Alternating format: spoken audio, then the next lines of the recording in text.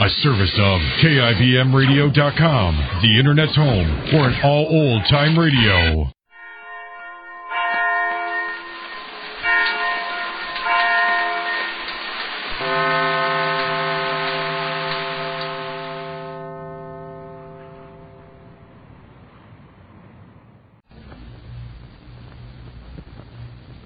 Question before the house. Is there a Santa Claus? Answer, yes.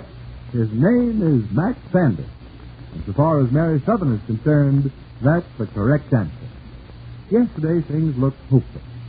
Phyllis needed money for an expensive operation. Daddy Stratford secretly longed to have his little hotel back. Dr. Benson was handicapped with insufficient funds for his clinic. Then, out of a clear sky, Max jubilantly promised all of these things. No wonder Mary is astonished. However, we know she would be deeply distressed if she had heard Max's phone conversation with Bruce. Bruce wants Max to sell his interest in Sanders. Is Max about to do something he will regret?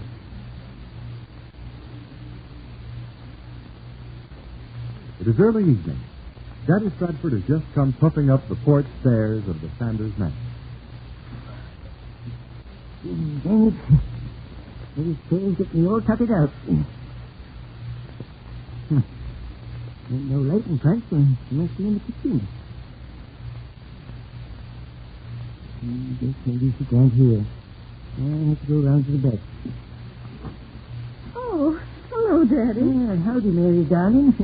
I was just fixing to go round the back. I thought you didn't hear the bell. I was upstairs tucking the children in. Come on, let's go into the living room. Well, how are the little hunchbooks tonight? Getting more devilish every day. That's how I like the kids. I don't like kids too good. It ain't natural. No. Very nice to chair, Daddy. It's more comfortable. The old scallywag would carve his name on the softest seat. He's a problem child, isn't he, Daddy? That ain't the name for it. He's got me up in the air like a kite. Well, you're not the only one. I haven't been down to earth since yesterday. Me neither. That idea of his sure floored me. Oh, then you know what his idea is. Well, sure. It's a lollapalooza, all right. Daddy, tell me about it. Well, I really don't know what Max has up his sleeve. Well, gosh, he always tells you everything. Well, this is the exception. I'm happy, but I'm worried. Don't blame you much. When he told me he was going to have the money for Phyllis's operation, why, I thought he'd tipped over a bank. Well, I'm sure he wouldn't do anything dishonest. Oh, Daddy, did he tell you about reopening the old Stratford Hotel? Did he? Well, holy Moses, what do you suppose I'm so tickled about? Oh, it's wonderful to think of you really going back there. It seems our luck changed when you lost that place. Yeah. Things went from bad to worse. Yeah, the old hostelry was handy for this crowd. For everyone in town. Well, I don't know a single person who didn't use it as a meeting place. Sure had some mighty queer characters drop in. Yeah. I got to learn a heap about human nature running that place. Well, perhaps someday you'll write a book. Hey, maybe it's Max. Maybe. Hello? Oh, no, this isn't the state hospital. I ain't so sure it ain't. Oh, hello, John. You fooled me for a minute. No, Max isn't here. Just Daddy and I. Well, tell him that you're being well taken care of. Well, I haven't found out a thing. Yes, I heard him say you'd have the $100,000 for the clinic. He put himself down for that, too, eh? John, honestly, that's all Daddy and I have been talking about. Neither of us have the slightest idea how Max is going to do all of this. Tell John to try and find out. What? Oh, John, no, that's terrible.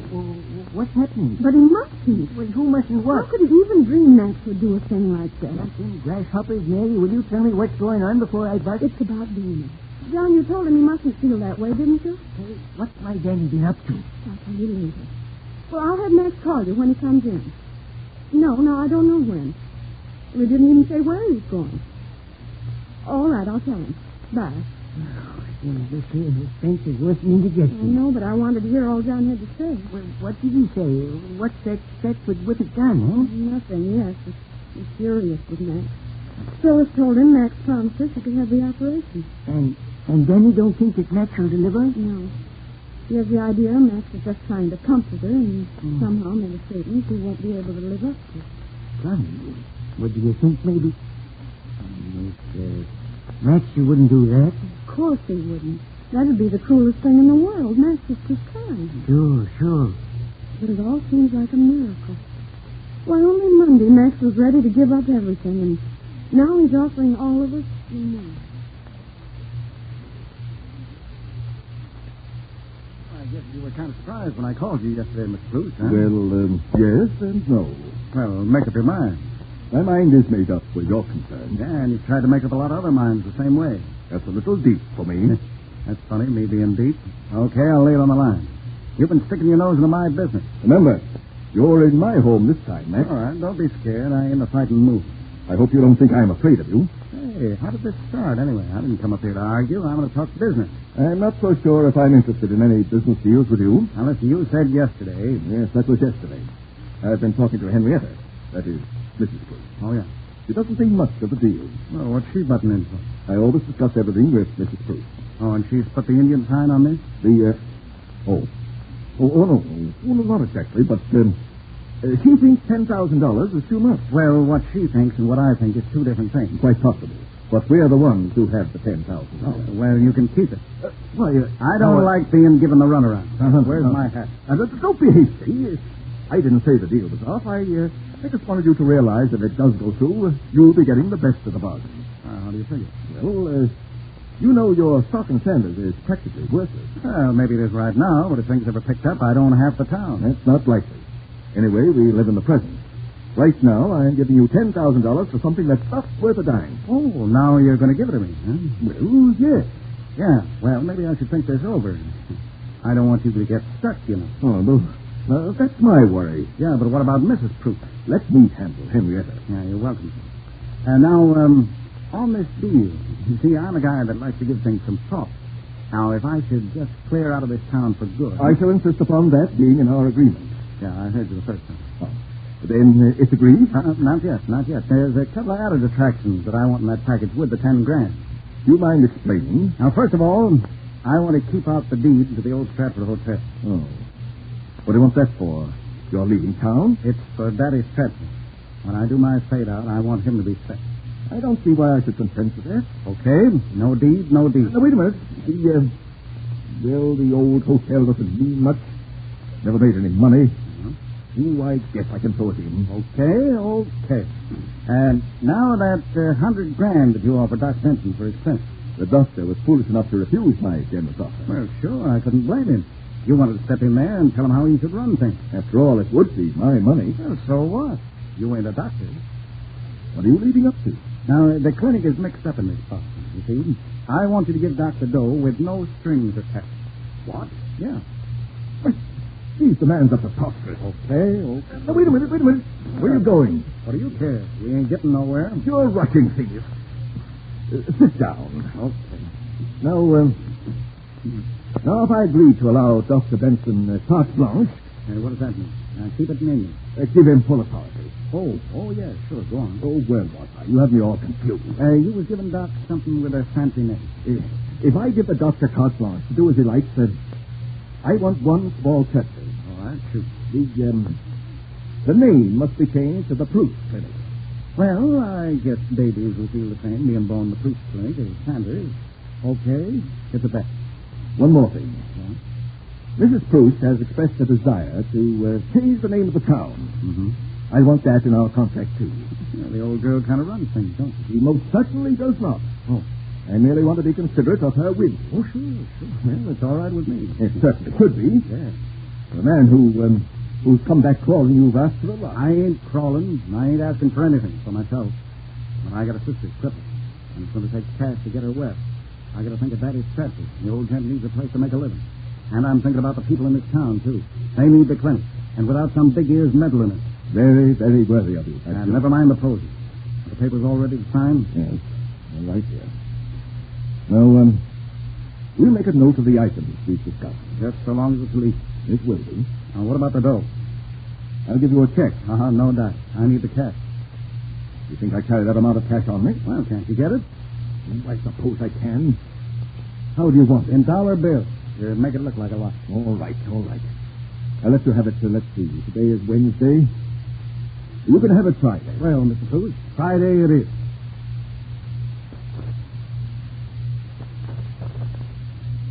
Friday, an ominous day. Will it be Black Friday as Max turns over everything to proof? If he waits, will he be able to make the money in a happier way? Let's slip into that oak-paneled office in Chicago. Jesse Button, head of the wealthy corporation, has left a memo on his desk pad. It reads, "Remind Shaw to check over the list of those towns. Jim Gage mentioned Warsaw, Sanders, and Williamsport as possible sites for our plant."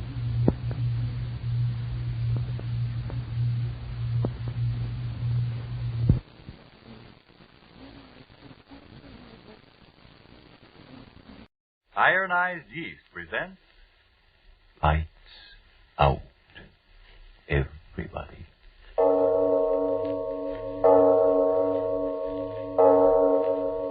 It is later than you think.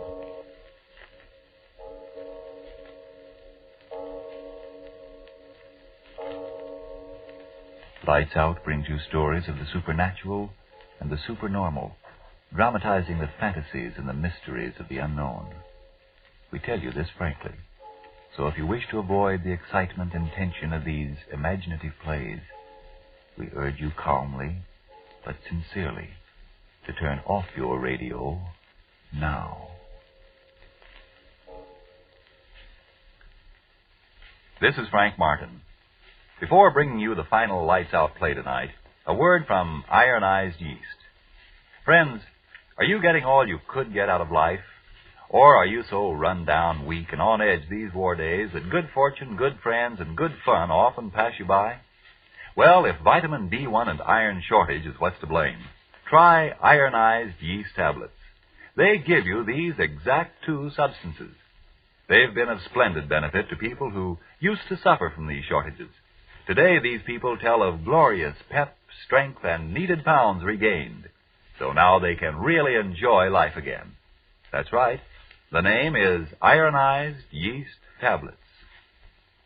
And now, Lights Out, Everybody.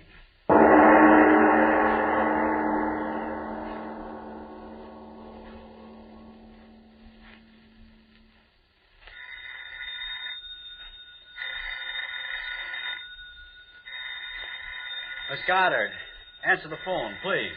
Yes, Mr. Oboler. Yes? Oh, yes, Miss Harrison. Here he is. Mr. Oboler? Yes? Miss Harrison. Oh, thank you. Hello, Joan. How's the Phantom Lady? Oh, yeah. Yeah, am I in trouble? Well, the last light's out. I just don't know what to write about. Oh, no, I got plenty of ideas, but... Oh, well, men dying in foxholes, and what am I doing? Thinking of fantastic... Well, thanks very much, but I still insist that I ought to be... Yeah, okay. Sure, I'll make this last one a good one, and then that'll be that. If I live through it. Huh? No, I was just talking to myself. I've been doing that rather consistently these last few days. Yes, I guess all those zombies and ghouls and loup-garoos have finally caught up with me. I know. 2 aspirins and a glass of water every half hour. Now look here, Miss Harrison, don't worry about me. I'll get the story written tonight if I have to talk to the devil himself to do it. All right, John, all right. Yeah, sure. Oh, fine. Call me back in an hour, and I'll have some kind of a plot figured out. I hope. Give my regards to Norman. Talk to you later. Well, Miss Goddard, let's get to work. Yes, sir. What time is it anyway? 11:32. Sorry I have to keep you working so late? That's perfectly all right. I know you have to have that play done by tomorrow morning. I'm glad to help. You're an angel. Angel? That's a strange word to use here in this room where I've thought up so many demons and monsters. Tell me, or maybe you won't want to tell me. What, Mr. Oboler? Working with me on these lights-out plays, do you ever get frightened? Well... You do, don't you? Yes, I do get frightened many times. There was a time I'd have found that very amusing, but not tonight. Is there something wrong, Mr. Oboler? I don't know. Tell me, did you ever sit alone in a room at night and have a premonition? Suddenly get the feeling that somewhere in the house, perhaps in the darkness in the next room, something was waiting, something of malignancy and evil?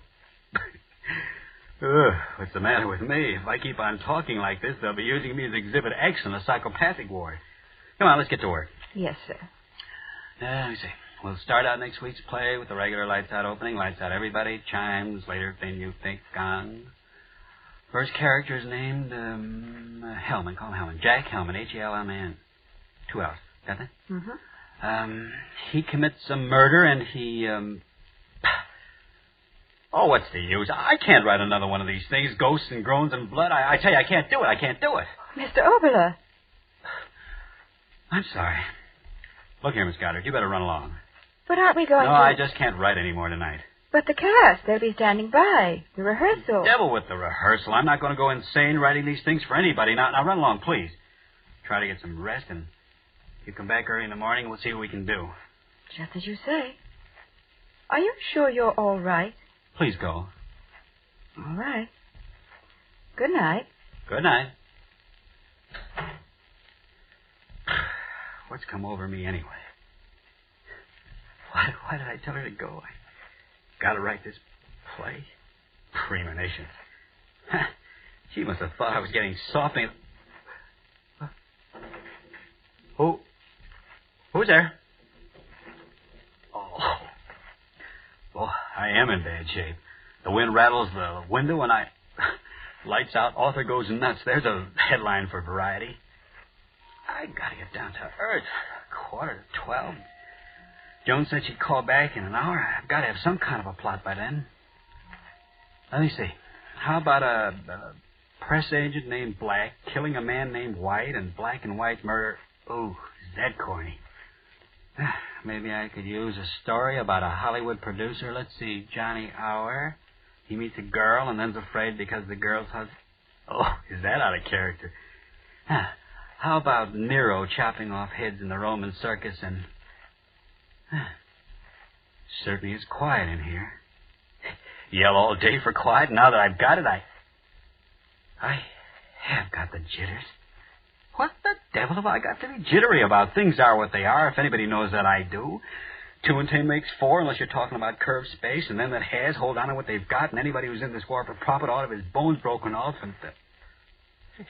What the devil am I talking about? Okay. I'd better stop kidding myself. I know what's wrong. I want to write it, and yet I don't. What's the matter with me? Afraid to put it down on paper? What have I got to be afraid of? Here it goes. Get it over with. And outline of title undecided. Get out of my system. Play opens in the cell of a monastery in the Middle Ages. The mystic is cowered in the corner of his room. Outside, a mob is clamoring for his life. It appears that a horrible crime has been committed in the village below. A horrible monster had torn a woman.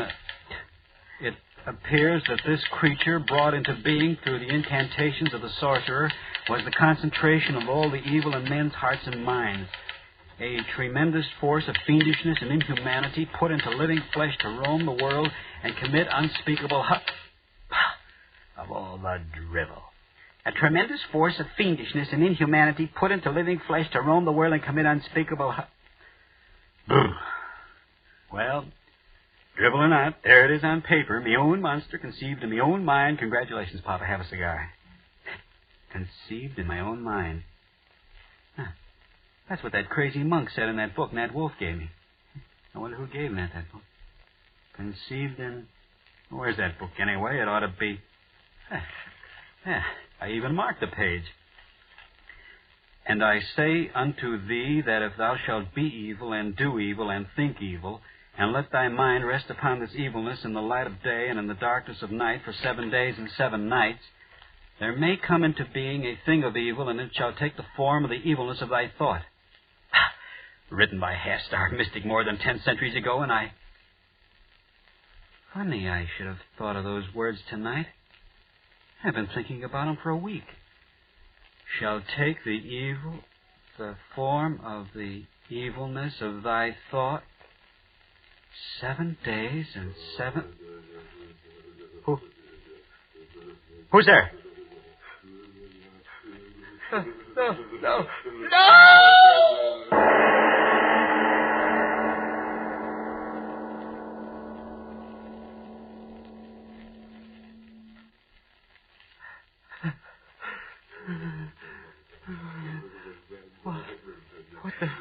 You in my mind. You're just in my mind. No. You evil. You don't exist, I tell you. I thought you up. You're a dream. That's it, a dream. When I wake up, the door. It is a dream. It's got to be a dream. Come in. Get me out of this dream. Hi, Arch. Well, don't you ever open doors anymore? Now, what's the big idea sitting in here all alone? It's not a dream. It's still... Hey, Arch, what's cooking?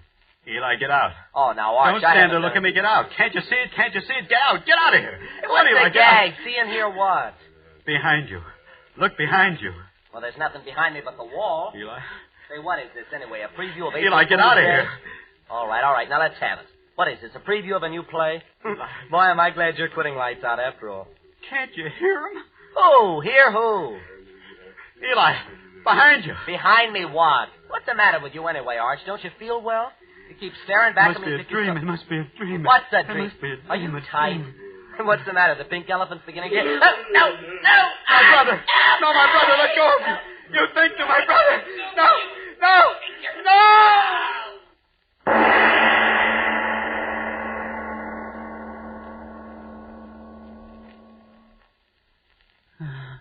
Well,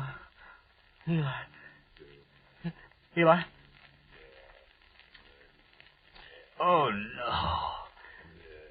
Eli. Operator, police. Send police right away, my brother. Police, send police. My brother.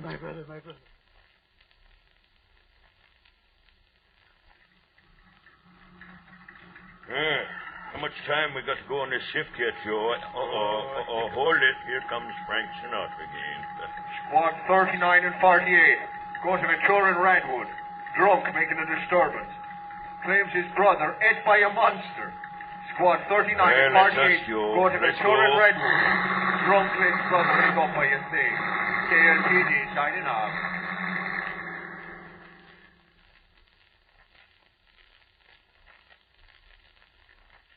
But I tell you, it's true, officer. It's true. My brother, my own brother, I saw it with my own eyes. All right. So you saw it. Now take it easy, young fella. You're in bad shape. I tell you, I'm not drunk. I'm as sober as you are. Now, don't get funny. You thick-headed fool. Look, it's there behind you. What? The thing, the monster. Look at it. Believe my brother, brother. I've heard of seeing snakes and pink elephants, but this is the first one I've seen this bad off, eh, Joe? But he don't look tight. Oh, you never can tell in the valley. There, the two of you. Can't you see him? Slobbering there in the corner. Hey, maybe we better take him down to the station and let him cool off in the can for a while, eh? Yeah. Stop staring at me, the two of you. Why won't you believe me? See, Clarence, maybe this guy's on the level. Oh, are you nuts, too? If something happened to his brother, there'd be someone around, wouldn't there? And there ain't nothing in this room. What have I done? You've done? What do you mean? I thought of the monster. 7 days and 7 nights. I see you, Joe. The guy's nuts. Let's find out who he is. What's your name, young fella? Yeah, what's your name? Quiet down now. What's your name? Oh, what difference does that make? The thing that sits there and grins at me. Why don't you see it? Help me. Why don't you come on now. What's your name? Let's have it. Oboler. What's your business? What do you do for a living? Well? Radio. I write radio. What's the difference? Radio? Oboler. Say, ain't you the guy that writes them screwy lights out things Tuesday nights? Yes, help me. Please help me. Joe? What? Why, this is the guy that writes them ghost things I was telling you about, over the radio. Oboler. The guy who always makes his cops Irish. You get it? It's one of them gags, one of them publicity gags. Gags? Oh, you infernal... Now, wait a minute, fella. Watch your tongue. I tell you, it's not a gag. It's here in the room, and it took my brother and... There. Can't you hear it? Huh? It's laughing. An infernal laughing. Listen to it. Listen to it. Is later than you think. Okay, young fella. If it ain't a gag, you better take a bromo and go back to bed. Now, listen, we're going to hang around for a while, so take it easy. Come on, Joe. Let's get out of here. No, wait. Wait. Don't leave me. Don't. It's here, I tell you. It's here. Don't leave me. Oh. What'll I do? I got to get out of here. Yeah. That's it. I've got to get out of here and find someone who'll believe me. What? Oh, it won't let me out? No. Don't come near me. The police. Come back. Come in. Hi, Alex. I was just driving driving by and I thought... No, Mercedes, get out of here. Get out. What? No. Arch, what's the matter? What are you staring at? Mercedes, believe me, you got to get out. You got to get out. No. Mercedes. No. Help. No. Help. Oh, no. Please. No. Mercedes, help. No. Help.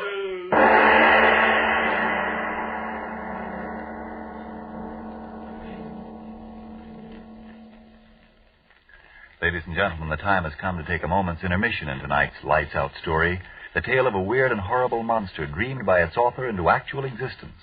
In this moment, let's return to the world of stark reality, where a man is saying, "Don't talk to me about having fun tonight.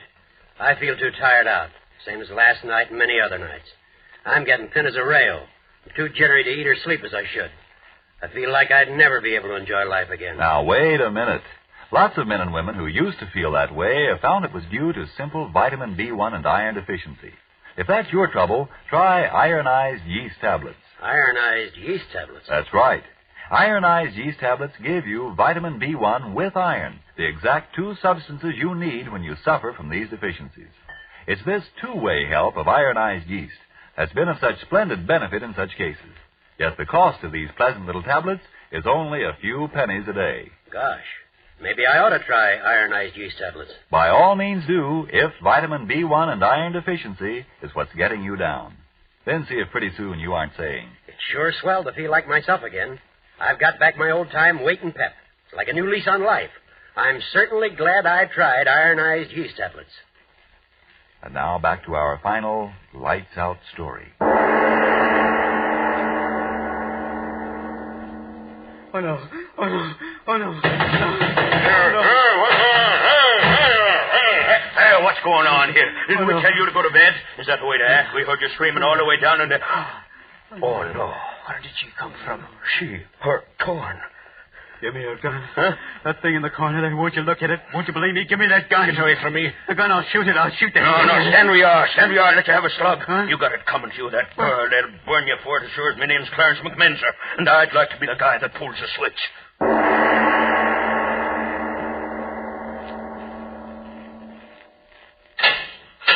All right, right in here, sir. You've got 5 minutes. Yes, I know.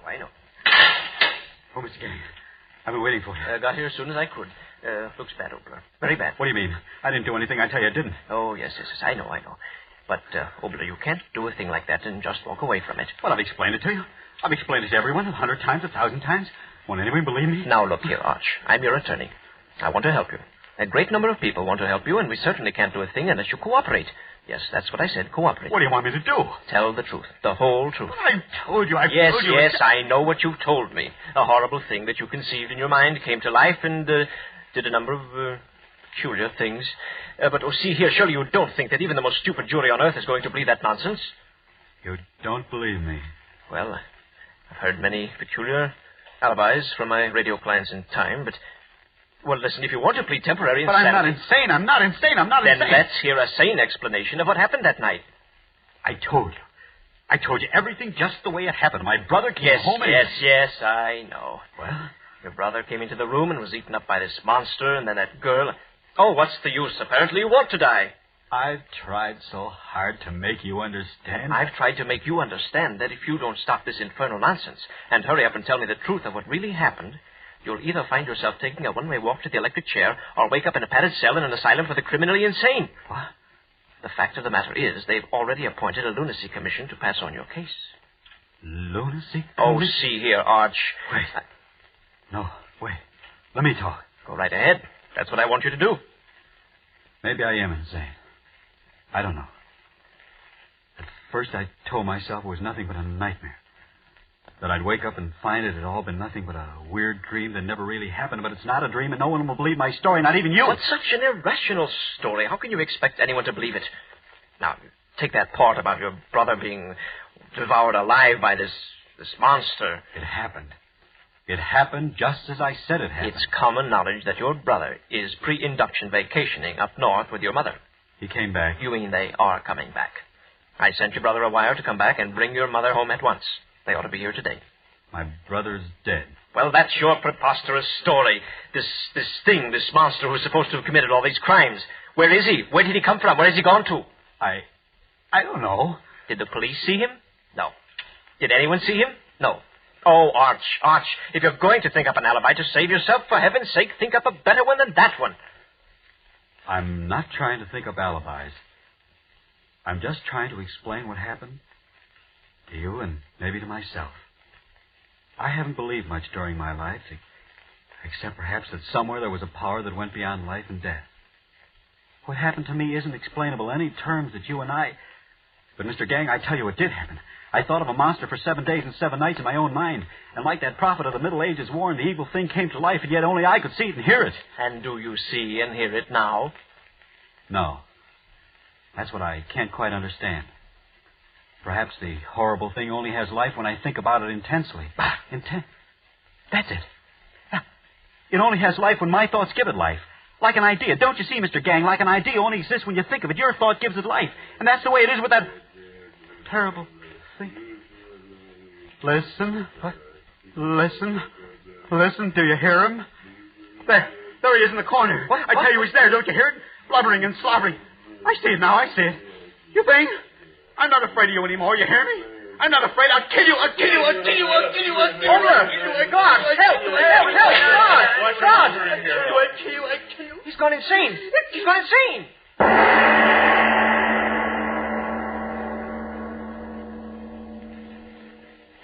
I tell you, all radio writers are crazy. I've had meetings with several of them. Gentlemen, if you please, control yourself. Mr. Perry, please. Dr. Shimmick, put down that bottle. Are we a lunacy commission or lunatics? And you too, Mr. Dixon. I know how strongly you gentlemen feel about this matter, but after all, we must come to a decision on his mental status. As chairman of this lunacy commission, I feel that it is incumbent upon me to, shall I say, summarize the facts as they have been placed before us. First, it is an established fact that a murder, and a very horrible murder, has been committed. The police officer has testified very conclusively that Arch Oboler was there upon the scene of the crime, and that it was absolutely impossible for anyone else to have committed the murder. In other words, the man whose mental status we are to determine is a murderer. Consider further facts. Does he wear conventional shirts? No. Another fact. Does he participate in normal activities such as drinking, dancing, fraternal orders, and similar beneficial social activities? No. I pile fact upon fact. Have you gentlemen ever listened to his plays? Oh, yeah, plays. What are some of the distinctive features of these works? Voices. Strange voices. Whispering voices. Note that, gentlemen, always whispering voices. Voices. Gentlemen, I am of the firm opinion that we are dealing with a very definite case of dementia praecox in its paranoidal form. But I tell you, all radio writers are crazy.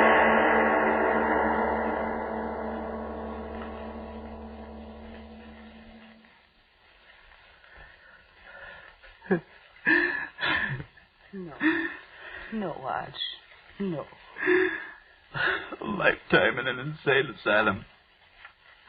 Oh, I'm not insane. I tell you, I'm not insane. No, of course you're not, son.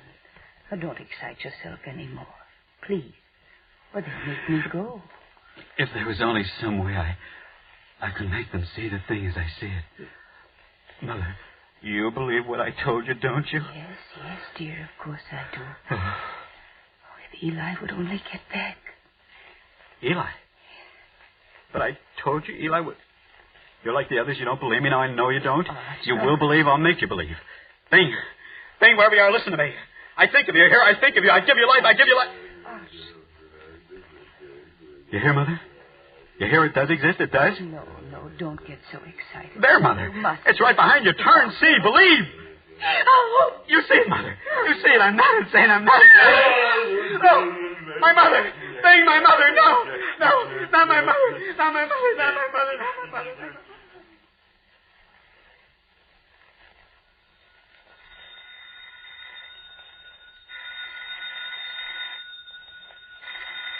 All right. Hello. Oh, yes, John. Midnight already? Yeah, I've been sitting here very comfortably, and I finally thought up the plot line, and believe me, it's quite a brainstorm. I die. Sure. It's my final broadcast, so why not? No, I'm not gagging. Listen to me. You know, it's all about a monster that I conceived in my own little-bitty mind, and it comes to life. Honestly, I haven't had a Coke in hours. Now, it's going to be one of those, crazy stories inside of a story. Now listen. The way I've got it figured out is this. Now, I'm supposed to be sitting here thinking of this horrible monster, and suddenly I turn around and there it is, see? And my young brother comes in, and this monster eats him up alive, and then Mercy McCambridge comes in, and she... Wait a minute, Joan. Hold it for a minute. I think someone came in. I imagine it's Bernie. I'll see who... Hello. Joan, listen. That thing, it's true. This time it's really happening. No.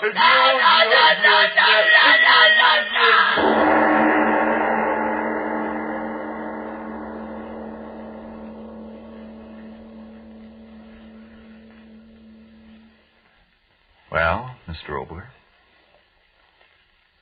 Mr. Oboler, where are you? I'm way down here. What are you doing down there? Didn't you hear the play? I'm dead. All right, Frank. I'll come back to Earth long enough to say goodbye to our friends after you've had your say. I've got a word of cheer for you folks who are underweight, run down, jittery, often tired out. If vitamin B1 and iron shortage is what's getting you that way, remember, ironized yeast tablets give you the exact two substances you need. Of course, a rundown condition may be due to other causes. If in doubt, see your doctor. But if your trouble is simply vitamin B1 and iron shortage, remember, ironized yeast has been of such splendid help in such cases that it's sold on this money-back basis. If you don't begin to eat better, to feel better, and so sleep better, the cost of the first bottle will be refunded to you in full by Ironized Yeast, Box IY, Rahway, New Jersey. And now, how about those farewells, Mr. Oboler? Yes, after a full year of blood and suspense and death in the night, the time has come to put lights out away and go on to other things. Thanks to those people behind the scenes who have helped so much, engineers, soundmen, actors.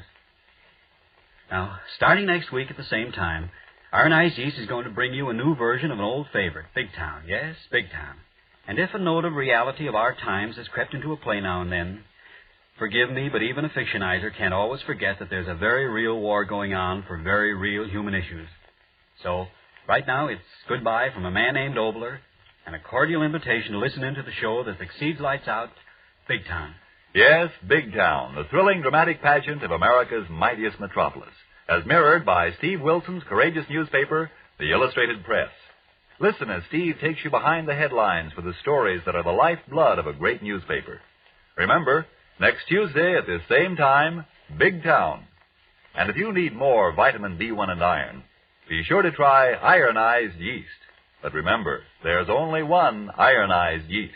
You'll know it instantly by the yellow and orange package and by the big letters IY on the container and on each tablet. It is later than you think.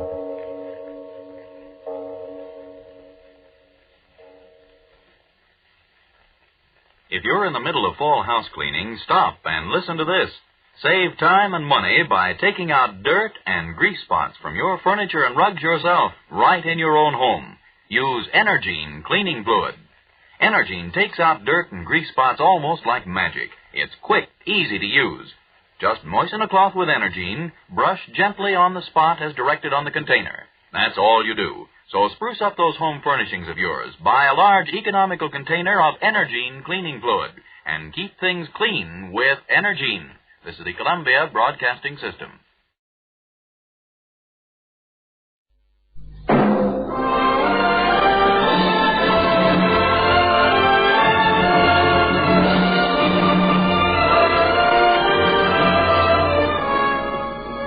I have flown. I have sailed. I have moved about this world of ours, and ever in search of the finest of its kind. we bring you the tops in Spine Chillers.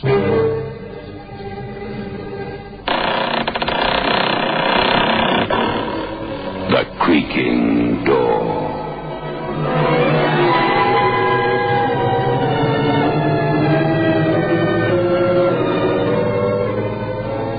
The manufacturers of State Express 3/5 Filter King cigarettes take pleasure in presenting The Creaking Door.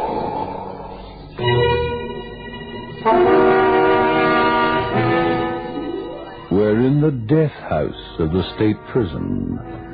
Tony Craven, 26, convicted murderer, is being strapped in the electric chair. Tony? Yes, Warden? Is there anything you'd like to say before we carry out the sentence imposed upon you by the court? You mean I get to make a curtain speech? You have a right to a final statement before the assembled witnesses. Is there something you'd like to say? Maybe I'll let you in on something. Something that'll really give you a kick. You'll have to hurry it up, Tony. Sure, I'll say it quick. In a couple of seconds, I'm going to burn for a murder I was maneuvered into doing. You're here to write a headline about the execution of Tony Craven, fall guy. Tony Craven electrocuted. But I got a bigger headline for you. Want to hear it? Executed convict swears revenge on double-crosser. Go on, laugh. Go on, tell me the dead stay put. The dead stay dead. Laugh now. But you'll write that headline sure as fate, because I'm not going to stay put or stay dead.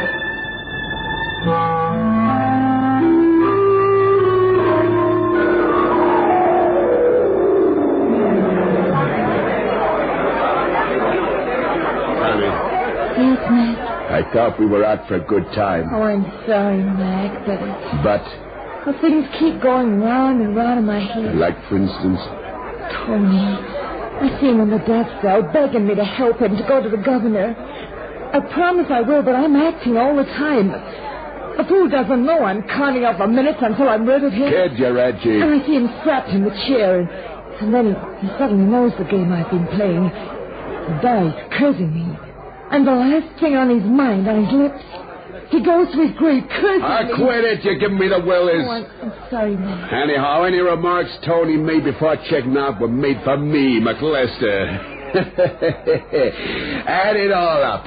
I cost him, you, his wife, a quarter share of the biggest haul he ever cut in on, and I cost him his life. I give you one guess about who Tony put the curse on. Now, come on, Mrs. Tony Craven, make like a merry widow. Morning, Craven, read all about it. Read all about it. Morning, Craven, his chair. Ah, here. Craven, mister. Here. Gee, thanks, mister. What did I tell you about who was on Tony's mind last? Now, listen to this. Executed convict swears revenge on double-crosser. Tony Craven, electrocuted in the state prison last night, denounced alleged Confederate Big Bill McLester as a double-crosser before paying the extreme penalty. Revenge! Your ex is gonna play ghost. They caught him swearing he won't stay dead. I need his trick of the century if he can pull it. Kid, I don't care and I don't horns. I'm tough-skinned. I was born without imagination, and I want what I want. What do you want, man? I got what I want, you, and I didn't want to split the loot 4 ways. So Tony's killed Whitey, and that just leaves me and Pop Kellum's the fence. Mac? Yep. How did you get Tony to kill Whitey? Oh, that's the $64 question. I'll tell you tomorrow. Why tomorrow? A wife doesn't have to testify against her husband, and you'll be Mrs. Bill McLester tomorrow. Mrs. Bill McLester? You all set to say I do? Oh, sure, Mac. All set. I'm with you all the way. Mr. Tony Craven? Oh, that's me. Telephone. For me?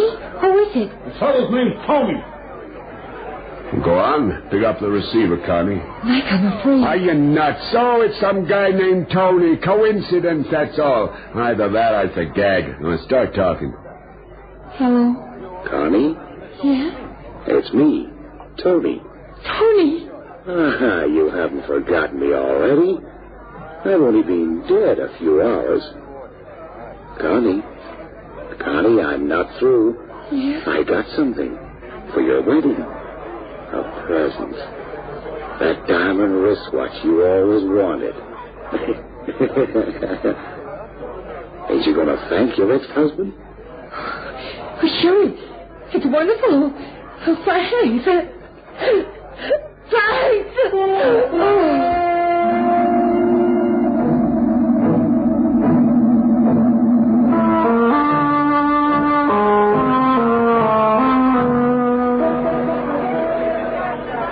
Come on, you passed out, Connie. Come on, what's up? Mac, it was Tony. Calling from the grave, eh? Mac, I was married to the man for 3 years. I know his voice like my own. You're in no condition to know anybody's voice tonight. Mac, he knew I was here with you. He knew about us, that we were getting married. He said he had a present for me. A diamond wristwatch. I'll tell you something, kid. What, Mac? If that diamond wristwatch shows, I'll eat it. Now snap out of it. But how do you explain the telephone call? Some wise guy trying to needle us. A reporter maybe trying to put Tony's crack about not staying dead into a follow-up story. I'm not falling for it. And you're not falling for it. Come on, we've got a wedding to go to.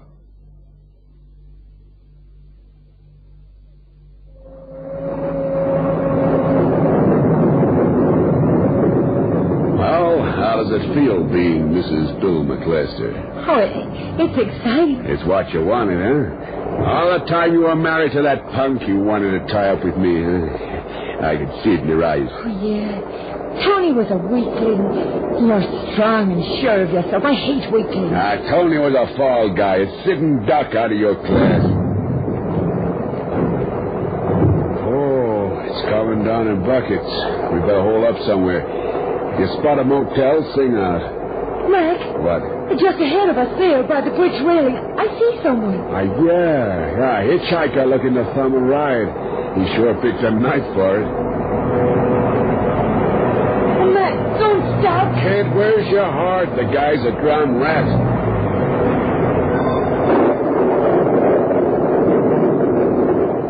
Go on, climb in, mister. Hey, what's keeping you? Where the devil did he go to? There's no one out there.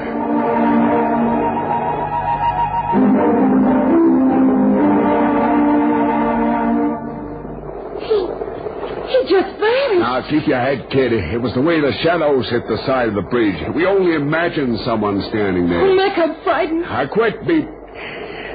Well, we're edgy, that's all.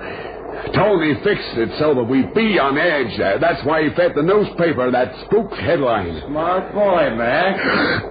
Nice of you to stop for an old pal, Mac. What kind of a phony trick? We're all right together, eh, Mac? Reach, fella, or I'll pump you full of lead. You've been wasting your time, Mac. How many times can a guy die? I've done the gas. Try again, Mac. Again, Mac.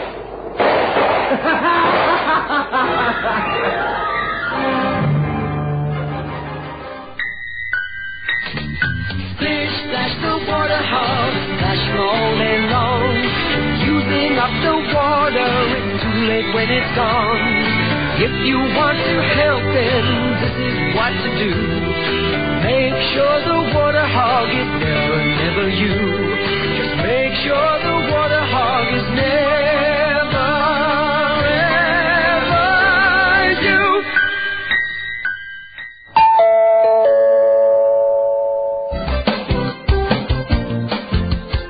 Looking for space to hang and dry your washing? Washline distributors have the solution. Their rotating and fold-down wash lines take up the smallest spaces. Ideal for townhouses, simplexes and balconies at affordable prices. Galvanized or powder-coated and available in 5 different colors. For 24-hour delivery, installation, reliable and friendly service, phone Washline Distributors on 011 792 2486. That's 011 792 2486. Wash lines for every space and need.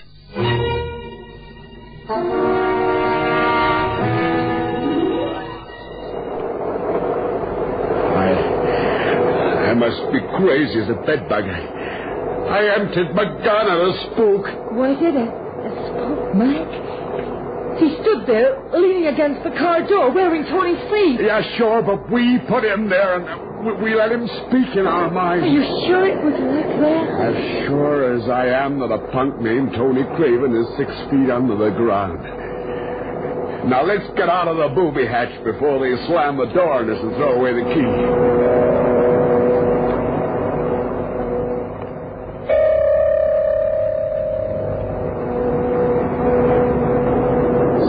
When you spot that motel. Oh, there, Mike, across the road. Thompson's Cabins, private bath and shower. That's our ticket.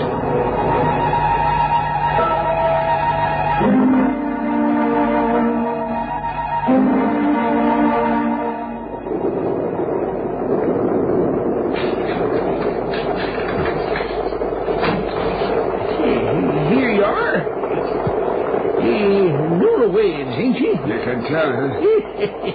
Yeah, you can spot it with my eyes shut. We're going to want your honeymoon breakfast to town, only a quarter mile up the road. Oh, thanks. Good night, Thompson. Yeah, good night to you. I'd fuss budget, that old skeezer. You're as beat as I am. Oh, I'm exhausted. It's been a night. Well, we'll sleep it out. It's real elegant, Mac. Even has a built-in cupboard. Mac! Now what? This coat. Someone went off without it, so what? But it's Tony's coat. I'm not buying any more spook stories. There are a million pinstripe jackets around. But none of them have a bullet hole in the sleeve. A bullet hole? Where? The white sleeve below the elbow. Just where Tony had been wounded the night he came home to Hyde. Where Whitey Myers had clipped him before Tony shot Whitey through the head. I don't get it. He said he wouldn't stay put. He wouldn't stay dead. Kid, we're going to shut our minds and get some sleep. We're not going to think about anything tonight. Now let's get ready for bed. All right. Now what? Here in the drawer. A diamond wristwatch. The diamond wristwatch Tony promised me as a wedding gift. Explain this and don't tell me to shut my mind. I can't explain it, kid. That wristwatch was part of the loot in the last job we pulled. And here, look under the bed. Oh! Whitey Myers, the guy Tony killed a couple of months ago. What do we do? Now, keep our heads. We're gonna fight back. Fight a ghost, Nick. Now, look. A ghost didn't dig Whitey Myers up and plant him under that bed. Whitey was boxed in a pine coffin with silver handles and lowered into a ditch. I saw it happen. I was there. I was one of the honorary pallbearers. It took 2 men to fill that ditch and cover Whitey over. It took the same amount of live muscle to dig Whitey up. Live muscle in a live human being. Have you got it? Yes. Good.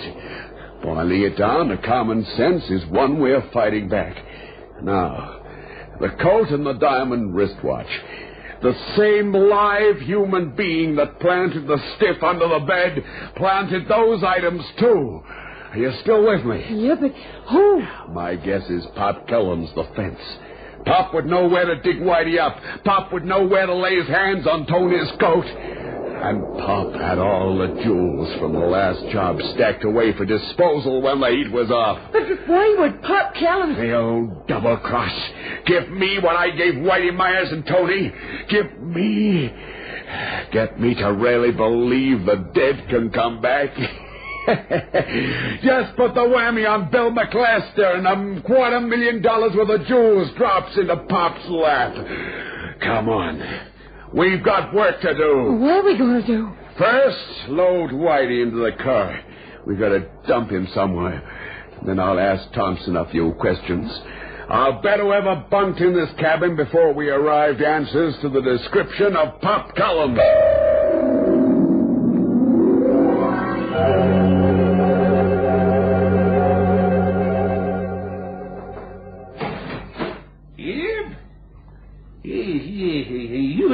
partner? Well, decided to shower and push on, seeing that the storm's lit up.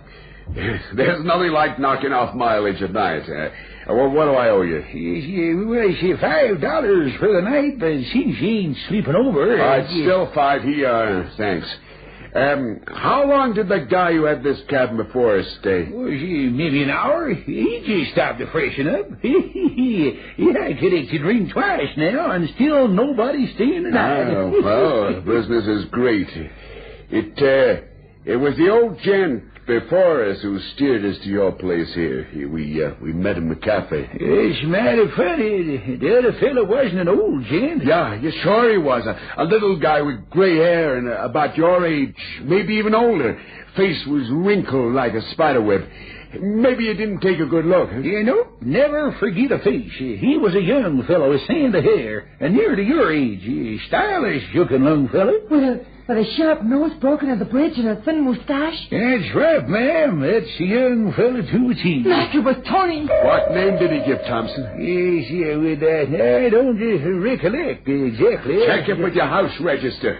Say, what are you folks up to? Never mind. Check it with your house register, I said. All right. No sense in getting riled. Yes, here it is. The young fellow signed in as... Tony Craven. Connie. Yes, Mac? You know Tony's writing. Take a look at the signature. What about it, Connie? It's his writing. I'd know it anywhere. Tony signed the register.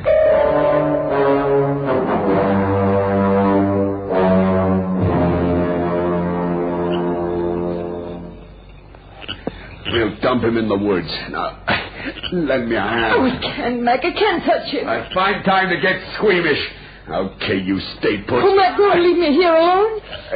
Kid, I can't dump a stiff and hold hands with you at the same time. Okay, I'll go with you. Oh, come on. It's a swell night for a walk.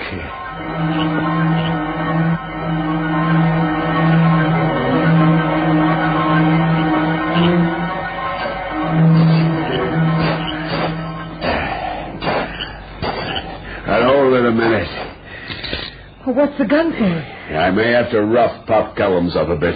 But you've no reason to suspect him now. Not after Thompson's description and the signature and the register. It's still a trick, and Pop's smart enough to make it look good. Kid, I told you I don't scare. Come on.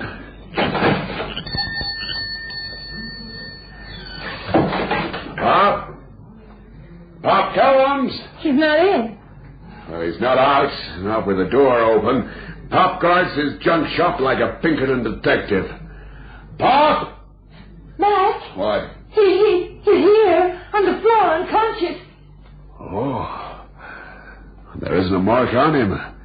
Looks like a heart attack got him. Pop! Come on, Pop! Come out of it! Now sit up, Pop. Mac. Yeah, it's me. Your heart packed up on you, huh? No, I passed out. It was more than a man could stand. What was more than a man could stand? Mac, the devil was in here tonight. He stood just as close to me as you are now. Pop, I've got a smell of what's coming.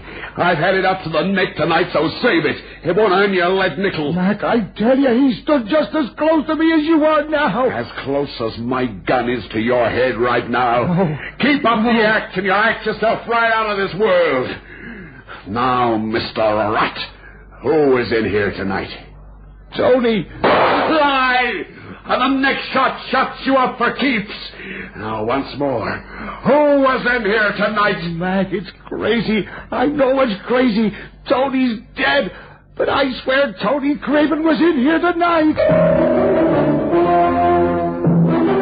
Oh, had to kill me. You swear you saw Tony Craven in here tonight?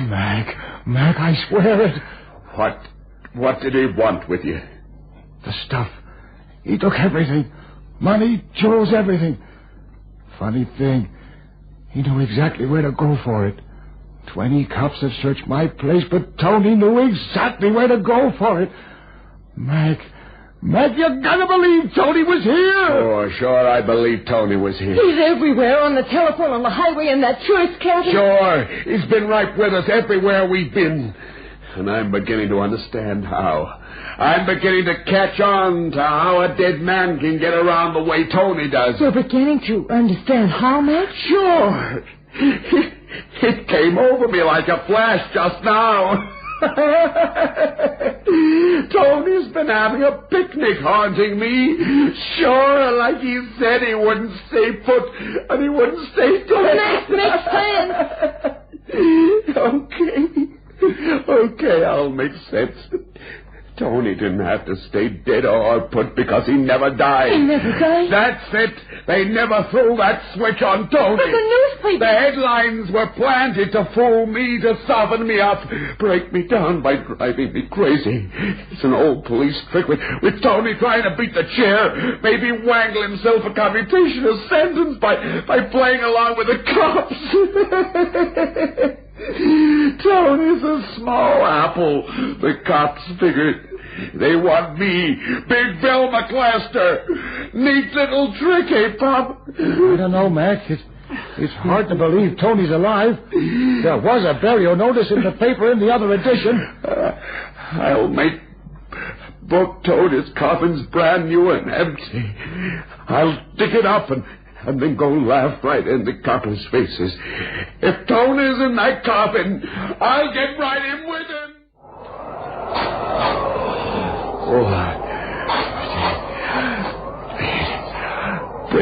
Bring the lantern closer, Connie. Oh, the wind's blowing it out again. Well, light it, and shield it with your body this time.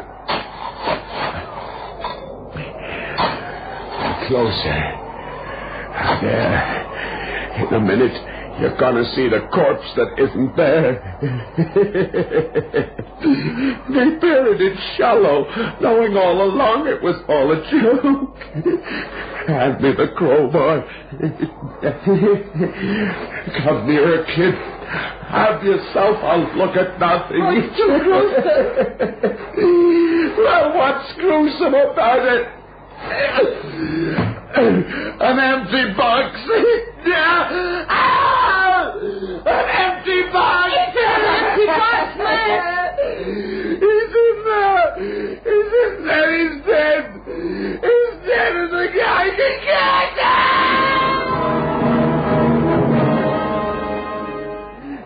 It was Tony everywhere we went, but there he is.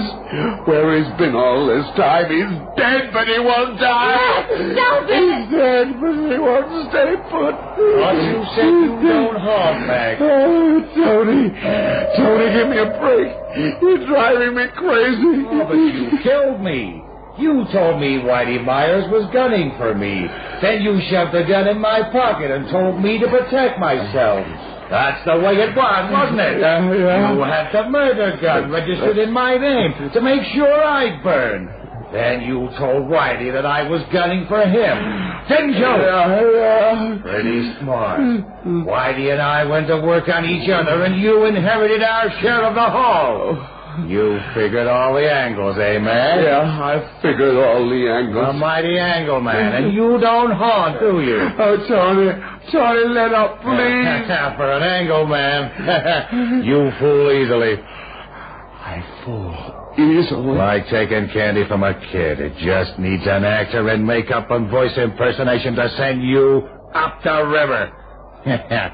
Even an amateur like Pop Kellum sold you his act. You're still puzzled, huh? Come closer. Sure. How's that? Now take a good look, sucker. You're not Tony. Oh, hooray for you. Wainwright's the name. Detective Wainwright. Tony was executed as advertised. And he's in that coffin as announced. But your voice, the way you looked. Sentimental on the police department. We invested in a makeup box, and I spent a month studying recordings of Tony's voice.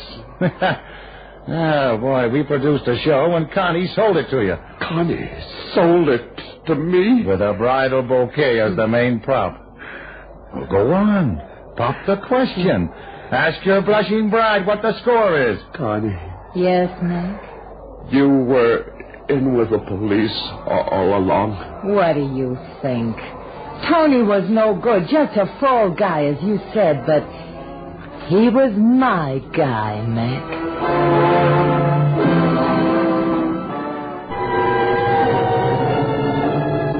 manufacturers of State Express 3/5 Filter King cigarettes invite you to listen next Saturday at 9 o'clock when they will again present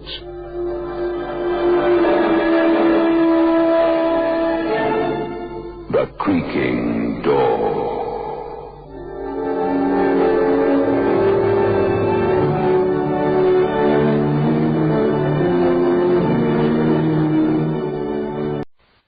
And now, stay tuned for the mystery program that is unique among all mystery programs. Because even when you know who's guilty, you always receive a startling surprise at the final curtain. In The Whistler.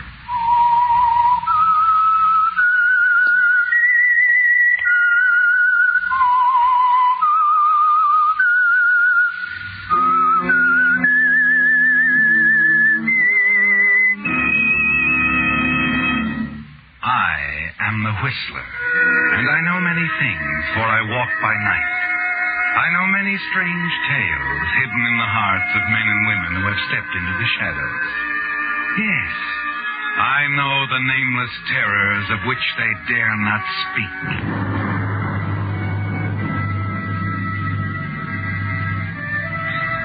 Yes, friends, it's time for The Whistler, rated by independent research the most popular West Coast program in radio history.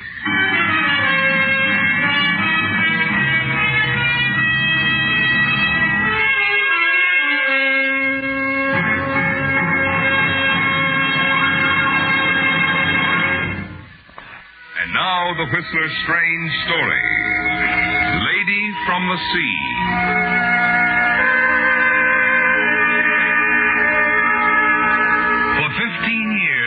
Cartwright had lived in a shadow.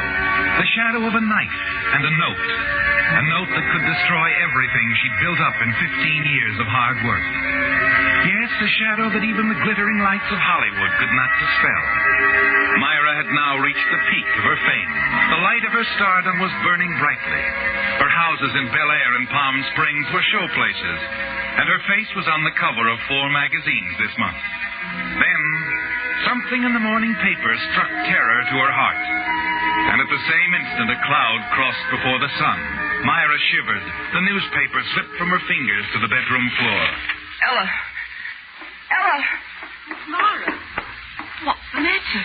Oh, you look like you've seen a ghost. I have. What's that, Miss Myra? The newspaper, look. Look at it. Piper? There on the front page. The picture. What? Oh, it's a picture of Paradise Pier. And the old cafe built like a ship. The Lady from the Sea. They're tearing down the pier, Ella. They're going to destroy the Lady from the Sea.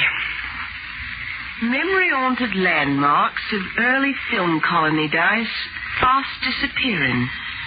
The furnishings of the famous old Lady from the Sea cafe, a favourite meeting place of the silent film era, will go on the auction block today.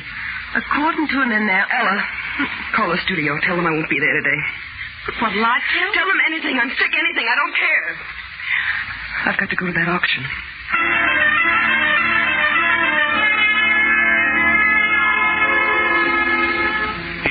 The dismantling of an old cafe built like a ship had a strange significance in the life of Myra Cartwright.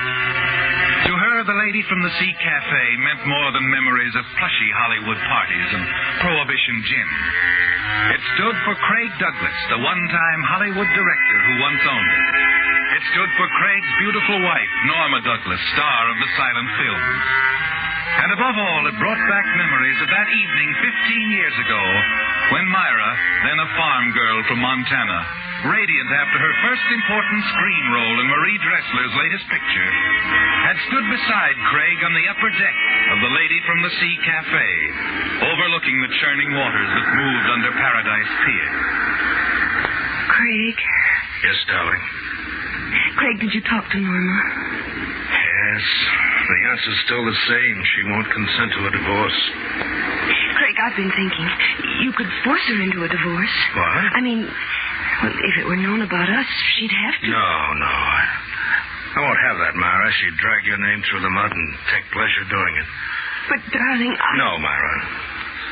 No, You're young, on the threshold of a great career. Bad publicity would ruin you. I don't care about my career. I don't care about anything. But you.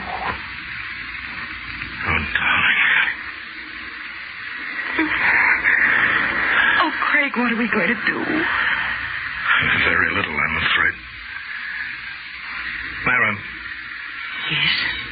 You remember the Ibsen play we read together? The one you named the cafe for, The Lady from the Sea? Uh-huh. He took from his pocket a key ring.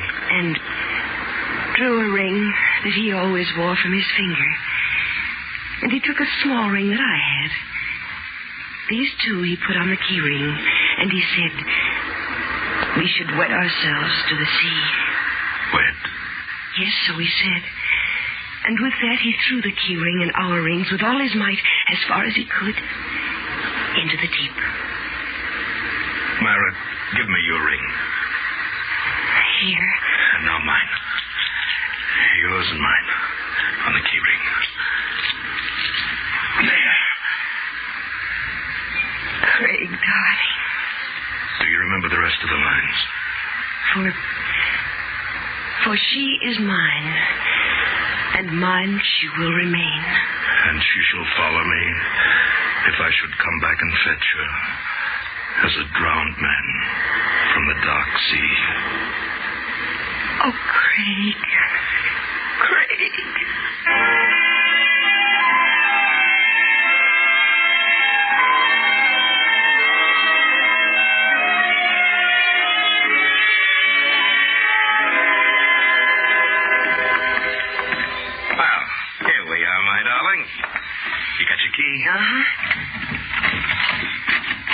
Won't you come in for a few minutes, Craig? No, I better not. It's past midnight, and you've got to be on the set early in the morning. All right. What's the matter? That's strange. The lights are... I'm sure I turned them out when I left the apartment tonight. Hello, darling. Norma. Your landlady told me it would be quite all right if I waited for you here, Myra. I told her I was a friend. You don't mind, do you? Norma, what are you doing here? Oh, I just wanted to drop around and have a little talk with your protege. What do you want? I don't want anything, Craig. I understood you wanted a divorce. This is hardly the place to discuss that again. There won't be any discussion, Craig. I've made up my mind to give you a divorce. What? Oh, Norma. Why not? There's nothing left between us. I was a fool to think otherwise, so... Well, you two can make your plans. Norma, I don't know what to say. Then don't say anything, darling. Well, it's awfully decent of him. I only want you to be happy. I want you to know, Norma, I'm grateful to you for giving Craig up. I'm sure you'll be quite happy together, even with what you'll have left. What do you mean? Oh, that's right. We haven't discussed the terms of the divorce yet, have we, darling? Terms? The financial settlement. Norma, we can talk about that later. No, I want to discuss it right now. I want Myra to know what she's costing you, Craig. Norma, I don't understand. Craig can have his divorce, Myra, provided he gives me the Malibu house, the ranch, the cafe, cars, and everything else he owns. Well, you can't be serious. Oh, but I am. And another thing, I'm afraid you'll have to leave the studio. The place is cluttered with second-rate directors, as it is. Second-rate? It's all you ever were, Craig. You're not even that anymore. You're a has-been. You'd have been out of a job long ago if it hadn't been for me, and if you go through with this, I'll see to it that you're finished in Hollywood. I think I'm big enough to do it. Yes, I expect you are. Norma, you can't ask Craig to do this. I won't let him. I won't have it this way. You mean you won't have Craig this way? Money really is important, isn't it, Myra? Without it, Craig has lost his appeal, hasn't he, darling? It was just a trick, wasn't it, Norma? You never intended to divorce Craig. I'm grateful to you for giving Craig up. You just want to torture us. Stop it. I'll never let you have him. Do you understand? Never, you poor, stupid little fool. Stop it. Myra, put down that knife. No, Myra, don't.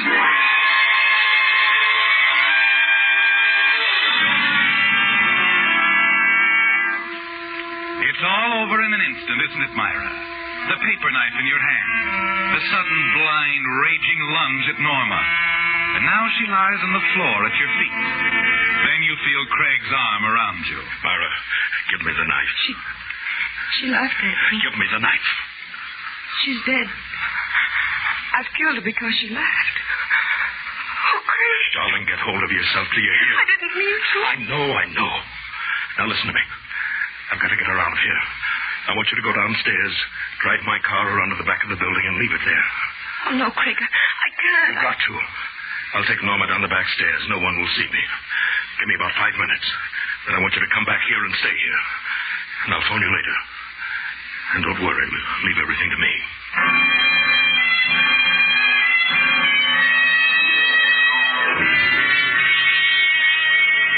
Yes, Myra, leave everything to Craig. He'll know what to do. Quickly, you go downstairs, drive the car around to the rear of the building, and a few minutes later, you're back in your apartment. Craig is gone with Myra, and he's taken the murder weapon with him. A paper knife with your name engraved on the blade. Part of a desk set, a gift of the studio workers. Yes, Craig will have to get rid of the knife too, won't he, Myra? The hours drag by slowly, and you pace the floor of your apartment, waiting. But Craig doesn't call. You're almost at the breaking point when finally, just before dawn... Craig? Miss Cartwright? Yes, who is this? Frank Collins. I'm Craig's lawyer. He asked me to call you. Where's Craig? At the police station. They're holding him for the murder of his... Murder? For the murder of his wife, Norma. No, he didn't do it. I tell you, they can't hold him. Afraid they can, Miss Cartwright. You see, half an hour ago, Craig signed a full confession.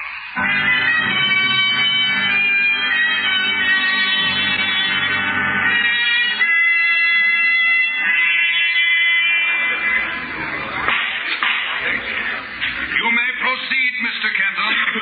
Thank you, Your Honor. Now, Mr. Douglas, you have told the court that during a quarrel with your wife at the Lady from the Sea Cafe, that in a blind rage you struck her several times with a knife. Yes. What became of the murder weapon? What did you do with the knife? I told you I didn't know what I was doing. I don't remember. You don't remember. Oh, now, really, Mr. Douglas. Your Honor, I object. The defendant has already testified that in a moment of uncontrolled rage or suddenly But, Your Honor, the murder weapon is of vital importance. Objection sustained. Mr. Douglas, just what do you remember? You struck your wife several times with the knife. And then? Then she fell to the floor. Somehow I must have wandered outside. And after that, I remember standing by the rail. And how long were you out there? I don't know. Then I came back in and called the police. And that's all I remember.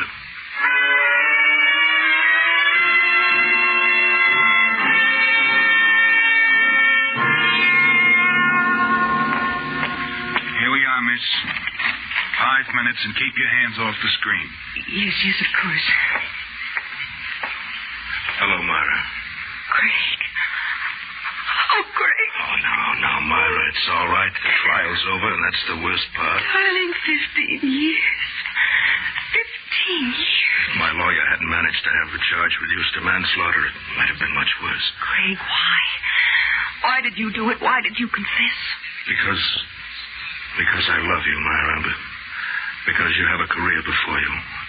Not like Norma's, based on a pretty face and a few cheap tricks, but something really great. And what if you're wrong? If I'm a failure? You'll have given up your freedom for nothing. No, I would have done it anyway. Craig? Yes?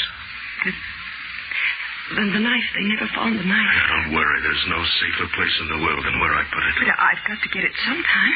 Tell me where it is. No, if I told you, you'd go back and they might be watching. But Craig... Don't worry, darling. It's safe where it is. Quite safe.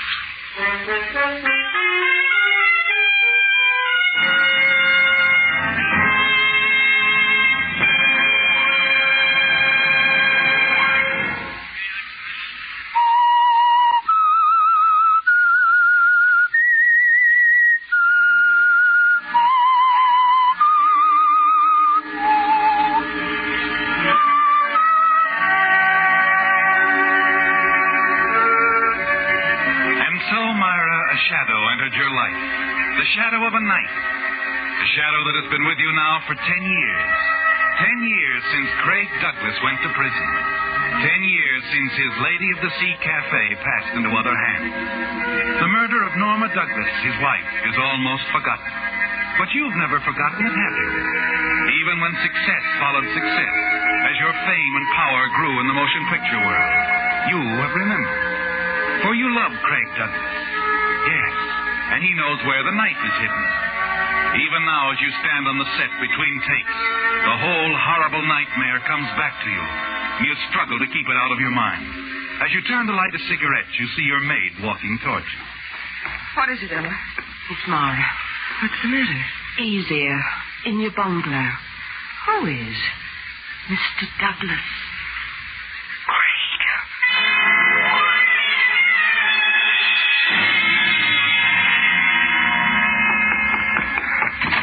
Craig. Hello, Myra. Craig, you... Don't look so upset, Myra. It'll take a little time to get used to me. But how did you... I mean... Time off for good behavior. I'm on parole. Oh, I see. I'm so glad, Craig. You don't seem to be, Myra. But, of course I am. Why shouldn't I be glad after all?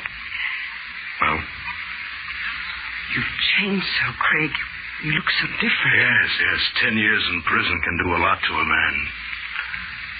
But inside I haven't changed. I still love you, Myra. Oh, darling, I felt so often how it would be to see you again, to put my arms around you. Please. But, Myra... Well, it's just that someone might come. Someone has. Me, the man who went to prison for a murder you committed. Craig, what are you going to do? Do? Myra, don't you understand? I'm back. I'm free. Darling, we're free. Craig, don't touch me. Oh.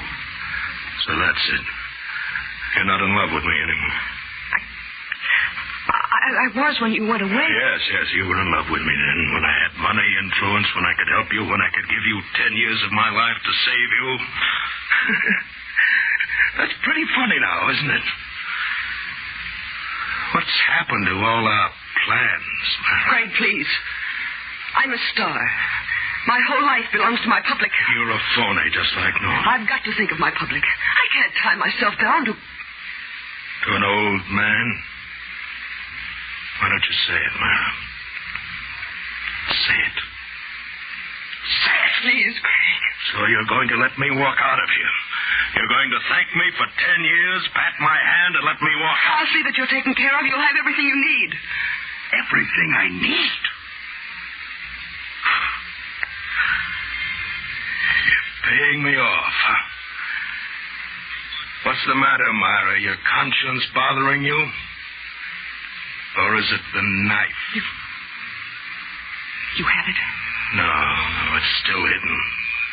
With a note, Myra, a note that tells all about how Norma was killed. A note? Where, Craig, where? It will look at you out of blind eyes, Myra. Like the girl in the Ibsen play, a land creature who can no longer find her way back again to the sea. Tell me. I think I'd better go. No. Wait, please, Craig. Goodbye, Myra. Craig!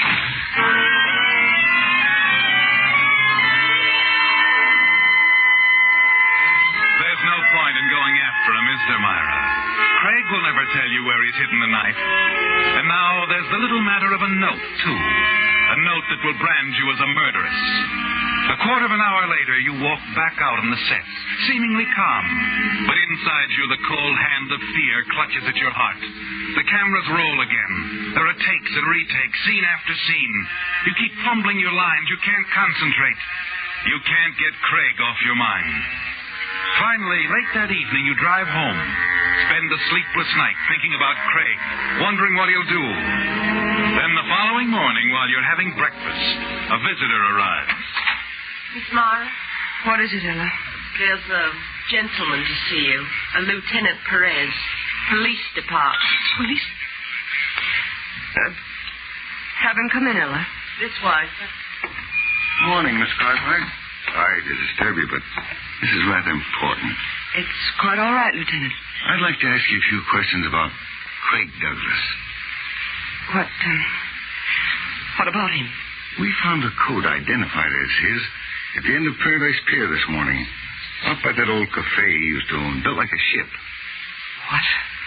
We believe, Miss Cartwright, he may have committed suicide.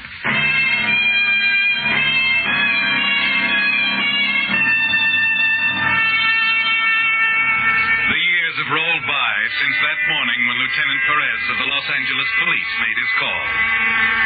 5 more years, Myra, but the shadow has remained. Craig's body was never found, and there was no proof that he was really dead. Of course, as the lieutenant had explained, the tides under the old pier were swift and treacherous. Yes, Myra, as treacherous as the knife Craig had hidden. The knife and the note that no one found, unless someone should find them today. For now it's 1948. 5 years have passed since Craig's coat was found on the pier.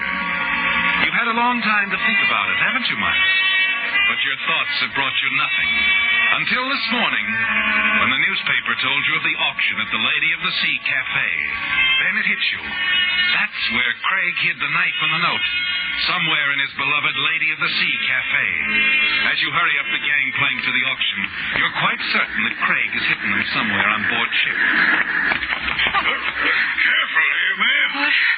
These old boards ain't as smooth as they used to be. No, sir. I remember in the old days... What do you know about the old days? Freddy man used to run a sightseeing boat right off this pier in the late 20s. Yep.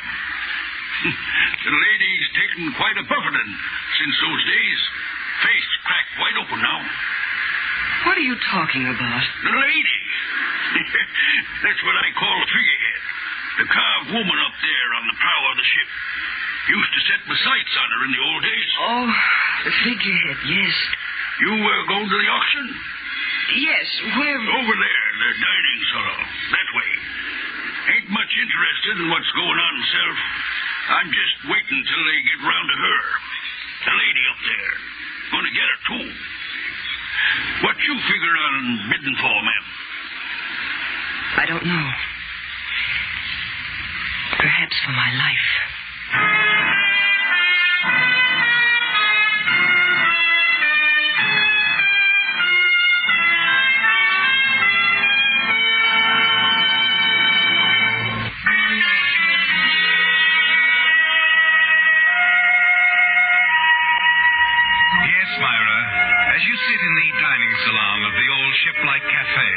Listening to the drone of the auctioneer's voice, you realize that you're about to bid for your life, aren't you? You stare at the jumble of furnishings from the cafe, but there's nothing that would hide a knife for 15 years.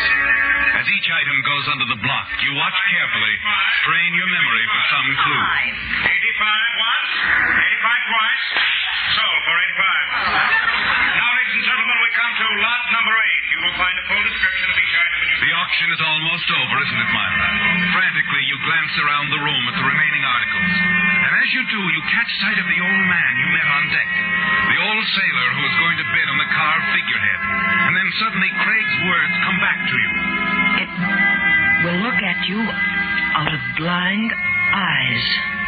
Yes, blind eyes. That's it, isn't it, Myra? The lady carved out of wood on the prow of the ship. Quickly, you hurry out to the deserted deck. Up to the figurehead. You slip around the narrow passageway. Stand for a moment, looking up at the carved figure, the cracked face. Quickly, you climb on the rickety wooden railing. Pull yourself up until you reach the carved face. Lady, what are you doing up there? It's got to be here. It must be. It must be in here. Lady, better be careful. That railing. If I could just get my hand inside. Man, the railing is steady. Look out!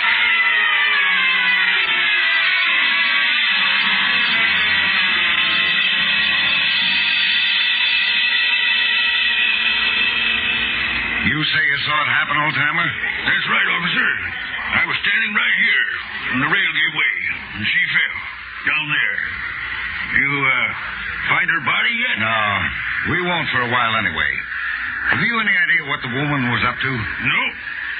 Seemed to be trying to get her arm through a crack in the figurehead. Then the rail gave way. Uh-huh. About this note. You say it was inside the figurehead? Must have been. When the lady fell, part of the figurehead went down there in the water with her. I was standing here when this piece of paper fell to the deck. Dear Myra, I think you should know that I threw the knife into the sea on the night Norma died. I think you should know, too, that you were still alive when I carried her out of your apartment. I had to finish the job. Queer, ain't it, officer? Now, that other writing there, the bottom of the page, can't figure that out either. Sounds like it's from a play or something. You mean this? Yeah, right there.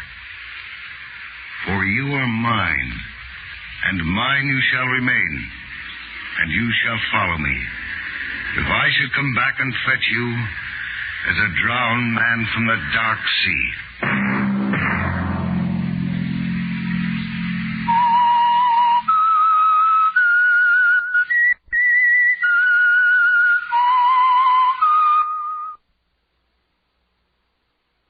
And now for the radio program that has rated tops in popularity for a longer period of time than any other West Coast program. The mystery program that is unique among all mystery programs. And I'll tell you why. It's because you know who's guilty. You see his every move. You know his complete plans, even his innermost thoughts. Yet the final curtain always brings a startling surprise. In the Signal Oil program, The Whistler.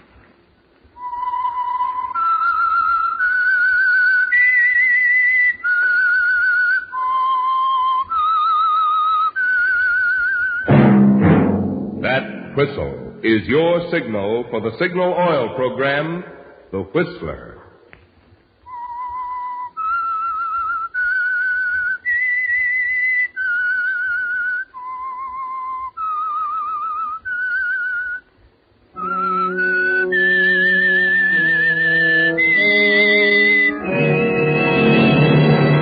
I am the Whistler, and I know many things, for I walk by night. I know many strange tales hidden in the hearts of men and women who have stepped into the shadows. Yes, I know the nameless terrors of which they dare not speak. Yes, friends, it's the Whistler for the tops in entertainment. And for the tops in gasoline quality, it's Signal. It takes extra quality, you know, to give you extra mileage. And Signal is the famous Go Farther gasoline. So look for the Signal circle sign in yellow and black that identifies friendly independent signal stations from Canada to Mexico. And now the Whistler's strange story. A question of murder.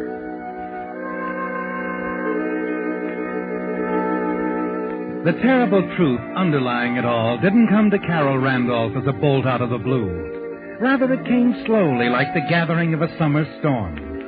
In the beginning, there was only a gentle rustling, like the movement of the leaves before a wind, more to be sensed than actually seen. Later, there were other signs more threatening, more violent, and at last the storm broke in all its fury. But that was later. It began that first day after the honeymoon when they came back to the old house that held so many memories for Ted. Carol paused, smiling at the threshold, wondering if he would observe the sentimental custom of carrying her across. And he did. Oh, darling. But when he'd set her down again, somehow she realized that it had been a mistake. Ted, I'm sorry. I didn't mean to bring up memories. No. Forget it, Carol. Well, we can't entirely, Ted. But she'll never stand in our way, darling. I promise. I said forget it. I mean, she's dead and gone. And if anything about this house makes you unhappy, I'll tear it down brick by brick. Yes, in the beginning it was only something to be sensed, and Carol did try to forget it. But there was no denying that the house seemed to change Ted somehow, the house and the people in it. Even old Mrs. Carter, who had been with Ted's family for so many years, seemed to have a strange reserve about her, a veil something behind the surface of cordiality. It's a pleasure to welcome you here, Carol. I'm sure Ted will be happier now. Thank you. He's told me so much about you, Mrs. Carter. I practically raised him. Then, after his father died and he and Francis came here... Oh, I'm sorry. It's all right, Mrs. Carter. I don't mind talking about Francis, if you want to. Oh, but I don't. It would be best if... Mrs. Carter. Oh, hello, Ted. We were just getting acquainted. Hello, darling. I thought maybe you might want to look around the grounds, Carol. I'd love to. You'll excuse us, Mrs. Carter? Of course. I've got my work to do. Oh, did Gillis unpack your things? Gillis? But I told Oh, I meant to talk to you about that, Ted. Later? Yes, of course, Carol. Come along, please, Carol. Now, how about the rose garden first, huh? Fine. Ted, Yes, darling? what was that about Gillis? Oh, why, nothing, Carol. Nothing for you to worry about. Now, let's look at the ground, shall we? Oh. Yes, darling, of course.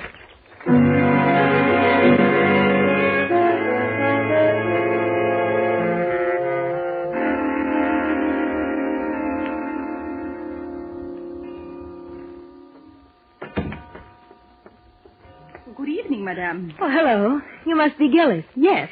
I didn't get a chance to thank you for putting everything away for me. I appreciate it, Gillis.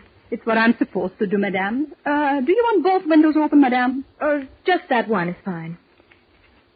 Gillis. That's an unusual name. My name is really Marie, madame. She always called me Gillis. Said it sounded more continental-like. The first Mrs. Randolph? That's right. Oh, I'm sorry, madame. I didn't Gillis, mean... let's understand each other. I'm not sensitive about Ted's having been married before. You don't have to feel strange around me. I'm sure we're going to get along just fine. Oh, then you've spoken to Mr. Randolph about me? Spoken to him? Yes. You see, he said that I should be let go. Oh? Mrs. Carter says it's because I talk too much. I don't mean to. Words don't come too easy for me, madame. The right ones, I mean. And when they asked me all those questions at the inquest, Mr. Randolph didn't... Inquest? Gillis, you don't mean inquest. They only hold an inquest when there's something strange about a death. I know, madame. And there certainly was something strange about... Gillis. Yes, madame? You may go now. I won't need anything further.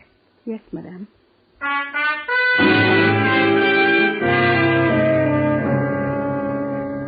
Yes, Carol, it all began slowly. But as you watch Gillis shuffle off down the hall, you're conscious of a chill in the air. And in spite of yourself, you shudder slightly before you're able to push it out of your mind and go downstairs to join Ted. But by the following evening, the whole incident is forgotten, as you and Ted entertain Dave Arnold, one of his oldest I never friends. forget that one. Oh, you two must really have had good times together. Good and bad, eh, Ted? Oh, that's right. So I must say you've always managed to get the things you wanted from life. That's a compliment, Carol, from an envious, dyed-in-the-wool bachelor. Oh, you shouldn't complain, Dave. There's certainly something you can do about that. Oh, no. Too busy with my career. Oh? Well, Ted's in the district attorney's office, and he's found time for marriage. That's just it. Then mine wants to get in. And you know, when these political machines get entrenched, they can get away with murder. You make it sound horrible. No defense, darling? Oh, we don't need one. We put our case up to the voters, remember? I certainly do. What we need is a Ted Randolph to run our campaign. I couldn't swing you over to our side, could I, Ted? We can promise big things, too. No, I'm afraid not, Dave. Oh, I'll admit your candidate's all right, but I think our man's a little better. Well, nothing to do then but dig up some dirt in your past and smear you. Dave. I'm joking, Carol. Deadly business politics. I must say, I've got to run. Big day for me tomorrow. Well, nice to have you again, Dave. Yes, and make it more often in the future, You've got a great deal. The dinner was wonderful. Good night, Ted. Good night. Thanks again. Good night. Anytime, Dave. Good night. Was everything all right? Oh, yes, sure. It's perfect. You know, I like him. Dave? Oh, he's all right. All right. I think he's charming. And he likes you. The way he hangs on every word when you're talking. Oh, yes. Just waiting for me to make a slip. A slip? Oh, Ted. Oh, why, does that surprise you? Surprise? Why, it shocks me. You're not serious. Look, darling, I love you, but sometimes you're a little naive. Why, Dave's an old friend, yes, but he's in the opposite political camp. Don't forget that. Why, he'd use anything to get us out of office. And he wasn't kidding when he said he'd smear me if he could. Ted, you must be exaggerating. Besides, what could he possibly find out about you? Carol, I've got some work to do. Would you excuse me for a while? Ted, wait. Yes? I've been wanting to talk to you. Tell me, how did you and Francis get along? Why, we quarreled. Is that all? No. No, once upon a New Year's, there was a girl I met on a trip to St. Louis. Girl I'd known for a long time. After Francis died, I married her. And I love her very much. That's all that's important. Oh, Ted. Ted, you didn't ever quarrel with Francis about me. Is that what's worrying you? Why, of course not, darling. Now, forget it, please.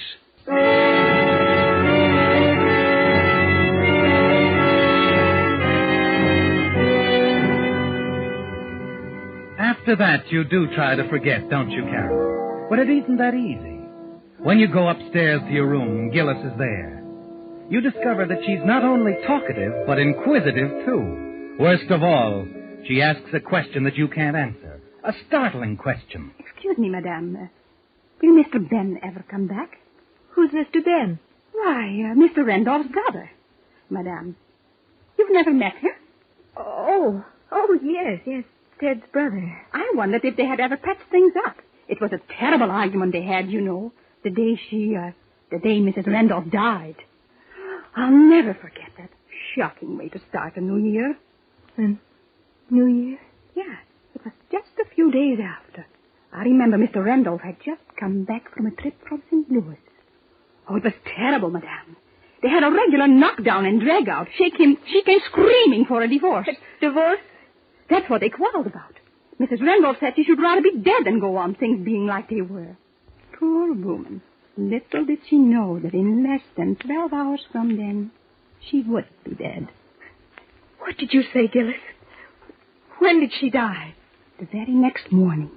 Early. Didn't you know, madame? It was an accident. She started to fix her bath and slipped somehow. Tried to grab something to keep from falling and caught a loose wire from the electric heater. Oh, no. Yes. And I never have been able to understand how a bare wire could have come loose that way. Oh, it was terrible, madame. She was electrocuted on the spot.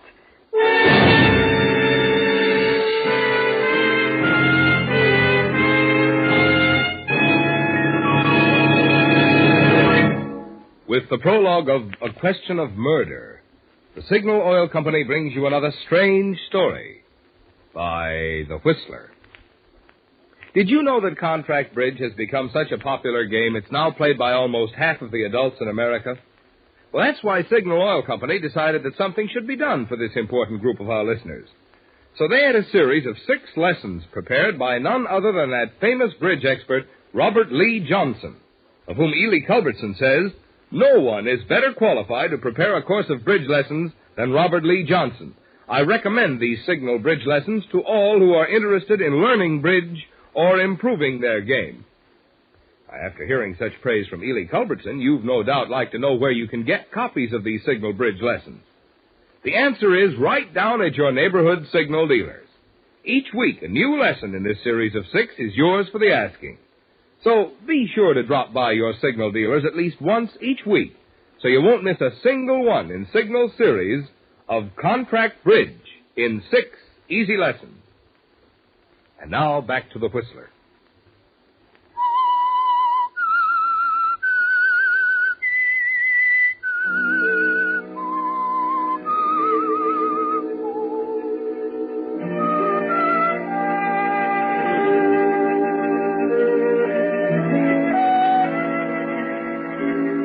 The gathering storm is closing in, isn't it, Carol?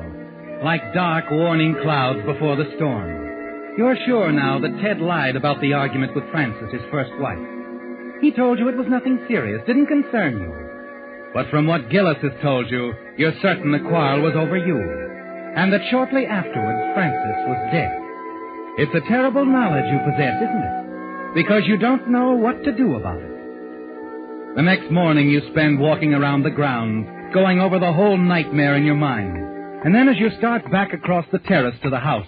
Well, hello. Oh, You must be the new Mrs. Randolph, huh? I'm sorry. I don't believe we... No, my dear, we haven't met. But we're going to be real friends. I'm Ben, Ted's brother. Oh, I'm sure he's told you all about Brother Ben. Oh, yes, certainly. Ted's spoken of you so often. I did wonder when I was going to have the pleasure. Nice work, Mrs. Randolph. Shall we go in the house? Carol?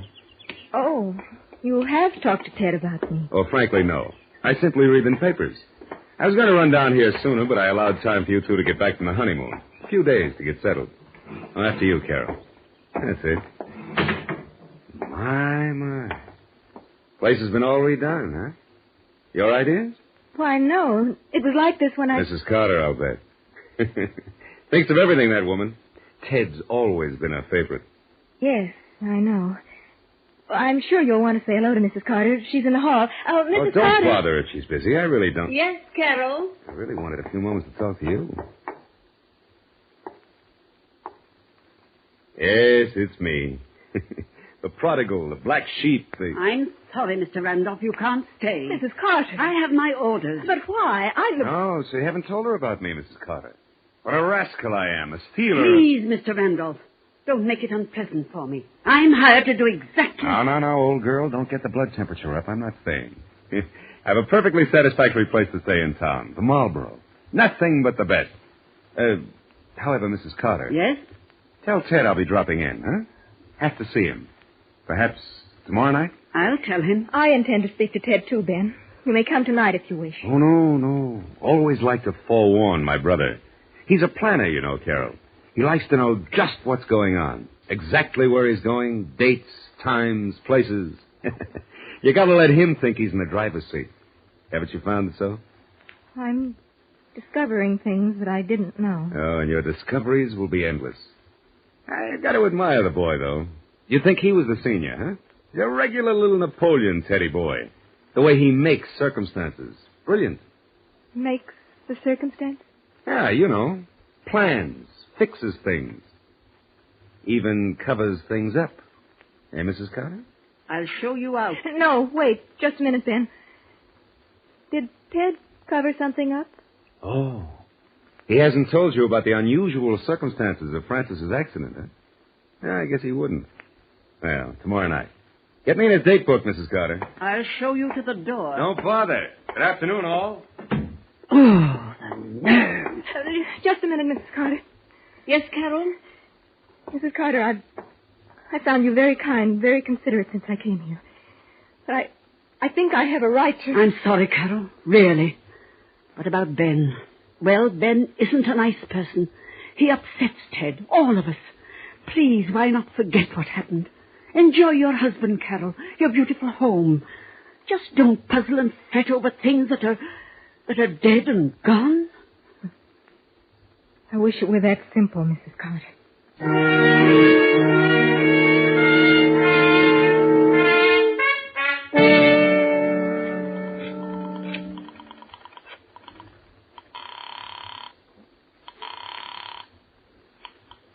Marlborough Hotel. Mr. Ben Randolph, please. Thank you. Yes? Ben, this is Carol. Oh, yes. How sweet of you, Carol, to call me. Ben, I can't talk very long. I want to see you. Right away. Oh, I'm sorry, Carol. I have an appointment. But it's important, Ben. It's terribly important. There's something I have to know about Francis' accident. Oh. So that's it, huh? All right, Carol. I have a delightful cocktail bar here. I'll meet you in, say, half an hour. That is, if you're sure you want to come. I am sure, Ben. Thank you.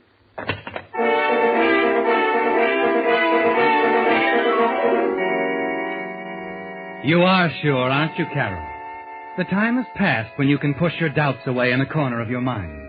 You must know all the facts, and Ted's brother Ben seems to be the only one you can turn to. 20 minutes later, you start across the lobby to the cocktail lounge. Carol, wait. Ted! Yes.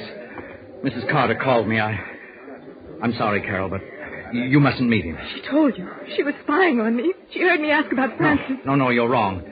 She just happened to hear you mention Ben's name, that's all. I guessed the rest. Carol, I don't want you to see him. And is there some reason why I shouldn't? No, Carol, only that it won't do you any good. I'll have to ask you to go home. I'll deal with my brother, Ben.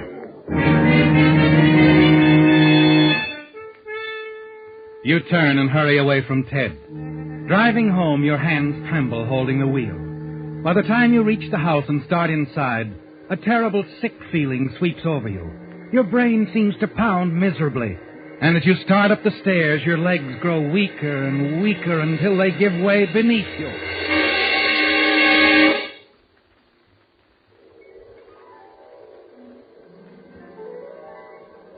When you awake, you find yourself in bed. Mrs. Carter is looking down at you, smiling her quiet, assured smile. Feeling better, Carol? Better? Why... I feel fine. Why did you put me to bed?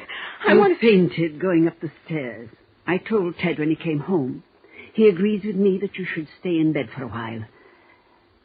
Is there anything you want me to bring you? No. No, nothing. Just leave me alone.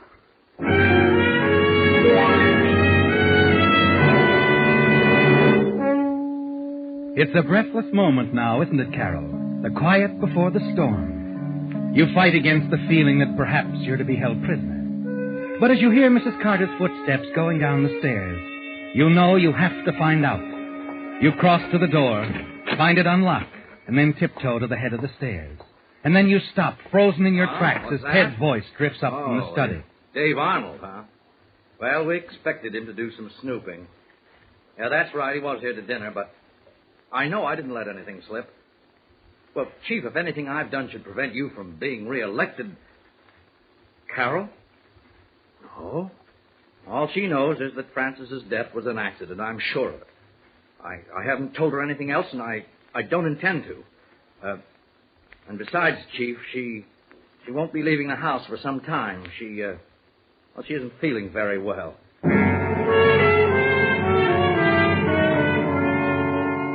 Yes, the storm is broken now, hasn't it, Carol? And the meaning of everything that's happened is clear to you. The man Ted was talking to was the district attorney. He knows the truth about Frances's death and is helping to cover it up. And then you remember what Dave Arnold said about entrenched political machines, that they can get away with murder. And from what Ted said on the phone, you know you're being held prisoner. But it's more than just you now, Carol, more than your happiness or your safety. There's a principle involved, a principle that affects thousands of people. And suddenly you realize only one man you know can do anything about it. Your husband's political enemy, Dave Arnold. You go back to your room, take a piece of paper from the desk and scrawl a hurried note. Then a few minutes later... You rang for me, madame? Yes, Gillis, here. I've written a letter. I want you to take it and mail it. A letter? Yes, madame. And, Gillis, it must be done right away. Don't let anything stop you. I won't, madame. Hide it, Gillis. Hide the letter. Oh, Gillis. I didn't know you were in here. She was just leaving, Mrs. Carter. Thanks for looking in, Gillis, but I don't need anything. You may go. Yes, madame. Is there anything I can do for you, Carol? No, Mrs. Carter. There's nothing anyone can do for me. Right now.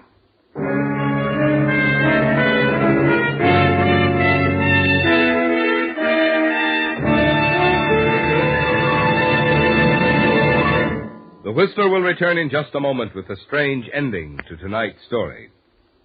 But first, a message, especially for you drivers who have new cars or expect to be getting one. Just any motor oil won't do, you know, for today's high-efficiency motors. No, sir. They need special protection against corrosion, wear, and carbon if they're to give you the long, trouble-free service you have a right to expect. That's why Signal Oil Company brought out Signal Premium Compounded Motor Oil, a new type lubricant especially created to give modern motors this extra protection. Of course, Signal Premium has 100% pure paraffin base. But in addition, scientific new compounds have been added. As a result, tests prove that this new type Signal oil actually keeps motors 6 times cleaner and reduces cylinder wear 1/3. Get that. Motors actually stay 6 times cleaner, and cylinder wear is reduced 1/3 with Signal Premium Compounded Motor Oil. So if you want to keep the performance of your car young, make your next oil change a change for the better. Switch to the new type Signal Oil. That's your guarantee of a sweeter running motor. Signal Premium Compounded Motor Oil. And now back to the Whistler.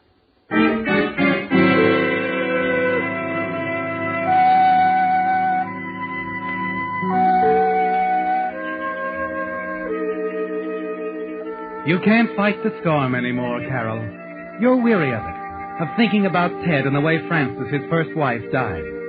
It was shortly after he saw you in St. Louis that you refused him a divorce. And it's all too clear to you what happened to her. It's an hour now since you gave Gillis the note for Dave, explaining everything. Suddenly you realize that you can't face Ted when it's over. You want to get away, take a train for another city, and try somehow to forget. Put this terrible nightmare behind you. You dress quickly, slip out into the hall, and tiptoe down the stairs. You wait until you can hear Mrs. Carter in another part of the house, and then run for the door. You're hurrying down the drive to the garage where your car is parked when... Well, we meet again, Carol. And just where I ran into you before. Ben. Oh, don't let me alarm you. Ted's furious enough with me as it is. I came to apologize. Talk to you about me? Oh, he certainly did. Poor old Ted. His women give him a lot of trouble. Frances certainly led him a merry chase, in another direction, of course. Frances? Yeah. First she tried spending his money, and when that got boring, she started spending some of it on me. Well, that was pleasant for a while. You mean Frances was interested in you? Interested? Well, that's one way of putting it, yes. Tell me about her, Ben. All right. Well, she wanted to marry me. It scared me silly when I found out. Oh, we had our laughs together, sure, but marriage? Well, that's a little bit more than stealing your brother's slingshot, huh? You and Frances. That's why Ted asked her for a divorce. It wasn't me at all. What? Oh, he didn't ask her for a divorce, Carol. She asked him. Oh, they had a terrible row about it. But you know, Ted, he clings to that for better or worse idea. And then, too, there's his position, the election and all. They decided it wasn't the sort of thing to let that Dave Arnold crowd find out about and twist all out of shape. Her accident, Ben. What did happen? Well, don't say you got this from me now. But it's simple enough. Frances tried to kill Ted, Carol. She smeared the bathtub with soap, ran the electric heater wire along in the back of the towel rack. What? Yeah. She had it all set up for Ted. She hadn't planned on slipping, and instead of Ted grabbing it, she got it herself. Really an accident, huh? Oh, and Ted protected her, kept it quiet. Well, it was as much for his boss as for her. The district attorney couldn't get any place with rumors floating around that one of his boys was... Carol! Carol! Ted's voice calling from the house seems to bring your heart up into your throat. You move slowly along the drive, almost stumbling, the tears starting as you realize what you've done. That note you sent to Dave. It will ruin Ted, the district attorney, everything. You reach the terrace, stop, unable to go any farther. Carol? Mrs. Carter. You're feeling better, aren't you, dear? Mrs. Carter, I can't see Ted now. Yes, you can. Here, please forgive a meddling old lady, Carol, but I took this letter from Gillis. You didn't really want it named, did you? The letter? Oh, Mrs. Carter. Carol! Where are you, Carol? Your husband is calling, Mrs. Randolph. I think you should go to him. I have my work to do.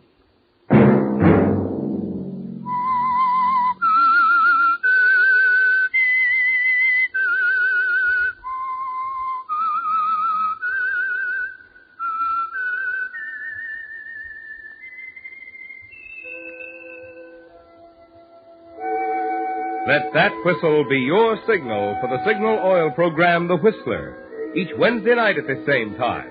Brought to you by the Signal Oil Company, marketers of Signal gasoline and motor oil and fine quality automotive accessories.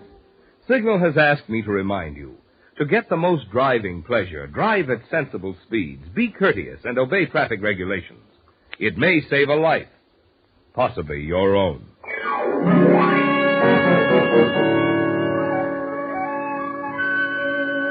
Featured in tonight's story were Lorette Philbrandt, Joseph Kearns, and Gerald Moore. The Whistler was produced and directed by George W. Allen, with story by Beth Barnes and music by Wilbur Hatch, and was transmitted to our troops overseas by the Armed Forces Radio Service. Remember, at this same time next Wednesday, another strange tale by The Whistler. This is Marvin Miller speaking. This is CBS, the Columbia Broadcasting System.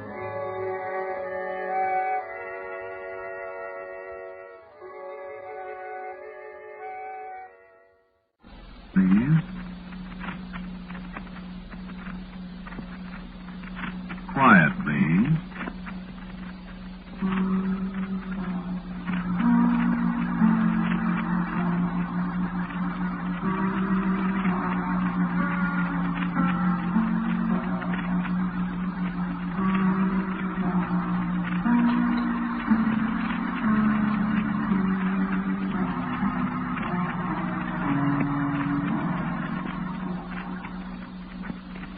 Broadcasting System presents Quiet Please, which is written and directed by Willis Cooper and which features Ernest Chappell. Quiet Please for tonight is called I Always Marry Juliet.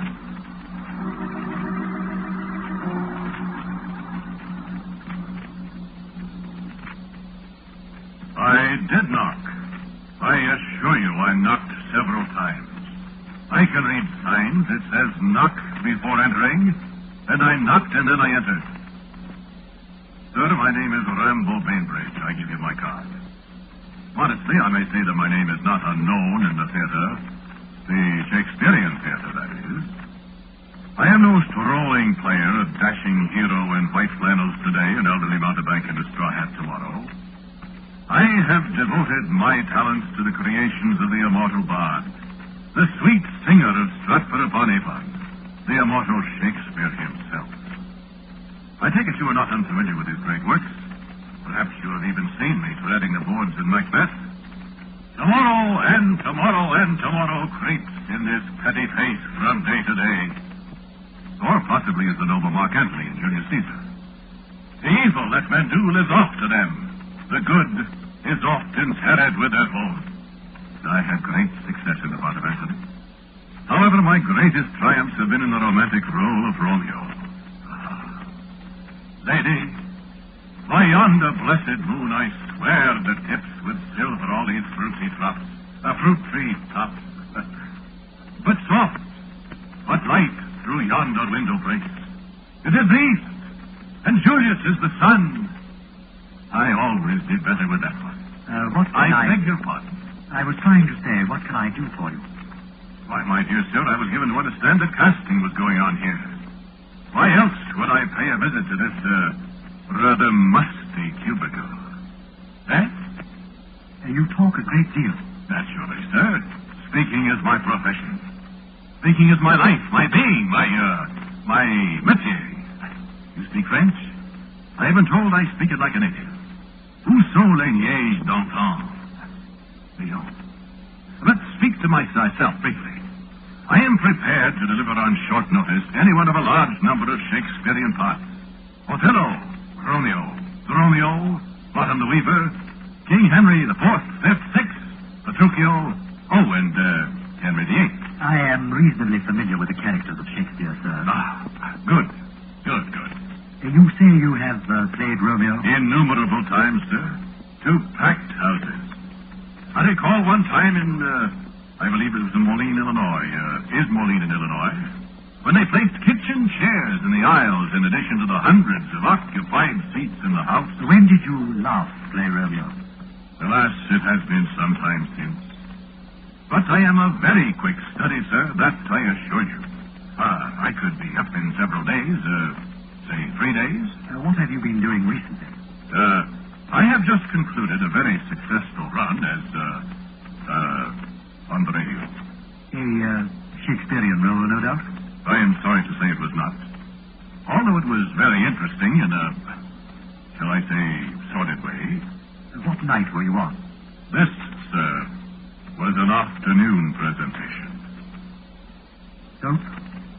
Phonograph needles. And your part? I played the part of Clapper Claw Duddy. Heavy, naturally. A part a little like a sort of poor man's Macbeth. Perhaps a touch of Kafka. And the part is finished now. Sir, a regard for the truth compels me to admit I was replaced by a young man who had a different conception of the character of Clapper Claw Duddy. They didn't appreciate your technique, I take it. That's direct thought. But I also read a commercial message. My, indeed. Well, sir, shall we look over the contract? We'll see, Mr. Bainbridge. I seem vaguely to recall your name. Yes. I was afraid of that. I don't remember just how. I am the man who married Juliet. Ah, yes. That's it. Oh, yes. Sir, you are a man of the world. It's been said that I am. I always wanted to grow a beard myself. I think I'd be very distinguished with a beard. No doubt. But always playing Romeo, you know. It can't be done. Besides, my beard always comes out straight. This half comes out red. So, you're the man who married Juliet. The man who always married Juliet. Would you care to tell me about it? I prefaced my remarks by suggesting that you are a man of the world, sir. As I myself am. I was young and ebullient when I first played Romeo to her Juliet. The city, let it be nameless, save to explain that it was in central Illinois, a section of our great country at that time somewhat lost to culture. However, a group of young seekers after the light, theater-wise, ventured to put on Romeo and Juliet, and I was summoned from Chicago, where I've been playing. Playing Shakespeare? At that juncture in my career, I was singing illustrated songs in a small house on South State Street. I shall never forget my first meeting with the young woman who played the part of Juliet. And Elizabeth Beatler. What? How did you know that, sir? One reads. Oh, the newspapers. Ah, publicity. Well, Anne Elizabeth was young, Anne Elizabeth was beautiful, Anne Elizabeth was unsophisticated, I thought. I was introduced to her at our first rehearsal meeting, and I tell you, sir, I was bowled over. I can think of nothing to say to her but that lovely speech I first quoted to you from Act 2, Scene 2. Lady, by yonder blessed moon, I swear that trips with silver all these booty. And she picked me up at once. Oh, swear not by the moon, the inconstant moon, that monthly changes in his circled orb, lest that thy love prove likewise variable. And we went right through the scene, the entire scene, letter perfect, down to... Good night. Good night.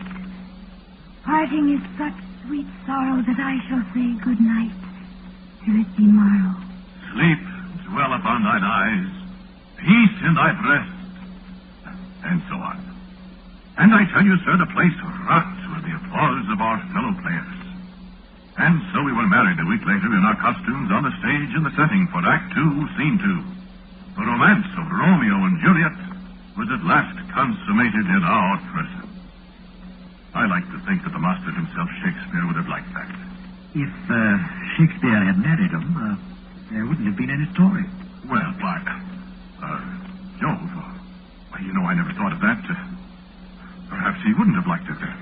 I expect. Well, our marriage flourished for a time, and then there came the rift within the lute. Tennyson, Idylls of the King. Indeed? I thought that was Shakespeare, too. Tennyson. I must make a note of that. Well, I remember we were playing in Dodge Center, Kansas, or Dodge City, Iowa, or some such place. Fort Dodge, Minnesota, I think. I had met a young woman, the daughter of a plastering contractor, in one of our previous stands, and we found a great deal in common. She was interested in watercolor painting. Her name, I'm afraid I don't remember after all these years. coincidence, she turned up in Lake Dodge, in Nebraska, or wherever it was. As a man of the world, I could do no less than invite her to supper after the performance. You understand? Of course, of course. Then we were leaving the restaurant, much later, when we ran directly into Anne Elizabeth. There was little of the gentle Juliet about her, sir. Well, I was speechless. Anne Elizabeth wasn't. so this is the friendly game of cards you're going to indulge in after the show. Well, I think I'll just shuffle you around a little bit. Oh, here's a hand for you, too. Ouch! You stay away from my husband, you hear?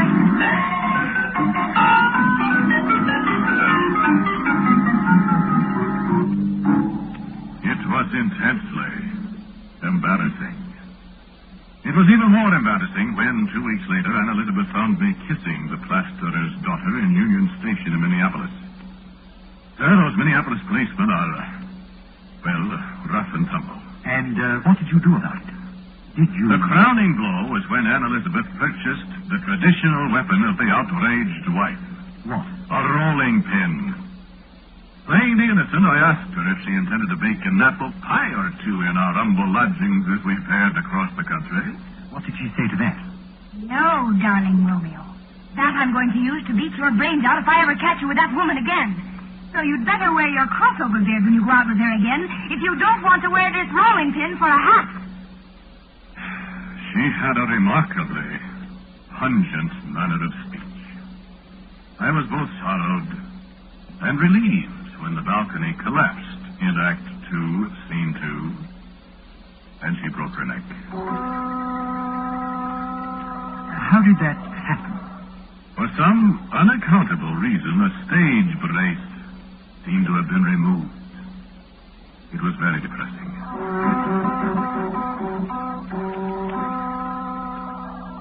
And then you married another Juliet? It seems to me I've been marrying Juliet all my adult life. Yes, I married another. Faith McNulty. I was playing in framing in New Hampshire, Massachusetts, or somewhere when I met her. Faith was not young. Faith was not beautiful. Faith was an execrable actress. Why did you marry her? It seemed a good idea at the time.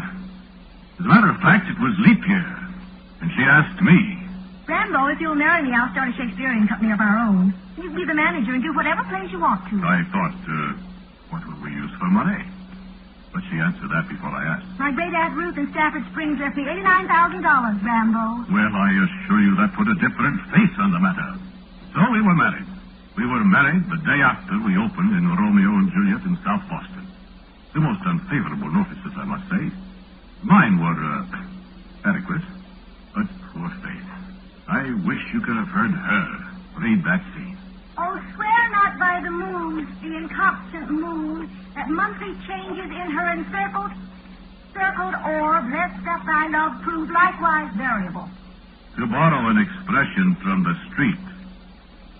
Oh, boy. I pleaded with her to resign the feminine lead part and to allow me to find another actress. I told her she could be the manager. She could do anything she wanted to. I am the manager, Rambo. I will do anything I want to. It's my money. There is very little one can do to argue with that sort of thing, sir. Yes, I should think so. The woman had no shame, sir. Nightly I went on and suffered the torments of the bond. She had no sense of timing. She forgot lines. We had to hide prompters behind every tree, under every bench, outside the window in Friar Lawrence's cell. And I daily grew more and more haggard. That voice. I can hear it yet. What if it be a poison which the friar subtly hath administered to have me dead? Act 4, Scene 3. That's right. In Juliet's chamber. Well? Scene 5, Act 4. The nurse. Halak, the day. She's dead. She's dead. She's dead!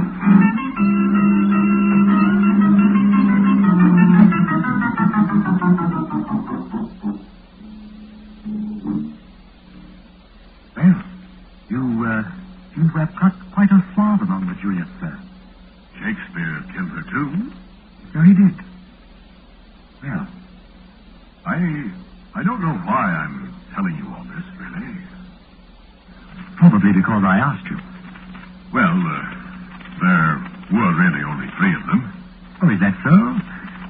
thought there were more. It just seems like more. Oh, if I never play Romeo and Juliet again, I'll be happy. How about Coriolanus? I don't exactly understand Coriolanus, but then I don't really understand much of Shakespeare either. You don't? It's just words, a lot of it, to me. Well, what about Juliet number 3? Oh, yes, that Juliet. Well, her name was really Juliet. And I'm afraid she's the only woman I ever loved in all my life. Tell me about her. Well, I suppose she was as close to the Juliet Shakespeare wrote about as any woman could be. You think so? Yes. Yes, I do.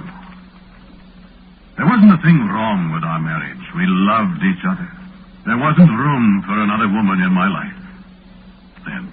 Did you dispose of her, too? I never fully realized my own inadequacies until I married Juliet. Why do I marry Juliet? What is it that makes me do it? There is such a thing as destiny. Destiny. Shakespeare was always talking about destiny and fate and those things I don't understand. But they work out, do they not? Very often. I have a picture of Juliet. Here. 3 words, dear Romeo, and good night indeed. If that thy bent of love be honorable, thy purpose marriage, send me word tomorrow by one that I'll procure to come to thee, where and what time thou wilt perform this rite. And all my fortunes at thy feet I'll lay, and follow thee, my Lord, throughout the world. It is my soul that calls upon my name. Romeo. How silver sweet sound lovers' tongues by night, like softest music to attending ears. Romeo.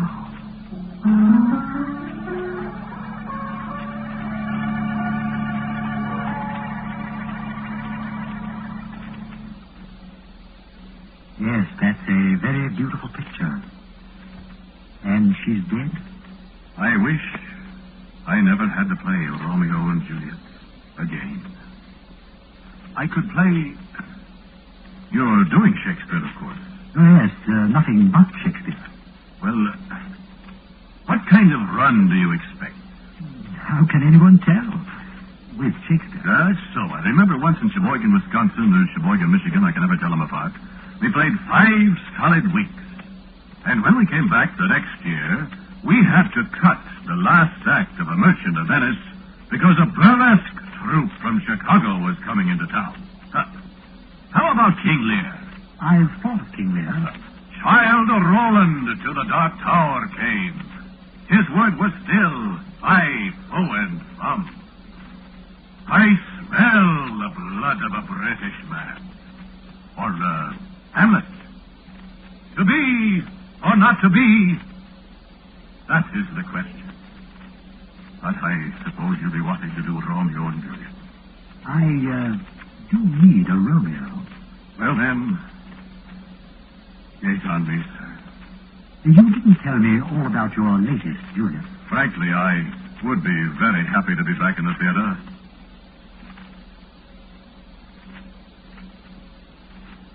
I must confess that I murdered a Juliet once myself.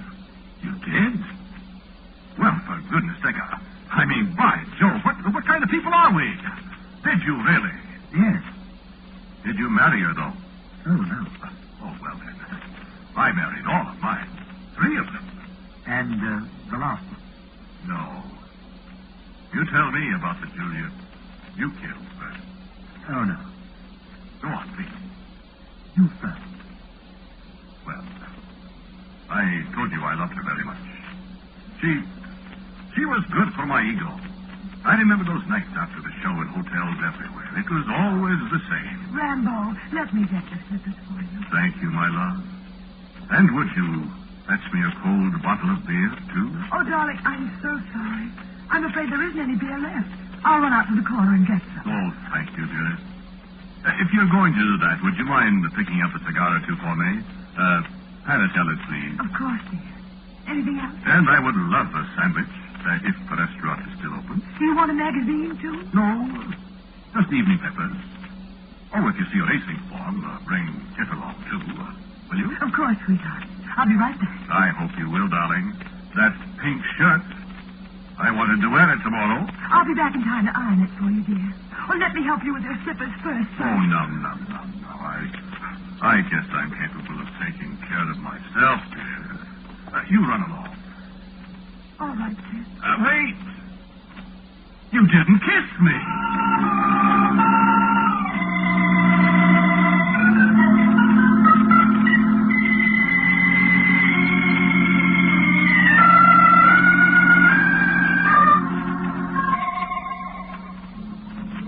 She sounds wonderful, sir. She was always buying me things. Such neckties. I remember one. Oh, my dear sir. And such a cook. How many times I fell asleep to the sound of her washing the few dishes we had. After a succulent midnight meal of beef stroganoff, or chicken morengo, or chucrut garni. Cooked, my dear sir, over a gas flame in a room as often as not. And she never asked for a cent for herself. Always had a few extra dollars when I've had a bad session at the track. And such an actress. You know, it's amazing. I never saw her play anything else but Juliet. I wish you could have seen her. I'd like that very much. Yes, you would. And what did you say happened to her? Well, she died. Did you? It was very odd. Singular, I mean. What happened? It was a Saturday night. I remember because we had no performance that night. We played only a Saturday matinee, then a matinee on Sunday. I'd been playing cards with some of the prominent citizens of the city we were playing in, and I came home about 10 o'clock. I expected to find Juliet asleep. She wasn't. She was standing in the center of our room with a strange man. And their arms were around each other. And they were kissing. It was very bad. Very, very bad. You killed her? Oh, no. I am afraid I was rather violent, though. I saw red, as the saying goes. The man, who was somewhat smaller than I threw downstairs. Juliet tried to explain, but she fainted. I was sorry she hit her head on the corner of the table, of course. Is that what killed her? Oh, no. I stormed out of the place and went out to a restaurant for dinner. And then after a full meal, I felt a little better, and I went back, determined to forget her. I was a little late. She had hanged herself. That's too bad. Yes, it was. How was I to know that the man she was kissing was her brother who had just dropped in to see us both? So, sometimes I can hear their voices, my Juliet. And Elizabeth. Oh, swear not by the moon. In constant moon. Faith. That monthly changes in her encircled orb. Juliet. Lest that thy love prove likewise variable.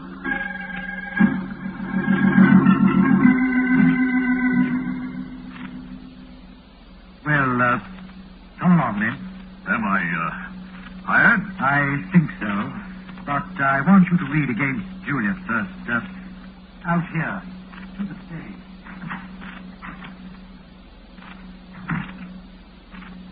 Why, you've got it all dressed, haven't you?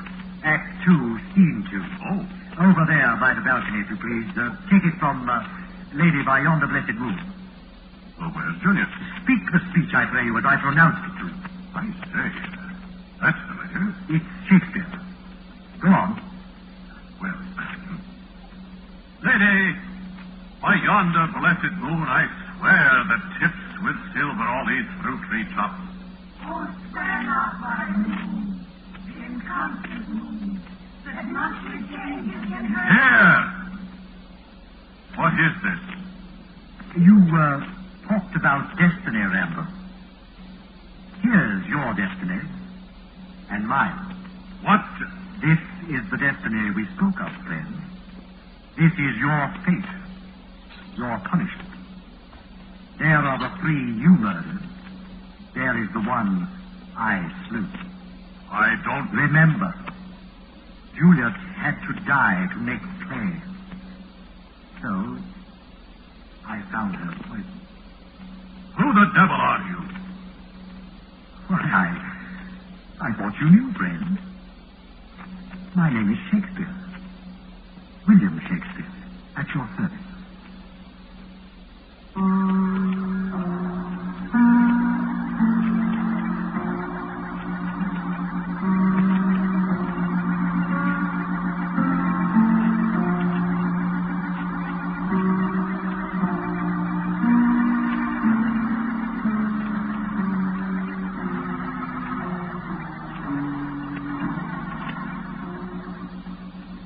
Quiet Please for tonight was called I Always Married Juliet. The man who spoke to you was Ernest Chappell. And James Monks played Shakespeare.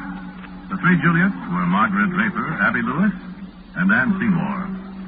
Music for Quiet Please is played by Albert Berman. Now, for a word about next week's Quiet Please, here's my good friend Bill Cooper. First, I must tell you that the characters on Quiet Please are not intended to represent any person living or dead, with the possible exception of Mr. Shakespeare. And there are certain people who doubt he lived anyway. The other characters are completely the children of my own imagination. If you happen to have the same name as one of them, it isn't intended to be you. Quiet Please for next week is called 12 to 5. Now, why did you have to be so legalistic, Mr. Cooper? Well, until next week at the same time, I am quietly yours, Ernest Chappell.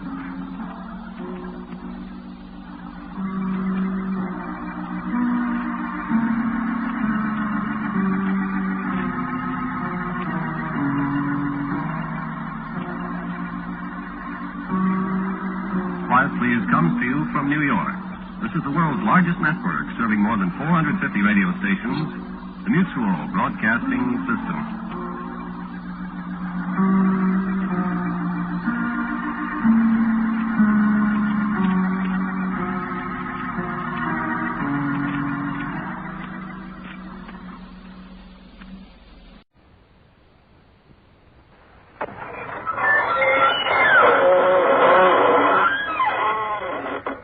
Good evening, friends of the inner sanctum. This is your host to welcome you through the squeaking door. Our cast assembled here in a highly unique manner tonight. The ingenue flew in the window. Did anyone whisper, which window? Another nimble member of the cast crawled out of the studio woodwork. This creep said that he simply loved popping up where least suspected. Oh, unforgettable characters. Meet them once, they'll haunt you right to your grave.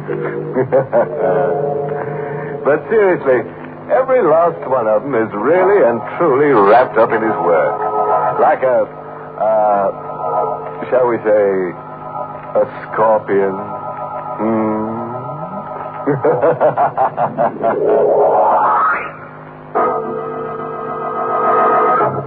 Tonight's Inner Sanctum mystery, Hangman's Island, was written by John Robert and stars Mason Adams in the role of Regan, with Elspeth Eric as Wilma. We're on an island somewhere off the Florida Keys. Hangman's Island. A bleak ruin of marsh, rubble, and Scotch pine trees. It is sometime between night and morning. Cowering in the marsh, crawling on all fours like a giant ant, is a man, ragged, smeared with his own blood, as his life slowly ebbs away. He crawls like a hunted animal with the taunting voice of the hunter exploding in his brain. Regan! Are you dead yet? Regan! No use, Regan. I can hear you move. A bell rings every time you move. I know exactly where you are. An eye watches you, Regan. An eye as big as this island.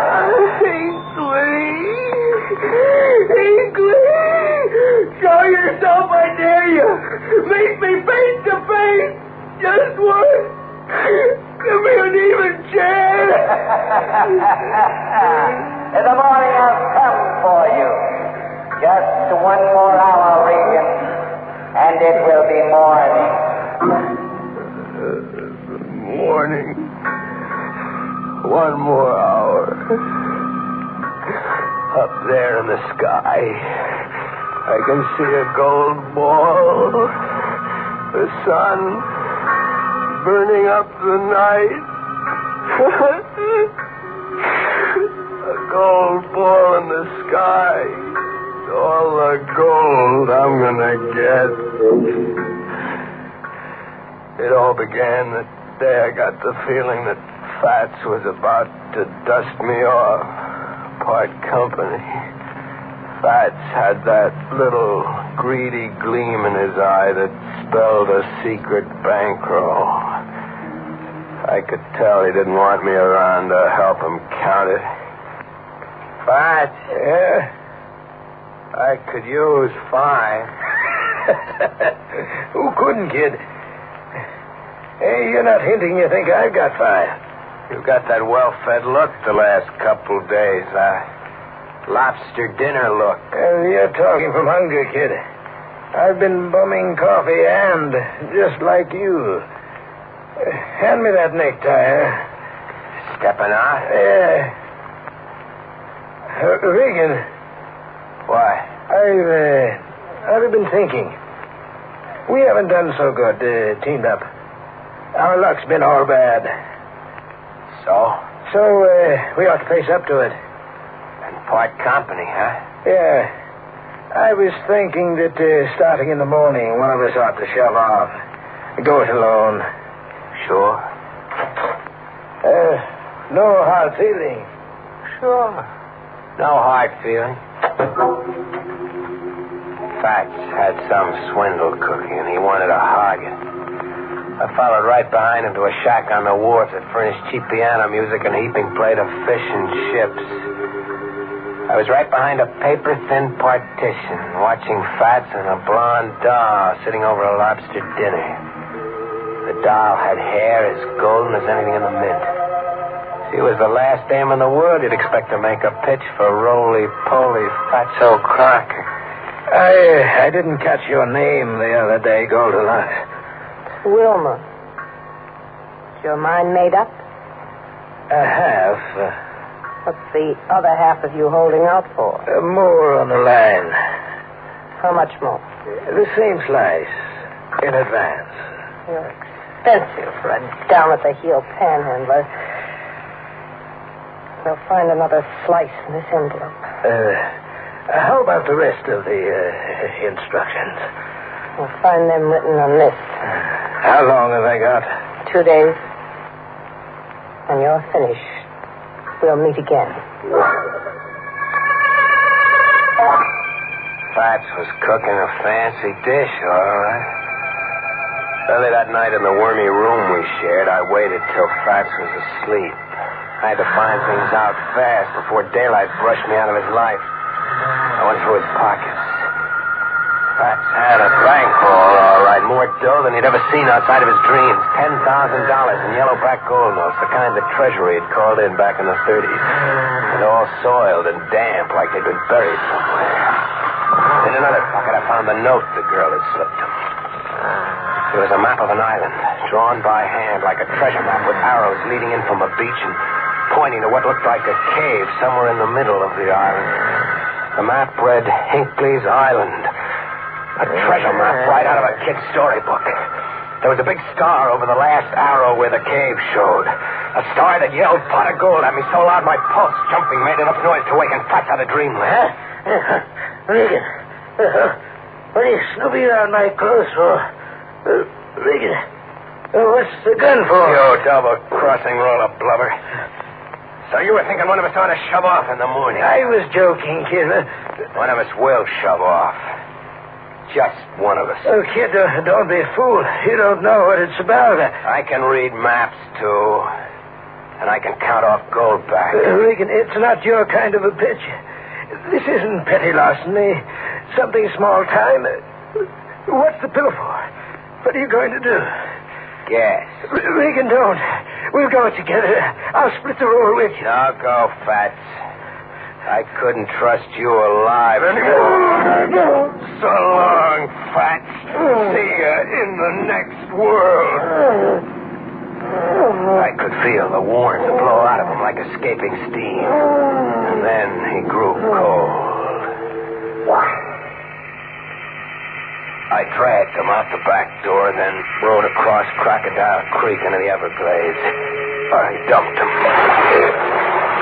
I didn't have to weight him down or worry that he might float to the mainland and be discovered. Not a chance. Not in Crocodile Creek. I read the map again. Hinckley's Island, 4 miles out in the ocean. Made my way to a boat landing. I wanted to go after the money at once. It had to be hidden treasure. What else? I wasn't beating my brains out figuring what were the exact terms of Crocker's deal with the blonde, or what else lay behind it. I was too hopped up. At the boat landing, the ocean was acting up. The sign read Peterson's boats for hire, day or week. I knocked for Peterson. Yes? Want to rent a motorboat. Tonight? Tonight. It's a rough out, son. My skin. I'll cover the liability. Where are you figuring on heading? Hinckley's Island. Hangman's Island? I said Hinckley's Island. What made you say Hangman's Island? Because that's its name as we know it. What would a young fellow like yourself be wanting with Hinckley? Why, is he poison? They got the brand of the devil, Hinckley. Now you've got me interested. Exactly who is Hinckley? Hinckley used to be a public executioner, a hangman, somewhere in the islands. 5,000 in gold every time Hinckley threw the trap and sent a man swinging to eternity. How'd he come to settle on the island? He bought it and retired to it 20 years ago. Brought a young bride from the islands to settle there with him. Nobody's seen hide or hair of the bride ever since that first day, 20 years ago. Has anybody around here ever seen Hangman's Island? Not these years. It's worth your life to try. Hinckley's got barbed wire all around it. Electric voltage that'd burn you to a crisp if you touched it. A crackpot hermit, huh? You can have your money back. Land's drier and safer. I said I wanted to rent a boat.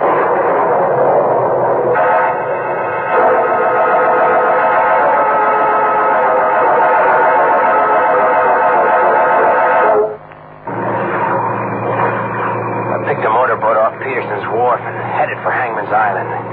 The seas were calmer and the lightning had quit as if someone had pulled a master switch. The midnight moon was peeping through. I covered the 4 miles to the island straight as an arrow and ran the motorboat up on a sandbar that opened into a short, rocky beach. I had company on the sandbar. Another boat. I got the map out to figure my course when a sound like the death cry of an animal broke the air. It was a human cry, a man. I looked, following the direction of the scream. And then, in the distance, outlined high against the sky, a man was hanging from a tree with a crossbar that looked like a gallows. He was hanging by 1 foot, face down. I started forward toward him before I could stop to think. Sporting idea, friend. But you haven't a chance in the world of reaching him. Who are you? Burnside? Lieutenant Burnside of the Coast Guard. Without a uniform? It's still Lieutenant Burnside of the Coast Guard. What do you mean I haven't got a chance of reaching him? The island is a big booby trap. You've got to get through electrified barbed wire to get anywhere. You get through the barbed wire, and you still got to get by delayed action bombs that'll blow you to smithereens. And quicksands cleverly covered over and camouflaged. And lime pits that would eat you alive if you dropped into one. McAvoy there walked into one of the simpler devices. A steel-jawed animal trap that swung him into midair, hanging by one heel. Who is McAvoy? He's my sidekick. I mean, was. You get stranded on that sandbar? Yeah. I lost my bearings and ran up on it. Well, that map you were reading a minute ago, let's see it. Maybe I can set you back on your course. How do you know it was a map? I guessed. Oh, you're shaking your head. I'm doing more than shaking my head. I see. You mean to shoot that gun? If I don't get some straight talk and fast. Okay, straight talk. That map you're carrying, what if I told you the map was the biggest booby trap of all? I'd laugh out loud. The girl palmed off a similar map on a couple of characters a month ago in Key West. They rented a boat and scooted for Hangman's Island and... And what? That's all. They never came back. You'll probably run into them in one of the lime pits. Or under the quicksand, sucker. Don't believe me, huh? Still shaking your head. I've got gold backs, mister. A pocket full of them. It says you're just trying to scare me off. The gold backs are the bait. The girl snitched them from Hinckley's savings. Why would she bother just to give them away? Some insanity of hers. Let's just say that the golden-haired siren baits men to their murder for reasons of her own. You, still pushing ahead? I still want to know who you really are, Mr. Burnside. It's still Lieutenant Burnside of the Coast Guard. We've been watching the girl. We came here to arrest Hinckley for the murder of those two men who never returned a month ago. I'll let Hinckley identify me for you. Stay where you are. No tricks, Burnside, or I'll shoot. Just this rock. I'll hit one of those wires that starts a bell ringing. Listen. Burnside. Lieutenant Burnside. This is Hinckley. Your man hangs by a heel, head down, strangled by his own blood rushing to his head. You're next, Burnside. Believe me now? Sure. It's crazy. But I believe it. Then give it up and don't hamper me. I've got enough to do tangling with Hinckley. Put your gun down. No. I'm in it for the whole ride. How far can you get? Right to the star on that map. Okay, Burnside. Turn around. You'll regret it. I might regret giving you a break. Better turn around. Burnside fell like a slaughtered ox. Somehow I didn't have the heart to drill him. It was one murder I wasn't up to. He'd be out cold, stay put until I worked my way to the cave on the map. Luck. Lady Luck couldn't give me the horse laugh, not after what I'd done chasing her. She couldn't. She stayed with me as if I was somebody special. I'd pass an arrowed marker on the map an inch closer to the cave, and the landmine would blow a shower of sand and rock into the air. Just 20 yards away, maybe 30, but I stayed alive and unhurt. My clothes brushed live wires that started bells ringing in a jangling chorus. But I pushed on like a foot soldier crossing no man's land. Inch, yard. It seemed hours. But I made it. I made it on my hands and knees. I made the cave. Only it wasn't a cave, really. It had a heavy oak door with polished brass fittings tooled into an opening. An eerie yellow light shone from a square little window. It looked like a mausoleum where the dead were put to rest. I went in with my gun drawn. It was a mausoleum, casket and all. Sitting solemnly in mourning clothes like a high priestess of the black arts. With the golden girl, Wilma. You. Where is he? The fat one. I'm Regan, substituting for him. Any objections? Now that you have the steel it needs. I have the steel. I'm here in the cave. With all the booby traps, I'm right here. Yes, you have the steel for the job. Job? What do you mean, job? You don't know? Not exactly. I guess that Hinckley has a fortune hidden. A gold hoard, maybe, and you're betting he loses it to whoever has the steel to take it from him. You made that kind of a deal with Croc. What's the joke? Your guess is so funny. Oh, there's no gold hoard. Come again? I said there's no gold, no fortune. All you'll get is what I pay you. Look, sister, don't play cat and mouse with me. I killed a man. I crawled here on my hands and my knees. I'm covered with blood and sweat. I followed that map. I died with every arrow. Now I'm here at the end of the rainbow. Don't kiss. I can't help what you imagine. I imagined a pot of gold. I looked at that map, imagined a pot of gold, and my brain radioed back. Sure, Regan, go to it, boy. Where is it? Where's the gold? You're hurting me. Try lying and you'll lose an arm. Where does the loony hermit keep the gold? Let me go, you... The casket. The gold's right here in this cave, just like the star on the map shows. I'm hidden in that casket, is it? Why not see for yourself? Sure, I'll see for myself. What do you see? You're in there. Lying with your arms folded on your chest. Dead. Is it me? Sure. The exact image. Face. Figure. Size. Beautiful. And the hair, Regan? Golden. Like yours. As golden as anything in the mint. There's your gold, Regan. Just that. No more. What kind of crazy... Who is she? She was my mother. Your mother? But she's not a day older than you. Just carefully preserved. She died at exactly my age now. Whose idea was it preserving her like that? Hinckley. She's his pagan goddess. He pretends she's alive, ageless, but she never really died. And you're Hinckley's daughter? Yes. And you hate him? Yes, I hate him.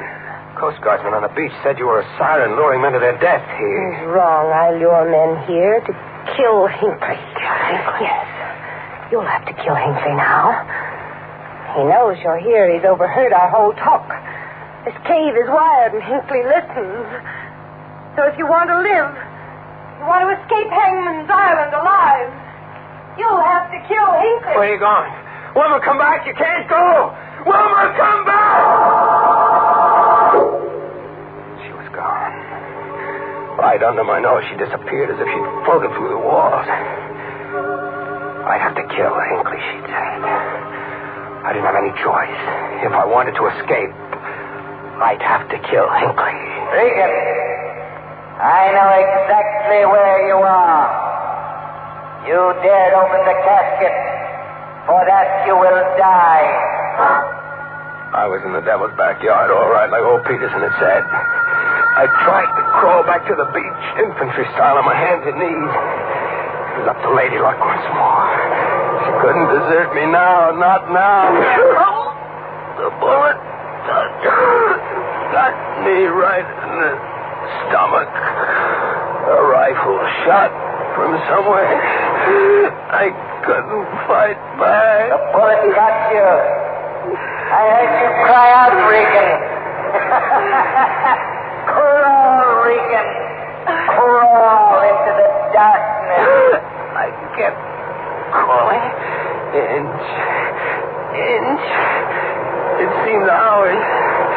I passed a hat sitting on the edge of a lime pit. Just a hat. Whoever owned it had tumbled in. There must be some place to escape, some place to die. The landmine went off not 30 yards away. The whirling dust caked my clothes. Chips of flying rock kicked me in the face. Hinckley! Hinckley, hear me! Show yourself, I dare you! Meet me face to face! Just once! Give me an even chance. In the morning, I'll come for you, Regan. Just one more hour. One more hour. Something had happened to Hinckley.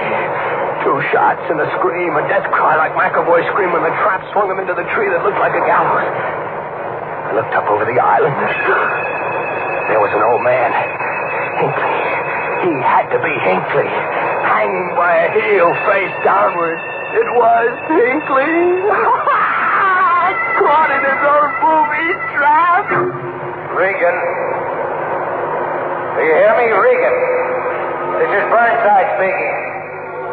Hinckley just lost control of the situation.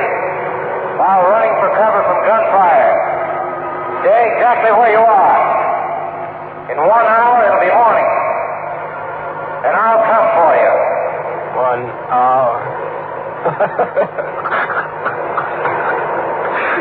Don't bother, Burnside.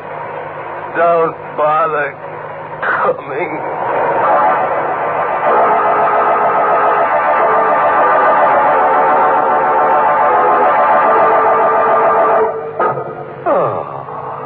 Alas, poor Regan. Out cold and no gold. What a story. A crazy hermit, booby-trapped, a gallows, quicksand, a mausoleum, a blonde witch. An informant tells me that Dracula was scheduled to appear on page 25, but the author fell into a lime pit on page 24.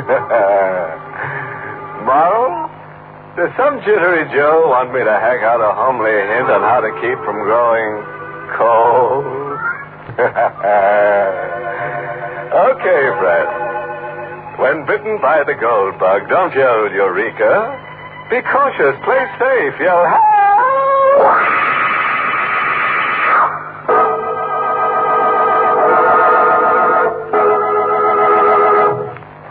Good night. Pleasant dreams.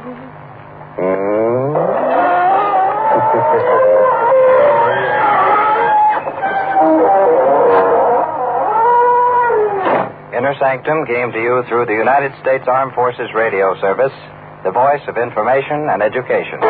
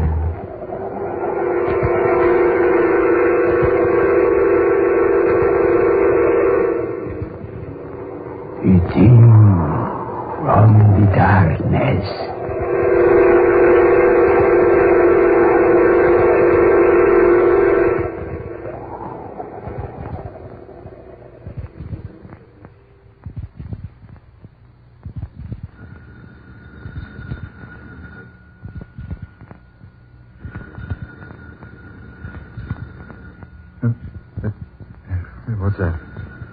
Oh, telephone.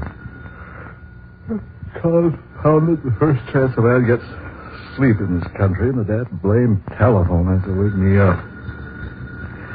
I should let it ring till doomsday. Yes? Yes, this is San Canyon Airport. Oh, this is Don Thurman speaking. Yeah, there's a plane here. Where? Mantella. Well, I don't care much for that trip across the desert, but if you need the plane, they're willing to pay me for flying it to you. It'll make it $600 and it's a deal. All right, I'll make the arrangements. Yeah, you can expect me in about 7 hours if everything goes all right. Yeah, fine. And have that 600 waiting for me. I'll need it at Mantella.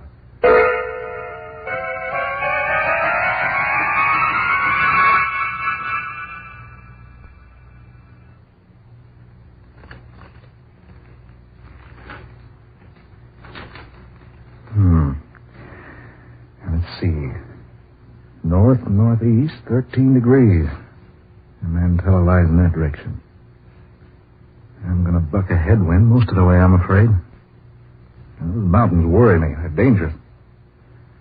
Let's see now. Over this way, it's Santia. No, not that way for me. If I ever ended up in Santia, well, I wouldn't want to bet anything on my chances of getting to that place and coming out to tell about it.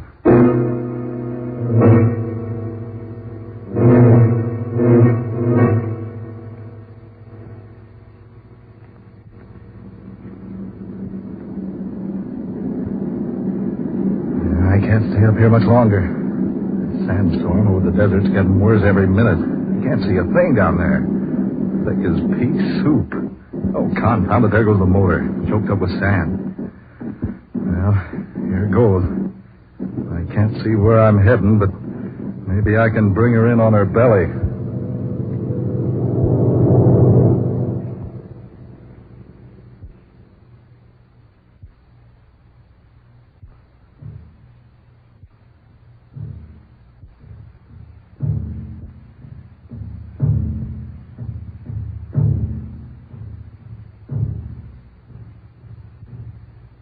War drums. Trouble. They've been pounding in my ears for hours. Oh, my eyes blinded by that awful sandstorm. I can't see. Don't know whether it's day or night. All I know is that someone found me out there on that desert and brought me here. Is that someone? Someone there. I've come to take you to the king. You will be placed in the den of the leopards. Leopards? It is our custom here to feed uninvited guests as a sacrifice to the leopards of the pit. What is this? It nears the time of the full moon. When the moon is full, its rays affect our leopards, maddens them, makes them vicious beyond control. Only the flesh of man will quiet them. And only the king can perform the ceremony of sacrifice. King? What king? King of Santia. Am I at Santia? You are. Yes, you have come where white man is forbidden. But my plane was forced down on the desert. I was purposely avoiding Santia. I was trying to reach Mantella. You were 500 miles from Mantella. But I can't be. I was only in that storm for a few hours. The storm has been raging for 3 days. 3 days? Why, I've been only 2 hours on the desert. The storm came up only a few hours ago. The entire desert has been covered with a storm for 3 days. Well, I don't understand. You were discovered only because the Anna has once again displayed her temper towards her father. Iana? Daughter of King Genasi. It has been arranged that Iana is to wed within the changing of the moon. And Iana has rebelled. She attempted to flee Santia through the desert storm. She was followed. She was discovered there with you. Then she found me? Yes. The two of you were returned here to tear to the village. Now you will come with me. My eyes. I can't see a thing. It is the justice of Santia. What do you mean? Come. You will have to guide me. Then take my arm. Now. All right. Let's go. This way. How far? Wait. Tanamahasi! What's the matter? Tanamahasi! Tanamahasi! What in front are you talking about? They're in the sand. Tanamahasi. Big foot. I told you I can't see. Big foot, Tanamahasi. Big leopard foot. Followed by man. Leopard foot? Yes, they're in the sand. Leopard tracks, followed by man tracks. Come, hurry. Wait a minute. We must hurry. Evil spirits set loose again by full moon. Tanamahasi, big leopards. Come, we hurry.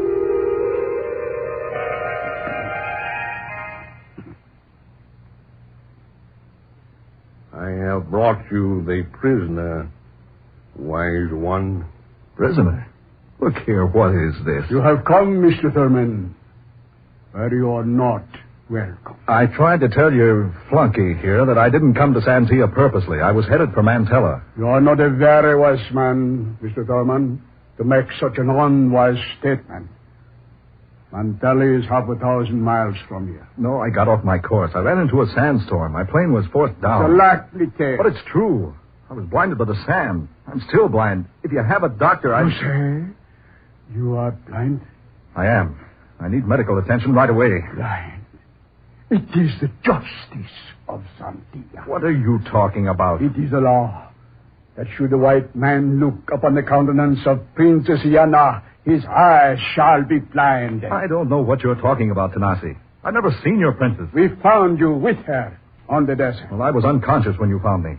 But she was with you. Then she found the same spot where I took refuge. We are not fools here, Mr. Dorman. Fools?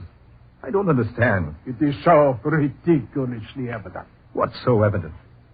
I have made complete arrangements for my daughter to wed. She has refused to marry as I wish her to. And last night, she fled from Santia. And when we found her, she was with you. But what you think isn't true. You had the rendezvous there with her. No. How many times you have met, I do not know. But each meeting has been in complete defiance of the laws of Santia. That no white man may look upon the countenance of the prince. I deny it. I don't know your princess. The evidence speaks for itself. You are blind. From the sandstorm. No. Because the gods are vengeful. I tell you, the sand blinded me. It's only temporary. It was written ages ago that whatever white man looks upon the countenance of Santia princess will be doomed forever to eternal blindness. It's not eternal. It's sand blindness. It happens to lots of men who get caught in sandstorms. All I need is a doctor. No doctor can cure the blindness sent down by the gods. Give me a chance. I may be blind permanently if you don't let a doctor look at my eyes. King Genasi, your daughter approaches. Come in, my daughter. My father, have you heard? Heard what, my child? Tanimahasi. Tanimahasi? Yes. He was in the camp again last night. Leopard footprints are near your house, followed by man feet. Tanimahasi. It's the evil spirit again in the full of the moon. I saw them too. Many tracks. Big. We must tell the wise ones they will work a charm to protect us. First, we must dispose of the prisoner. Look here. Silence! My daughter, come here. Yes, father? He's a white man. Look you at his face and tell me, where have you seen him before? Well, my child? I do not know him. I have never seen him before. But my king, I saw them together. Silence, Ivan! You are most wise, my daughter. You are most wise to deny your foreign lover. But I'm not her lover. I've never seen her. I can't even see her now. The American is blind, Diana. Blind? Because he has broken the law. Because he has looked upon the face of a princess of Santia. The gods have blinded him. It's not true. I've never seen her face. Ask her. She'll tell you it's not true. Take him back to the prison hut. And let him wait there until the body of wise ones sit in judgment of his crime.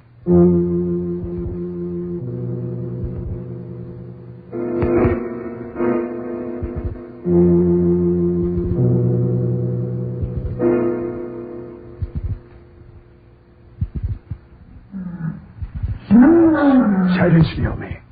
Silence, my two pretty ones. Tonight is a night of the moon.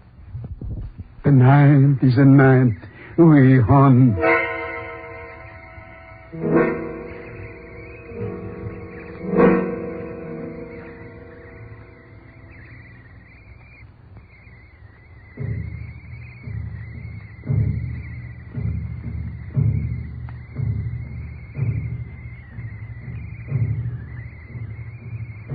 Those drums, still pounding. My eyes burning in my head. Oh, if I could only find a little cool water. Yeah. I wonder where I am. The king told Ivan to take me to the prison hut, but instead he brought me here. Here? Where? Somewhere out in the open. Bushes, shrubbery all around it. Wait a minute. What's that? A light. Up there through the trees. A light. Why, it's a star. I can see again.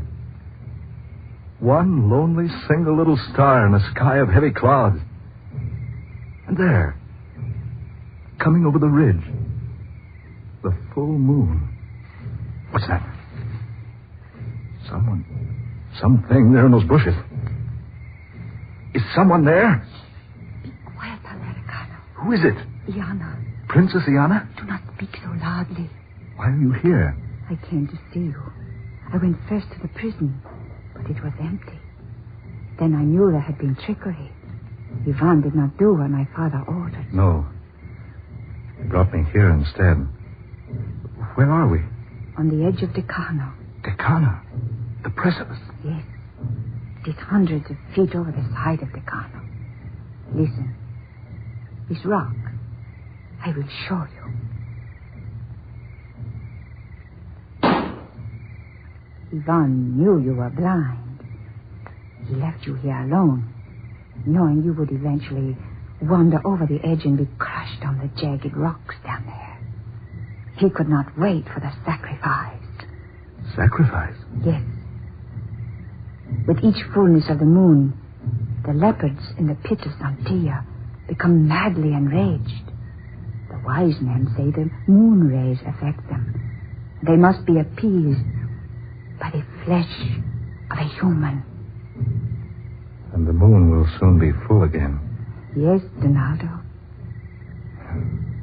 A pleasant thought. Oh, but Ivan could not wait. He fears all Americanos. So he brought you here to be a victim of Decano. Oh, a nice fellow. I despise him. And my father said I must marry him. You mean... You don't mean you're supposed to marry him? Oh, do you blame me for running away? I certainly don't. Even death on the desert would have been better than him. Princess, why have you come here? Because I would not have you die, as Ivan wishes. How did you find me? I have ways. Tell me, Ivan said the storm on the desert had been blowing for 3 days. Is that true? Yes, it is true. But I was only an hour and a half journey from San Pilador. I ran into the storm suddenly. I cannot say about that. Donaldo, your eyes. You look upon me as though you see me. I do see you. My sight has come back. Oh, no. You're not glad I can see again? No. I mean, oh, yes, but Donaldo, to look upon my face. Oh, nonsense. It's all a lot of tribe. What's that? Tanimahasi. What? Tanimahasi, evil leopard spirit. Oh, look here. What is this evil spirit business? Tanimahasi, leopard. Wherever it goes, tracks always followed by those of man. They kill at the full of moon. A leopard man? Oh, do not say so. Why? Because he is a leopard man. Have you ever seen him? Oh, listen. Come on. Let's ride over here someplace. Oh, Donaldo, have care. It is an evil spirit, a spirit that kills. Do you have any kind of a weapon? Only a small dagger. Oh, give it to me. Oh, no weapon will harm Tanimahasi. Oh, we'll see. Oh, wait. The clouds are... Oh, there he is. Over there. It's Ivan.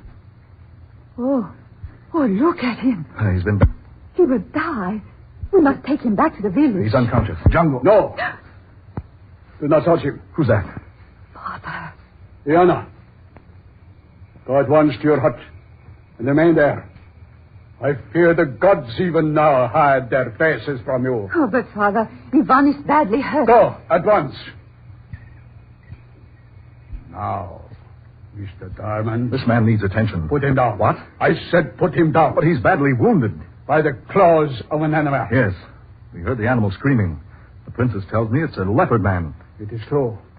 Tanimahasi, the evil spirit.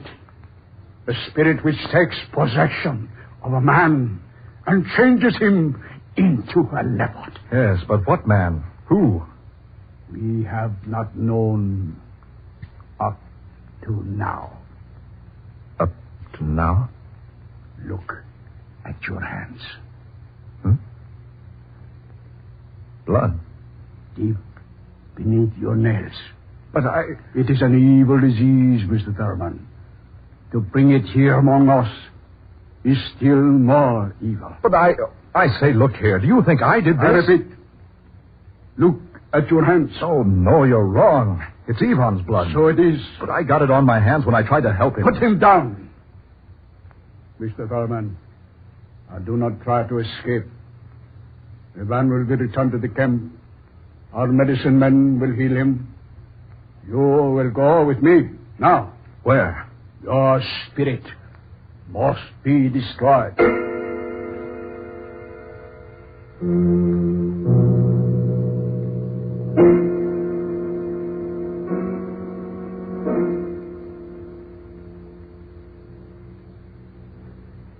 had the wisdom of our elders, Mr. Thurman.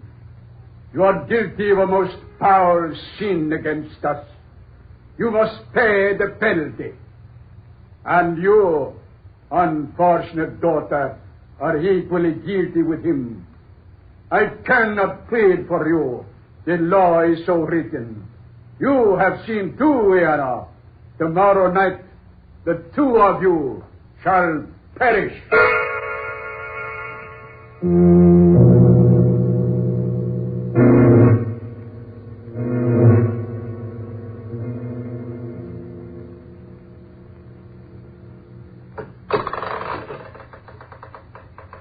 This stone stairway leads to the leopard pit.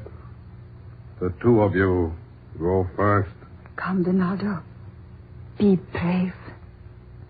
I'm thinking of you, Iana.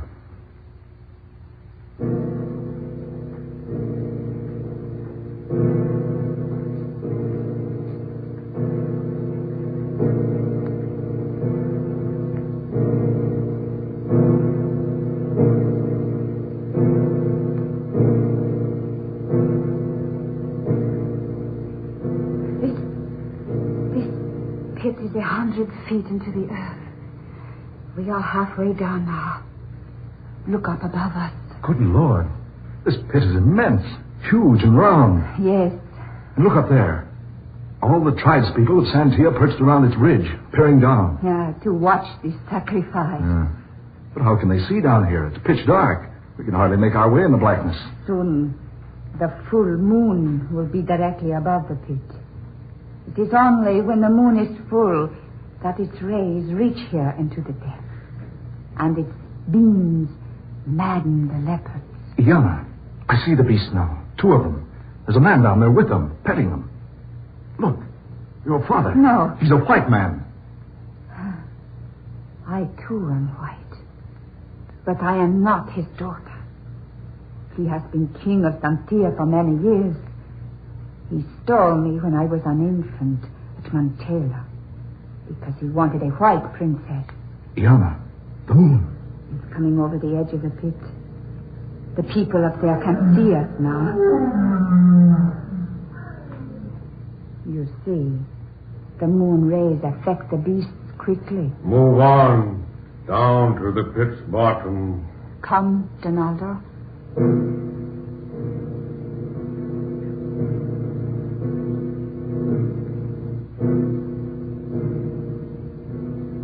Iana, there must be some escape for you. I am not afraid, Donaldo. No, isn't there any way to escape? Only one. An impossible one. What does he mean?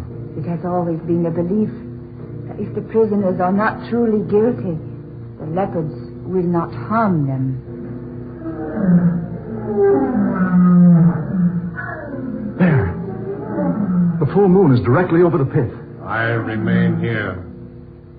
You two through this iron gate. Come, Donaldo. There is only one more gate now. The one that separates us from the animals. Come. Look how that man controls those animals. It is the power of the full moon. Then there is another way out. If we can keep away from the animals until the moon has crossed the pit. No, that would be ours. The leopards will be released upon us any moment. This is as far as we go.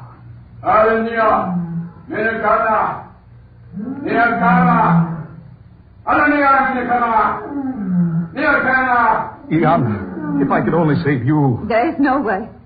Courage, Donaldo. No, I'm not afraid for myself. Now, you die. Now I offer you to the gods. Open the gate. No. Wait, Iana. Look, the moon. Donaldo. It is gone. Dark. Has the moon crossed the pit? Oh, no, it did not come. It's behind the cloud. Oh, Donaldo. The leopards. My father. They'll kill him. No, Sita. No. Down. Get back. Get away from me. No.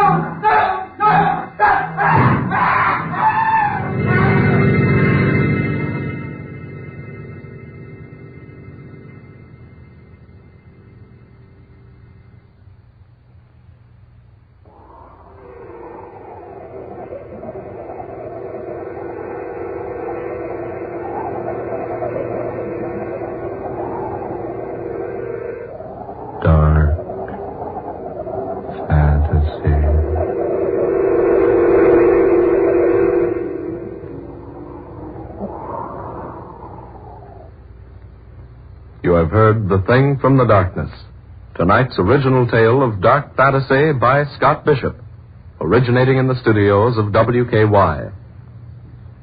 Ben Morris was heard tonight as Donald Thurman. Eleanor Naylor-Corrin was Princess Iana. Fred Wayne played King Tanasi. And Muir Height was Yvonne.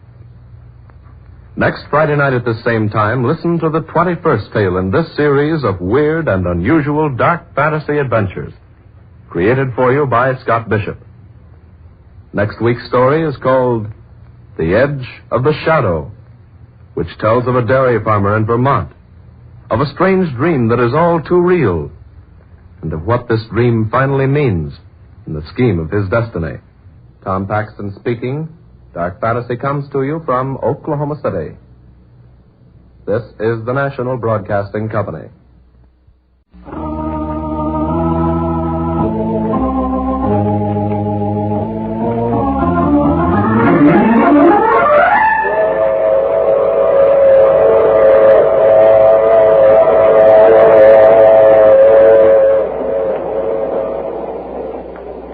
Broadcasting System presents The Mysterious Traveler, written, produced, and directed by Robert A. Arthur and David Cogan, and starring tonight two of radio's foremost actors, Mason Adams and Santos Ortega, in The Devil and the Deep Blue Sea.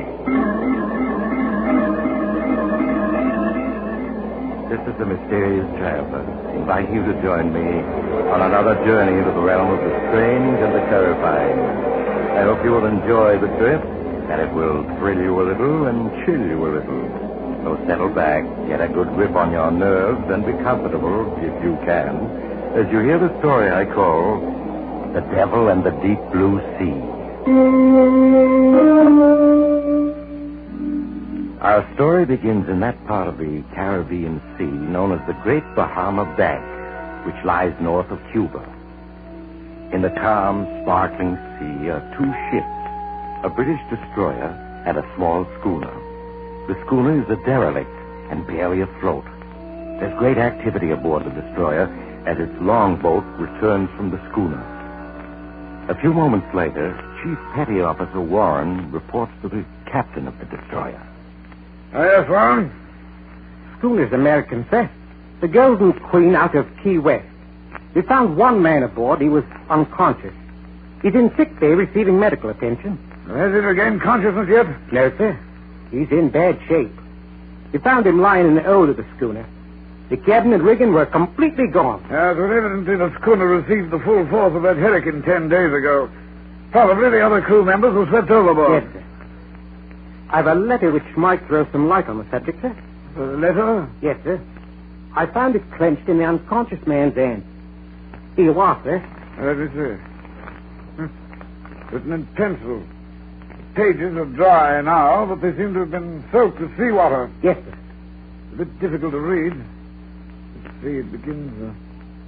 It seems impossible that with the hurricane that is now sweeping over this ship, anyone will ever read these words that I am writing. The rigging and cabin are gone, and the ship is taking on water. As I lie here in the hold, I feel it can only be a matter of moments until the end. But if by some miracle this ship should survive, I leave this letter as a record of the cruise of the Golden Queen. It all began last December 5th when 4 companions and myself sailed out of Key West.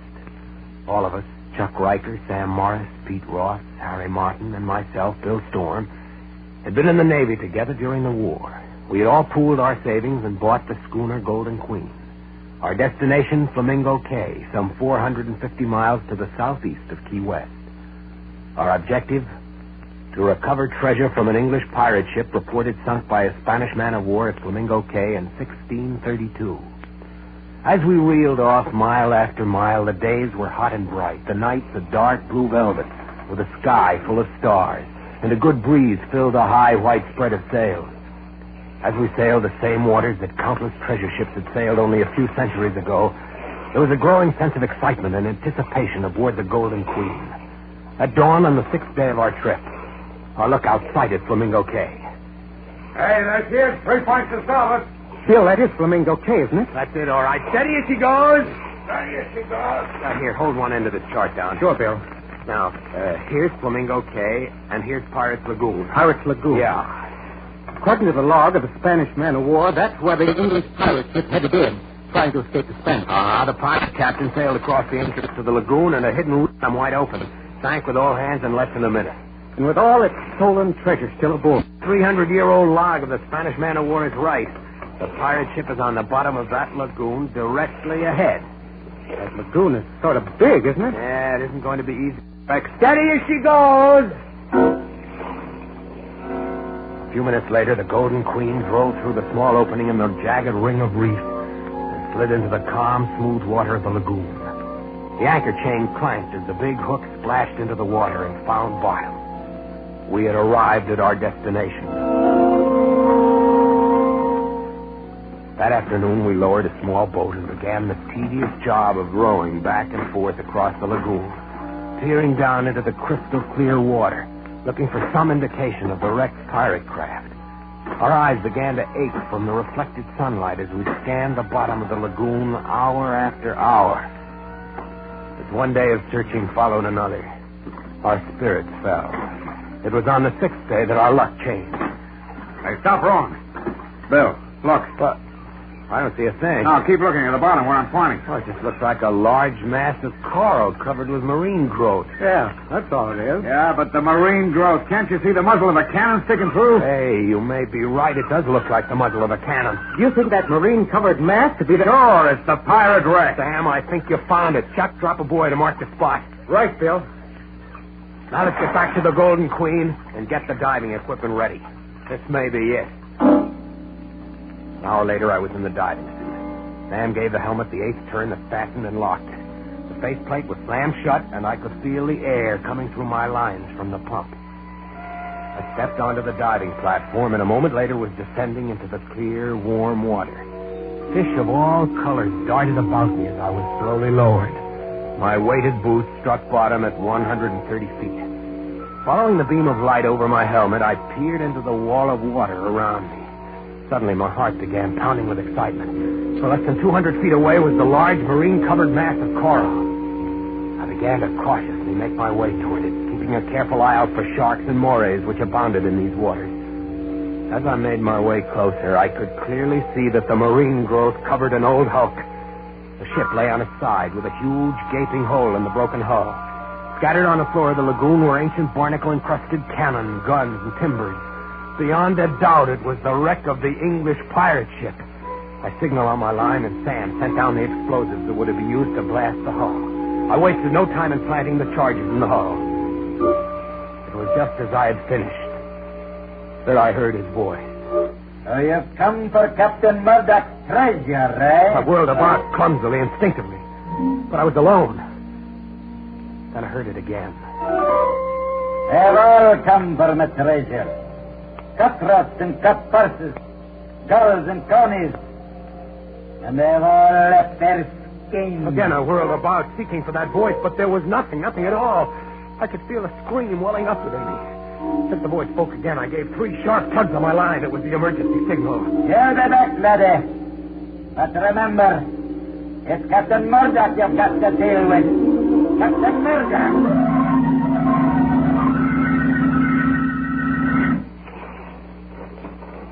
Keep the pumps going, Pete, until I get the faceplate open.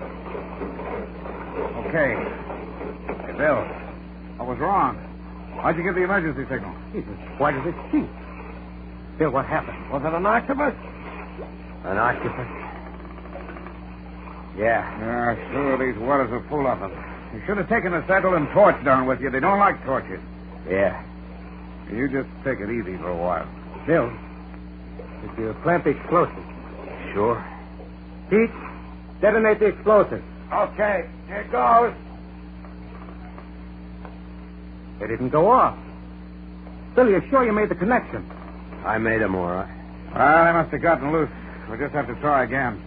What about my going down? No. Why not? Well, because Chuck's only a beginner, and he's never gone down that deep. You got a point there. Well, okay. Means we'll have to wait until tomorrow. Yeah. Phil will go down as soon as it's daylight and plant some more explosives. Right, Bill? Right. Well, that night I lay awake in my bunk, going over and over in my mind the dive I had made and the strange voice I had heard. I kept telling myself that it had been an hallucination. That must be it. Being in pirate waters, the excitement of the search, going down to 130 feet, all had combined to create this hallucination. It was the only possible answer. What other answer could there be? Morning came and I donned the diving suit. Sam handed me an acetylene torch. And a few minutes later, I was descending into the calm, green water. I touched bottom only a few feet from the wreck and signaled Sam to send down the explosives. As I waited, I found myself constantly turning in a circle, peering through my faceplate at the well of water which pressed in on me. The explosives were lowered to me, and I planted them in the hull. As I finished, I heard that voice once again. You've come back, have you? He spoke. I could feel cold shivers running through my body, and I fought the impulse to give the emergency signal. Aye. That's the curse of treasure. Once a man tends it, there's no turning back. Ask me, laddie. Captain Murdoch. I'll tell you. Where are you? Where am I? Ask the fish that stripped me of me flesh and left me bones as a warning to the likes of you. Look at you. Huddling about like a jackanapes to see me. Hey, you fool. Did you think the spirit of a man could descend? What do you want?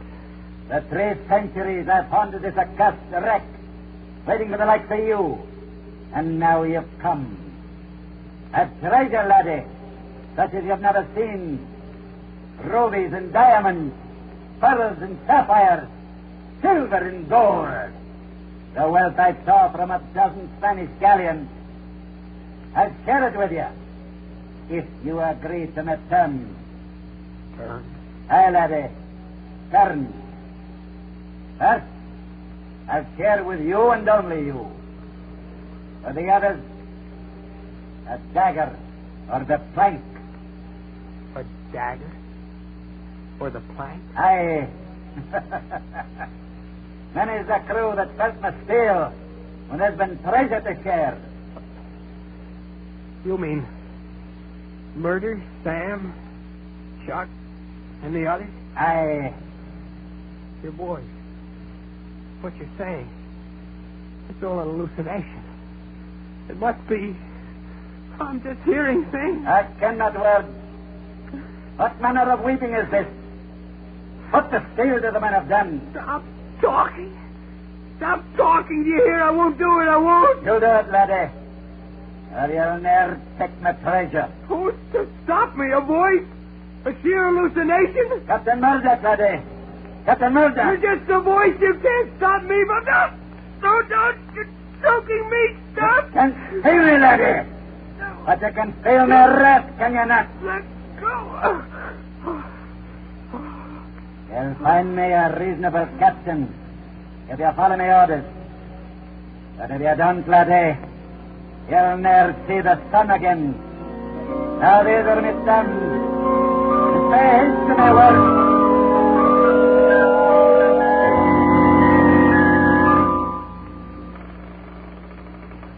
How is he, Sam? All right. He's just coming to. All right, take it easy, Bill. Just lie where you are. What happened? Well, I signaled you while you were on the bottom, but you didn't answer, so we hauled you up, but fast. We didn't even stop for decompression stages. It made you pass out. I don't know. Maybe your airline got snarled on the wreck. Maybe. Did you plant the explosives? Yeah. All right. Pete, detonate it. Okay. Hang on to something. That did it. Look at all those pieces of wood and dead fish coming up to the surface. Yeah. That explosion must have ripped the wreck wide open. Ought to be soft pickings from here on in. What do you say, Bill? Yeah. Soft pickings. All right, come on, boys. Let's get the diving equipment in A1 shape. Tomorrow's the big day. All that night I lay awake in my bunk, staring into the darkness, trying not to think of that voice. But there was no escaping. I could hear his every word over and over, relentlessly pounding into my brain, till I could no longer think for myself. As I donned the diving suit shortly after dawn, I could see Sam and the others eyeing me curiously as they helped me on with my equipment. 15 minutes later, I was on the bottom, making my way towards the wreck. The stern portion of the hulk had been blown into hundreds of fragments, and the floor of the lagoon was littered with old firearms, metal armor, broken gun flints, and cannonballs. As I picked my way through the debris, he spoke. Come for the treasure, eh, laddie? Now that you and me are partners, you're welcome to it. And what a treasure it is. Where is it? You'll find 4 chests buried under that wreckage to your starboard. There? Aye. It took 12 ships and 1,000 lives to make up that treasure. Wait till you set eye on the precious stones I plucked from the San Cristo Domingo. Worth a king's ransom. These chests are filled with treasure? Aye. And well you might keep. Lash that rope around them, laddie. It's heavy they are. They must each weigh at least 500 pounds. Aye. Lash them snugly. It's our fortune you have there, laddie. We'll buy the world for us.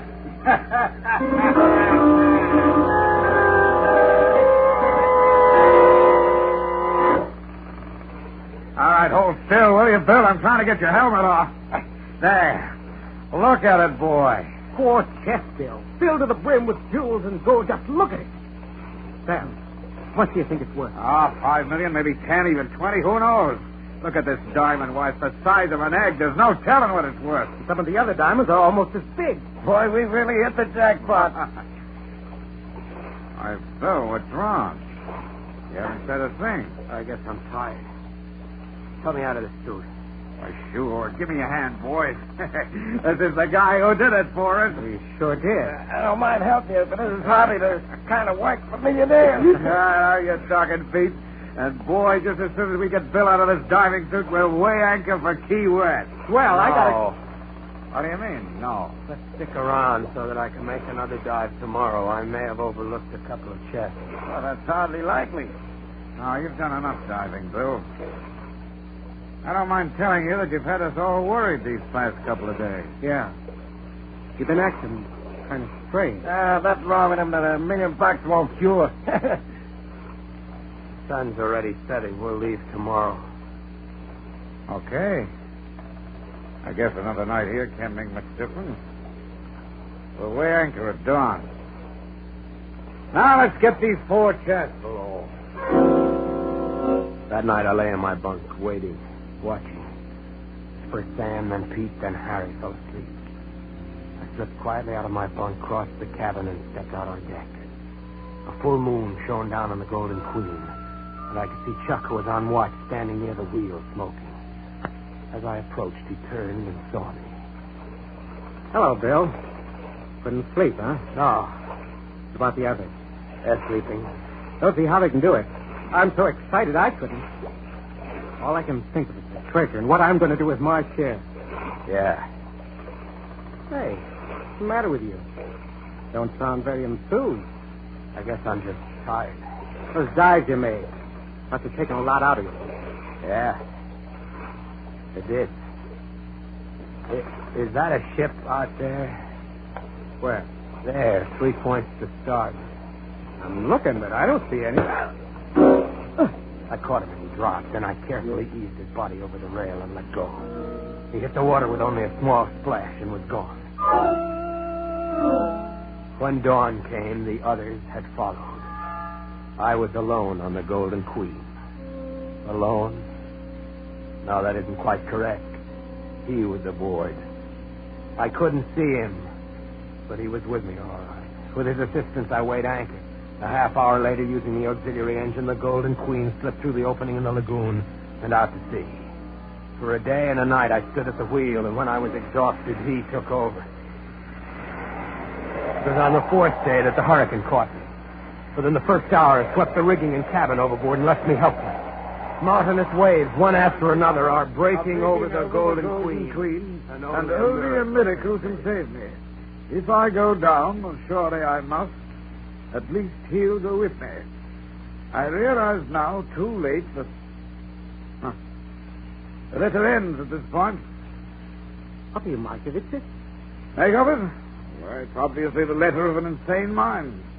Bill Storm, the unconscious man that you found aboard the derelict, became demented when his 4 companions were swept overboard during the hurricane. And, as a result, wrote this fantastic letter. Sir, while searching through Storm's pockets for the identification, I found these. 3 coins. Yes. If you scrape the brown cross off him, you'll see that gold pieces. Look here. These coins are hundreds of years old. Yes. And that part of the letter about recovering sunken treasure might possibly have been true. Did you find any chests aboard the derelict? No, sir. It was swept as clean as a whistle. Well, perhaps it wasn't only the loss of his 4 companions, but the loss of the treasure as well that sent Storm out of his mind.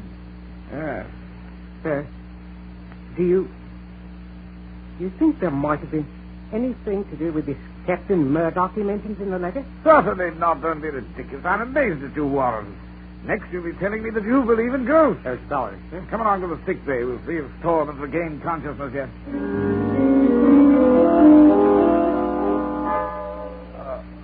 This fellow Storm, he seems to be regaining consciousness, sir. He's opening his eyes.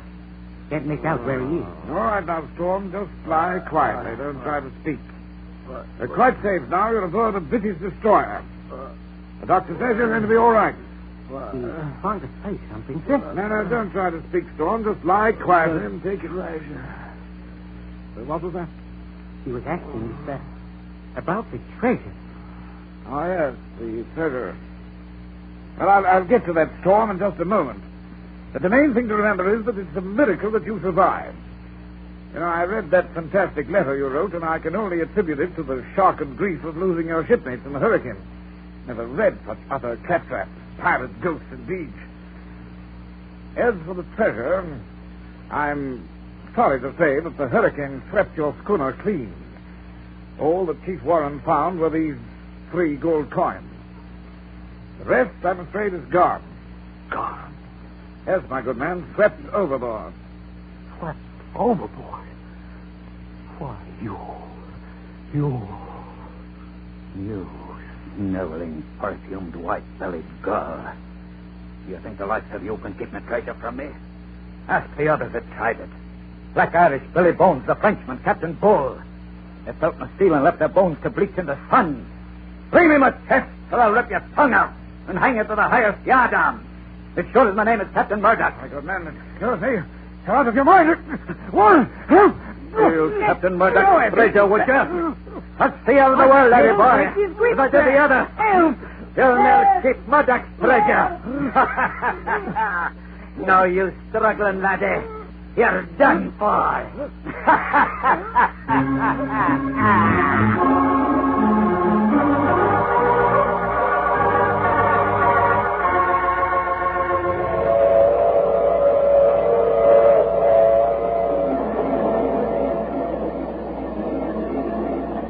Mysterious traveler again. Did you enjoy our trip? Or was the captain of the British destroyer choked to death? Oh, no, he was saved. He's never been the same since. As for poor old Bill Storm, well, he's now safely under lock and key. He still speaks in 17th century English and insists he's Captain Murdoch. And now and then, he buttonholes one of his attendants and whispers of fabulous loot to be won on the high seas through piracy. But so far, he's been unable to muster up the crew. That reminds me of next week's story, The Accusing Corpse. It's about a murderer who discovered that the dead sometimes arise from the grave to... Oh, you have to get off here. I'm sorry. But I'm sure we'll meet again. I take this same train every week at the same time.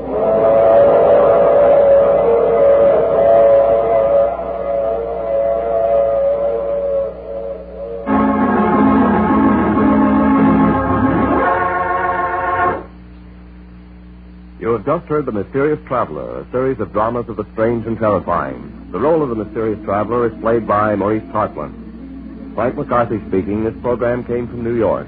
This is the Mutual Broadcasting System.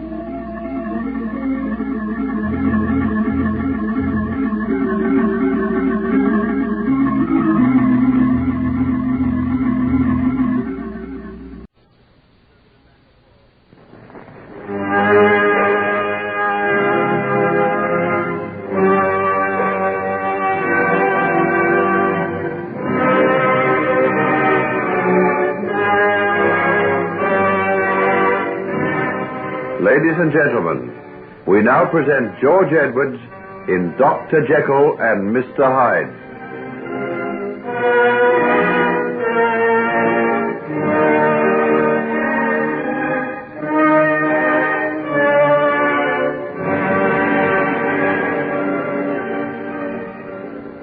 Are you serious? How can such a thing be done? They do say it were her spine that got hurt. It were a terrible fall she had, right down to the bottom of the old tin worden. Have any really good doctors seen her? Just the best we had in Bodmin. Bodmin's a very pretty little town, but I don't suppose it boasts anything very outstanding in the way of a bone specialist. Oh, no, there ain't no one there at all as you could rightly call a specialist. Just Dr. Lethbridge. And him not so young neither. Then that gives me fresh hope. I have a friend in London who's performed miracles on people who've been thought to be crippled for life. When do you think I could see her? Well, she be living with her aunt about 9 miles from here. Maybe you could hire a landlord's horse and trap and drive across. Will you come with me? Nay, I couldn't be leaving Father for so long. He's asleep now, or I'd never have got away as it is. But do you think she'd talk to me and let me examine her if she hadn't you to tell her I was a friend? Why, for sure. She's only got to look at your face, for one thing. Is it a face that you would trust, Hester? It's a face the like of which I've never seen afore. Like a picture I once seen somewhere, when I were a little child. So kind, so sad, so beautiful. Thank you, Hester, my dear. Thank you. You can't possibly know what it means to hear that from you. Why from me? You have known Hyde. Hyde? What has he got to do with ye? Don't speak of him. Just let me forget. Very well, then. I'll not mention him again. And now, if you'd like to go back to your father, I'll walk along the road with you. That be right kindly, but there bain't any need. It's bright moonlight, and I hain't far to go. But I feel the need of a little walk. It's rather stuffy in this little room with such a big fire. That's if you don't mind my coming with you. Of course I don't. I'd be glad of your company. Let's go, then. I'll just put on this coat and scarf. By the way, I think I'd rather you didn't say anything to the people in the village about my trying to get Thurza cured and Sam brought back from South Africa. You can rely on me. I'll keep mum and no mistake. Good. Shall we go, then?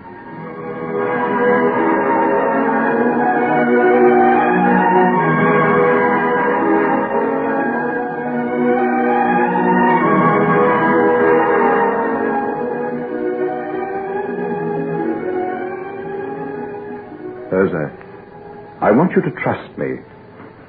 I've come all the way from London to try and help you, but without your assistance, I can't do anything. Why should you be troubling yourself about me, Dr. Jekyll? Well, that's a question I can't answer. But does it really matter? I've heard your story. In a curious way, I'm compelled to hold myself responsible for things that Hyde did. I want to try and put them right. Isn't that enough? Responsible for Hyde? Then I pity you. You've a load of guilt laid on your soul. That'll wear it to the ground. Yes, I know. Someone once said those words to me a long time ago. No one but myself knows how true they are. I'm sorry. I never meant to hurt you. Please don't look that way. You make me feel fair ashamed of myself. So kind you are, and me talking to you like that. Then you'll let me do what I can for you? If I've been ungrateful, it's Because I daren't let myself have hope. You can't dream what it's like to lie here year after year with nothing to hope for but dying. Now, that's all past. I feel sure that something can be done for you. If you'll let me look at your back and see where the injury was. How did it happen? Did you lose your way and stumble into the old mine? No, I did not lose my way. I knew where I were right enough. Then what happened? Do you remember very much? Why shouldn't I? Is it like that I'd forget? No. No, I suppose not. But I was just interested to know if the fall had caused you to forget any of the things that happened just before the accident. It sometimes does, you know. I remember everything. At night when I lie here in the dark, I can even see his face and hear his voice. You mean Hyde's? You didn't suspect that he were there, did you? I told no one. What were the use? He'd gone. No one had seen Hyde nor hear of him after that night. And Sam, poor lad, he were nigh out of his mind, as it were. He blamed Hyde for what had happened? And wasn't it because of him? If he'd never set foot in Marston Bridge, me and Sam would have been wed this 3 year past. And poor mother, oh, well, let her rest in peace. And you've kept the secret all this time? I... But you shouldn't. It's bad for you. You say you see his face and hear his voice when you lie here in the dark. Aye, clear as can be it is. I can hear the wind blowing and feel a bit of rain in my face, and I'm stumbling across the moors, not heeding where I'm going, half mad with hurt and sorrow. How long I wandered there, I've no way of knowing. They told me afterwards that they were searching for me with lanterns, but I never seen them. And all at once, as I came along the little path near the top of the mine shaft, I seen someone standing afore me. There give me a turn, it did. Who be you? Is it Thursday? Well, well. What are you doing out here alone? Hyde, what be you doing here? I'm on my way to the nearest railway station. I've a kind of idea I'm not very welcome at Marston Bridge much longer. Welcome? You were never welcome. You were hated from the first moment you set foot on the place. You're thinking of Sam's dog? That and all the other things you did. You'll be hated round this place so long as any of us remains alive to remember you. Come, is it so bad as that? Won't your mother think a little kindly of me sometime? How can you mock at her like that? Haven't you done enough without laughing at our shame? My dear child, you take these things too hard. That's what comes of living in a little place like Marston Bridge. If you were in London, for instance... But I'm not. I'm in Marston Bridge. And I've got to live there the rest of my life and suffer the punishment that you brought on us. What punishment will you have to suffer? I were turned out at Sam's house this very night. You were? That's splendid. I never hoped for anything so good as that. Good? Is that what you call good? Broken hearts and broken lives. Have you no pity, no mercy at all in that heart of yours? Pity and mercy, not a grain of it. Don't you know what I am? I'm evil, pure evil. Never before in the entire history of man has there ever been another creature like myself. Hell itself has nothing to rival me. You're mad. I can tell it. It's too dark to see your face, but I can guess the way it looks. It's not a pleasant face, is it? No one likes my face. I love to see the way they shudder and turn sick. How would you like to have it close to yours, my dear? How would you like to feel my cheek against yours? Don't stop it. Get away from me. Oh, let me pass. Not till you've given me a kiss. Do you think it was your mother I really wanted? No. It was you. You beast, you fiend. Let go of me. I'd die before I... Oh, no, you wouldn't. Life is very sweet, my child, and what's a kiss? Soon over, and you'll find it's not so bad. Come now. Be sensible. Never. If you knew the way I hate you. Then I'll take it for myself. I'd have let you off lightly if you'd been civil. Now you'll pay dearly for the things you've said. No, I will not. No, you won't. You little vixen, sink your teeth into me, would you? Oh, so you got away. Look out. Where are you going? Mind the edge of the cutting. Mind.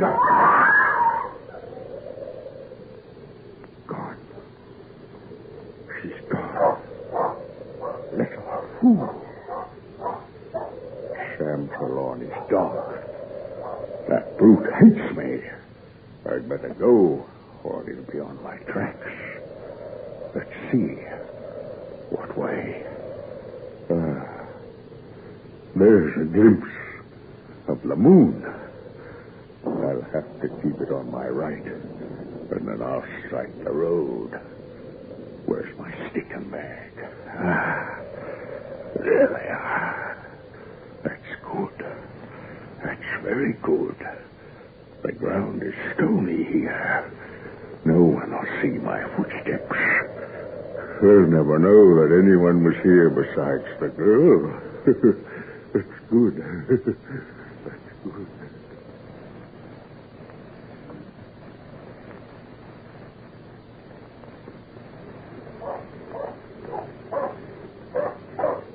Show your lantern here, Ted. Badger's onto something here. He'd never bark that way for nothing. Where are we? By the edge of the old tin working. Lord of mercy, don't say it. Look, what's up? See, that little bush there, almost torn out by the roots. We see it. Mightn't have someone have grabbed it? Oh, look, there's a piece of something flapping in the wind. It's a bit of cloth. Her dress, she's here. Oh, she's fallen down the shaft. Here, wait a minute, Sam. You're never going down there like that. She's down there. Thursday's down there. You must have ropes, man, and more like. 'Tis suicide to go without. Do you think that I can stop here and her down there? Hold him. Don't let him go down there. Steady, lad. Just knows the way you feel, but there be no use in two of you going down head first into yon shaft. Oh, she might be dead. There's water down there. Oh, wait a minute. There's her. There's her. Can you hear me? There's her. It's she. She's answered. We're coming, lass. We're coming down for you. You go for ropes. You go for ropes, Ted and Billy. I'll wait here. I'll stop here and call from time to time. It'll give her heart to wait. And hurry. Keep your courage, lass. As soon as we have ropes and lanterns, we'll get you up. It won't be long. I promise you it won't be long. In my heart. And by I see them coming down the cutting. When they got to me and started to carry me up to the top, I don't remember anymore. The pain must have been terrible. It were worse nor anything I ever dreamed a body could endure. There might be more pain for you, Thurza, before you get well again. I'd like to tear me limb from limb if I could walk again and be like other folks. Then there is something I've got to do. You shall walk through Marston Bridge and back to your own home, and then perhaps you'll not lie in the dark anymore and see the face of Edward Hyde.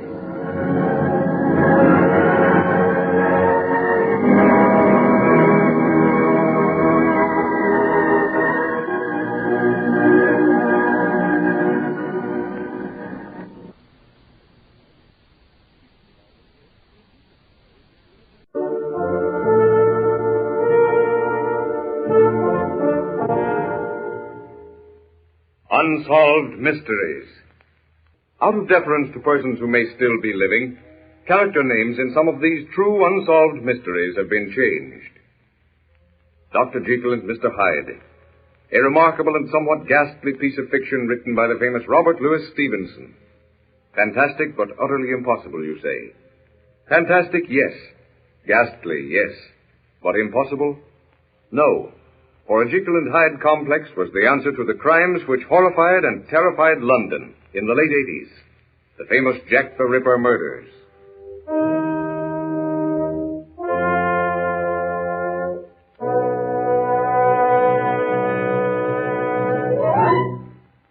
The scene is London. The time, evening. A thick rolling fog shrouds the Thames embankment, and the lights lining Blackfriars Bridge have a ghostly tinge. High in the fog, Big Ben booms the hour. And over at Scotland Yard, Detective Lester, hearing the familiar chime of the old bell, looks at his watch, decides that it is time to be off, and is closing his desk when the door opens and in walk a man and a woman. Yes? What can I do for you? My name's Weiss, James Weiss, and yes, this is my wife. I'm delighted to meet you. Won't you sit down? Thank you, sir, but you see... I made James come and see you. Yes? James had a dream. Yes, one does have dreams occasionally. But are you quite certain you came to the right place? This is Scotland Yard. Oh, yes, this is the right place. Tell them about your dream, James. Last night it was, sir. I wakened and told my wife. I saw a murder committed. You what? In my dream, I mean. Oh, I see. Well, I admit that's rather a horrible dream, but... But it was too real. In Spitzfield it was. I could see the woman walking along, and I could see the man following her. I tried to warn her. I tried as hard as I could. It was ghastly. To watch her just walking along like everything was all right, and him creeping up behind her, and me trying to cry out and couldn't. And then he killed her. She didn't have a chance, not even a chance to scream. Wait, you'll have me turning out the yard. You're so realistic. You'll have me believing that it happened instead of being...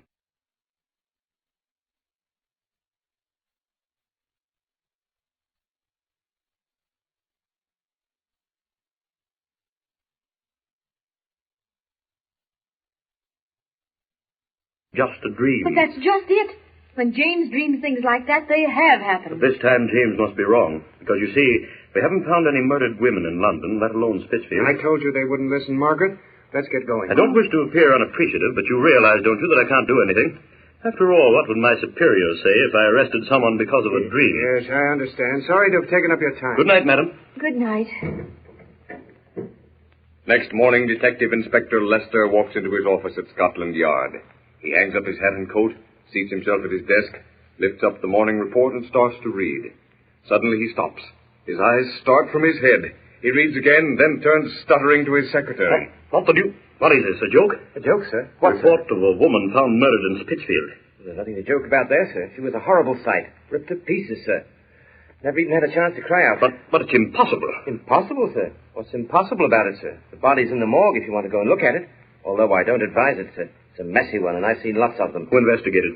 Brown, sir. Get him in. Yes, sir. What time was she found? 3 o'clock. You wanted me, sir? Any progress on this murder in Spitzfield, Brown? Not yet, sir. Know who she is or was? Oh, yes. Just one of the many women around that neighborhood at that time of night. No motive, then, so far? No, there isn't a clue as to who could have murdered her. Not a thing. Nobody heard a scream, although I don't think she had a chance to scream. All right, Brown. Get hold of McCarthy and have him search London until he finds a chap by the name of James Weiss and his wife, Margaret. I want them here. I want them as quickly as you can find them. Yes, sir. But James Weiss and his wife, Margaret, were not to be found. And the body lying in the morgue was not the only one Scotland Yard was to view in the following months. London was in a state of panic. Hardly a week passed that a woman was not found brutally and horribly murdered.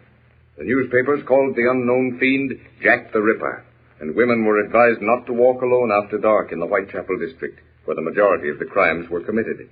But one day, all unmindful of the police search for him, James Weiss and his wife returned from their trip to the continent, board a bus at Notting Hill in the very heart of London.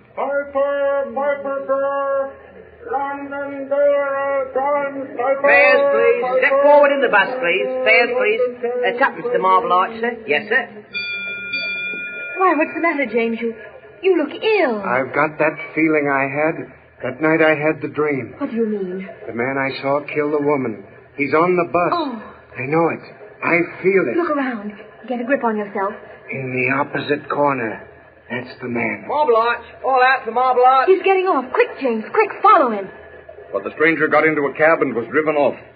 Weiss appealed to a policeman who only laughed at him when he asked for the stranger's arrest.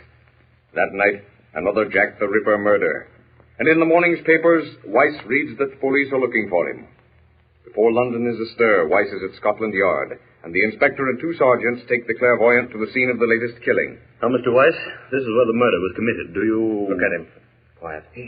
He's going into a trance. He's tearing off into space. He's starting to walk. Through the maze of London's streets walks the strange group. Mile after mile, Weiss follows the psychic trail, never hesitating until they reach the West End. Then, outside an imposing house, Weiss stops, staggers. His glazed eyes turn imploringly to the inspector as again he staggers and almost falls to the ground. Look out there. Catch him. What's the matter? Are you all right? In there, in that house. The murderer. The man you want.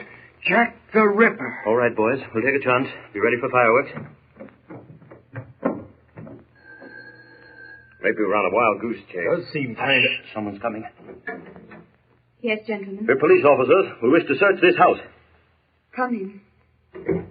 I suppose there's no use hiding it any longer. No, madam. No use hiding it any longer. The doctor's insane. When he's in his right mind, he's the kindest man alive. But when this other thing takes hold of him, there's no saying what he might do. I've lived in constant dread. I've been afraid that he might even commit murder. Then you don't know who he is? I mean, why we're here? Who he is? Why, he's Dr. Blank. I am Mrs. Blank. He's in there. And Dr. Blank he was, when in his right mind.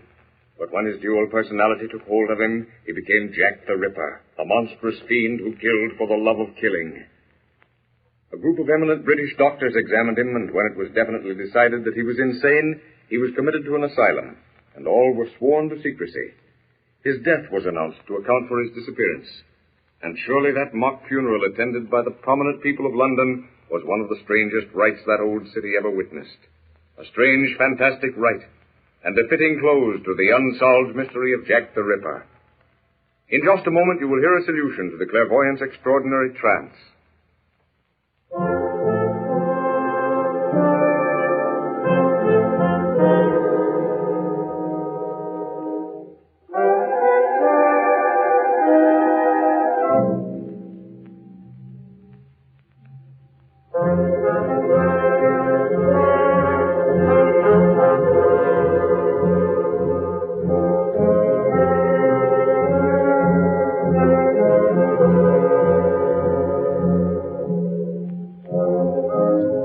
We'll be back with the conclusion of this unsolved mystery right after these messages.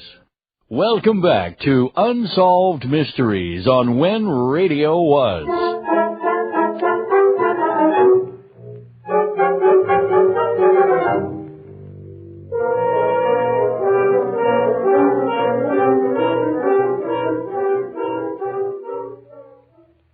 Ladies and gentlemen, inasmuch as any solution must of necessity be supposition, liberties of time, place, and characters have been taken in the solution for which you have been waiting. It is many years after the famous Jack the Ripper murders, and Detective Inspector Lester is discussing the Ripper case with a well-known London editor, now dead. You see, Tom, the Ripper case isn't the only case where we've had the Yard use a clairvoyant. And this clairvoyant has helped us out when we couldn't find a starting place. Of course, well, it just doesn't do to let that sort of thing get spoken about in the papers. What other case can you tell me of? Well, there was the Crumbles case. We were at a dead end. A medium was consulted, and she described the murderers. But more than that, she told us where they were living. The rest and proof were simple. But there must be some explanation to such peculiar happenings. Yes, there is. Look at it this way. Mediums or clairvoyants, I don't particularly care what they're called, make a practice of going into a trance so many times that they become more and more susceptible. I mean that there are times when, merely because they're not thinking about anything in particular, their minds are open to suggestion, although at that particular time they may not be aware of it. Yes, I can understand that. Now, here is a peculiar thing. What emotion, next to an effort to save one's life, do you think is uppermost in 9 persons out of 10 who are murdered? Why, I never gave that a thought. What is? An overpowering desire to have the police know who killed them. Now, that desire for, well, call it revenge, coupled with fear of discovery of the murderer, produces a tremendously powerful thought wave which is received by a clairvoyant who is receptive to suggestion at the moment. Almost like a radio set, which has been left switched on and tuned to a station which is off the air. Suddenly the station comes on the air, and the message is received, huh? Pretty good explanation. Yes, I accept all this. But how was Weiss seeing the murder at Spitzfield before it was even committed? Weiss was more than an ordinary clairvoyant. He was fully susceptible to the subconscious mind, and the subconscious has no measurement of time.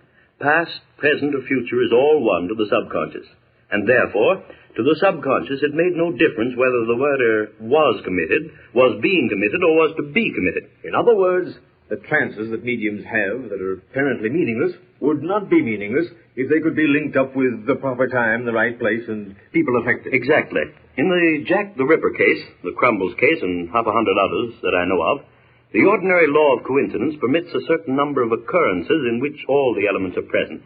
And that results in a workable application of clairvoyance. Amazing, isn't it, to think about? Amazing, yes. Because we don't understand it. But someday... Yes?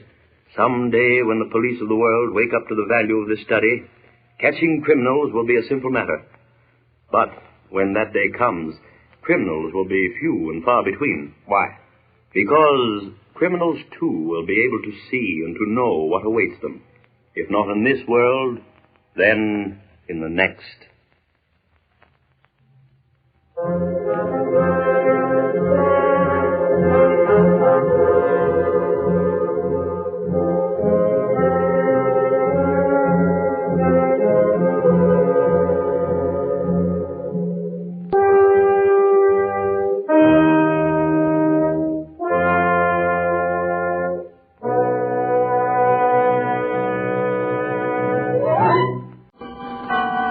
Autolite and its 96,000 dealers present Suspense. Tonight, Autolite brings you a story of murder and greed. A story we call Early to Death, starring Lucille Ball and Desi Arnaz. Say, Hap, how's your team? Oh, just fine, Harlow. Just... My what? Your car's team. Didn't you know your Autolite-equipped car carries a team around under its hood? You got me, Harlow. You? Well, the team, Hap, is the Autolite electrical system in your car that produces and stores electricity needed to start your car and keep it running. It also supplies electricity to your light, heater, radio, even to your cigarette lighter. You mean the Autolite electrical system in my car does all that, Harlow? It sure does, Hap, because all the units of the Autolite electrical system are related like a team. By Autolite engineering design and Autolite manufacturing skill to give your Autolite-equipped car the smoothest performance money can buy. That's what I like to hear, Harlow. So, friends, because only Autolite original factory parts can give you the teamwork, balance, and perfect timing that was originally built into your car's Autolite electrical system, it'll pay you in smooth, dependable performance to insist on Autolite original factory parts in case replacements are needed. Remember, you're always right with Autolite. And now with Early to Death and the performances of Desi Arnaz and Lucille Ball, Autolite hopes once again to keep you in suspense.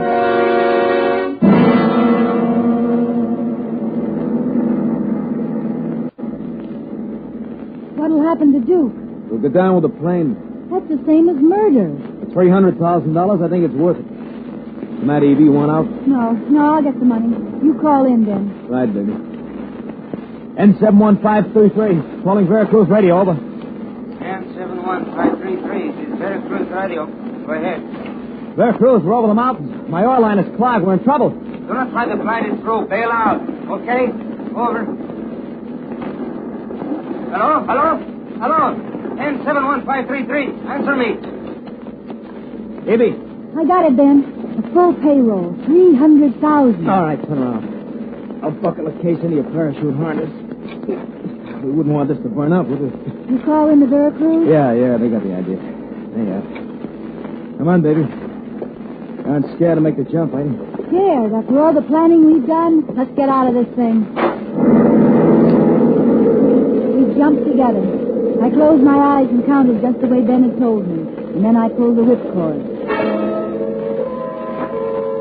All at once, I was floating down to earth. It was all so easy. After a while, I was standing beside Ben, and he was helping me out of my parachute harness. We both looked over at the same time.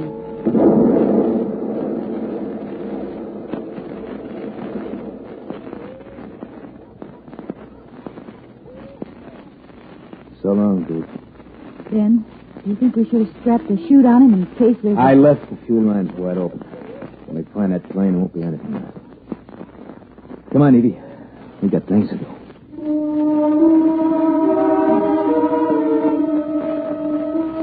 We buried the case full of money right there in the mountains, where we'd keep until we came back to pick it up, when things were safe.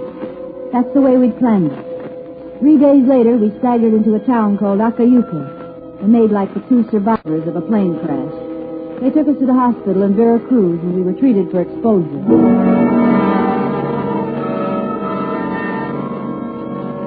Sure, there were questions, all sorts. and the Mexican police, insurance investigators, agents, the whole bunch. But they were questions we could answer. We've been rehearsing them for a year. When did you know the plane was having mechanical trouble, Miss Webster? When Mr. Tabor came back from the pilot's cabin and told me to buckle on my shoes. And you, Tabor? I was sleeping. Duke woke me up, told me the oil line was dry. We had to jump. You did jump? Yeah. Miss Webster went first. I followed. But the pilot didn't jump. Why? I had no idea. You got a parachute? Huh? There were 6 weeks aboard the plane. Well, either one of you aware of the cargo? What cargo? The company's payroll was on the plane. Mister, I'm only a co-pilot. They don't tell me those things. Did you know, Miss Webster? No. How would I know? The company was just sending me on my vacation. You understand I represent the bonding company. We're hoping to locate the wreckage and recover some of that payroll. I must ask you questions. I understand. Now then, will you please tell me what, in your opinion, might have stopped the pilot from saving his own life when he knew the plane was doomed? We played it as straight and as dumb as we could. The more questions they asked, the more innocent we looked. And a week later, when they found the wreckage and combed it over, they decided everything, including the payroll, had burned up in the plane. Ben kept on flying for them. I quit after 3 months and went back to New Orleans. All we had to do was wait.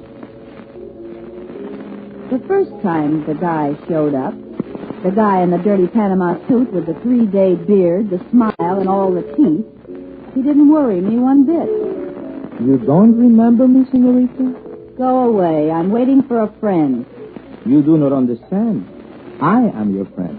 Well, you're not the right one, so beat it.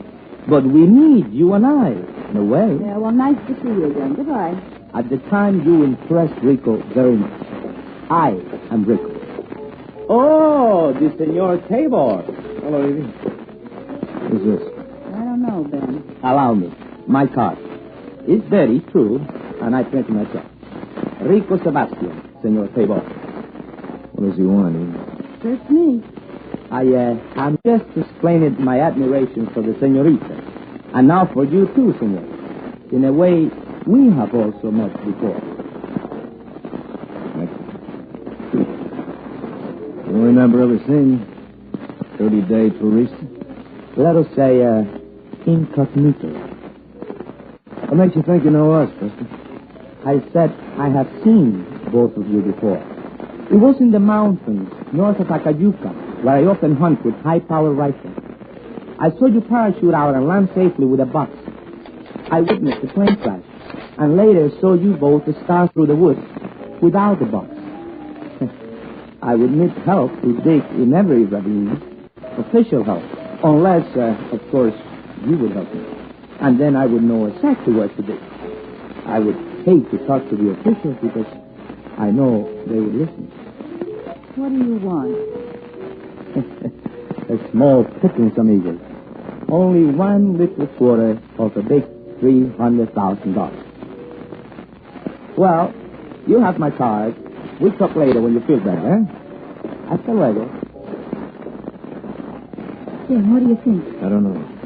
He's telling the truth, he says.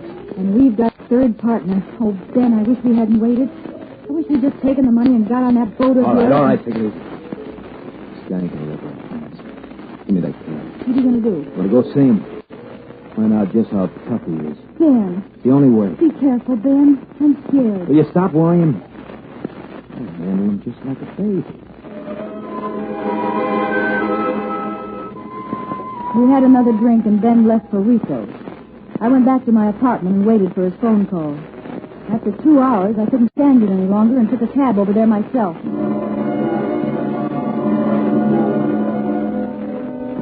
was in the French Quarter, a dull gray place with lots of iron grill work out front. A man in a black hat and trench coat answered the door. Come in, come in. You be Miss Webster. Who are you? What is this? I'm Lieutenant Mayor. This is Sergeant Tremaine. You want to tell it now? Tell what? Okay. Landlady says you rented this place 3 months ago. Why, she's a liar. I Where never... you meet Ben Table when he comes in from trips? What? You know Ben Table. Wallet says he's a professional pilot. You were in a crash with him a few months ago. Show us, Sergeant. Ben! You put those bullet holes in him? Oh, Ben! He wasn't shot here. Who helped you move him? No, it's a trick. Rico planned this. He planned Rico? it. Who's Rico? Rico's The man that helped you move the body here? Who is he? I won't say anything. I won't say a word until I see a lawyer.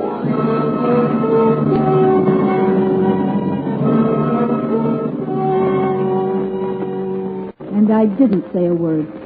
Ben was dead. There was nothing I could do about that. Of course, Rico had killed him.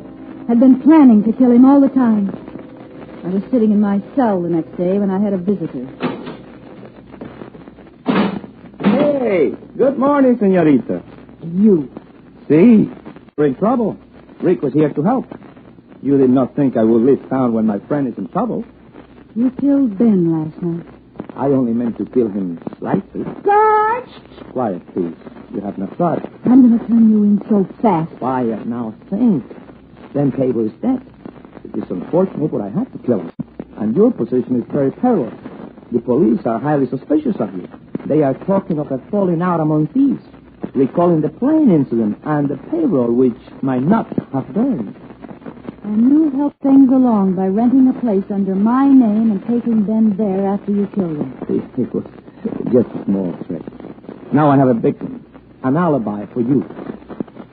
What alibi? I have many friends who will testify you spent last evening with me. Until I get out, you get nothing. There is going to be a coroner's inquest this morning. They cannot indict if we come to terms. How much? 1/4 of 300,000 for the trouble, 1/4 for the alibi. Half. I can see by your eyes that this is agreed.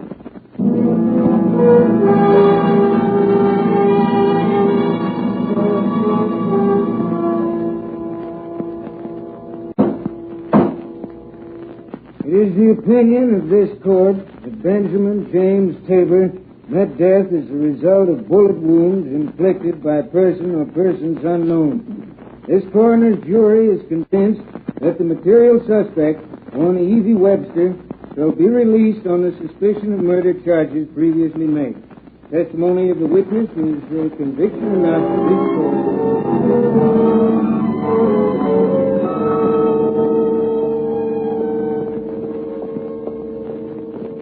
Oh, senorita, you're free now, eh? You are angry I have caused you so much trouble. You're a murderer. You murdered before I, the pilot. Senorita, we're partners now. Let us not talk of such things. Let us rather make plans to settle up our little account. Yeah, I was just thinking about that. Oh, we're going to get along fine, you and I. Fine.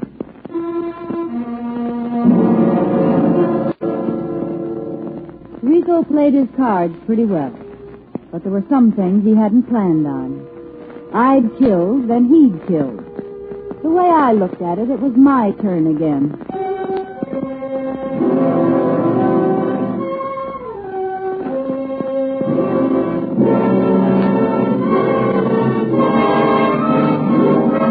Autolite is bringing you Lucille Ball and Desi Arnaz in Early to Death. Tonight's production in radio's outstanding theater of thrills, Suspense.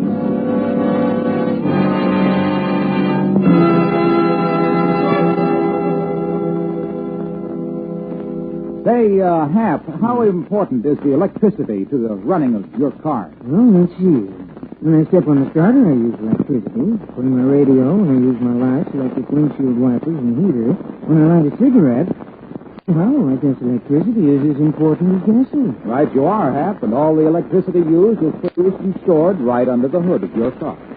And Autolite designs and builds complete electrical systems used as original factory equipment on many of our finest cars. You mean Autolite makes the starting motor, distributor, generator, and all the other electrical units? That's it, Hap. In an Autolite-equipped car, all the electrical units and all their thousands of component parts are related by Autolite engineering design and manufacturing skill that gives the smoothest performance money can buy. That's winning teamwork. In Harlem? Right, Hap. That's why it's just good business to treat your car's electrical system to a checkup now and then. By your nearest authorized Autolite service station, or by the dealer who sells your make of car. In either case, or at the garage or repair shop where you see the Autolite original factory parts sign, you can be sure of getting Autolite original factory parts. in case replacements are needed.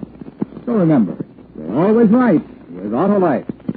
And now Autolite brings back to our Hollywood soundstage Bessie Arnaz and Lucille Ball in Elliot Lewis's production of Early to Death, a tale well calculated to keep you in suspense.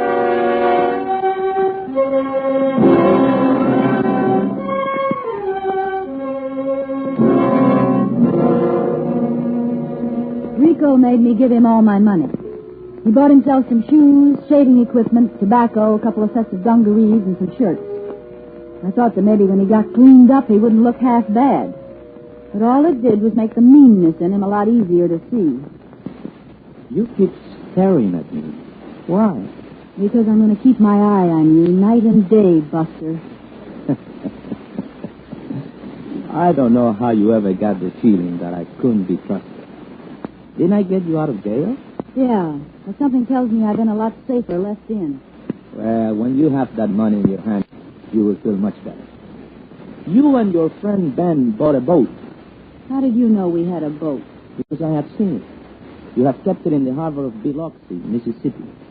It has the name Intrigue. Very funny, huh? Yeah, it's a scream.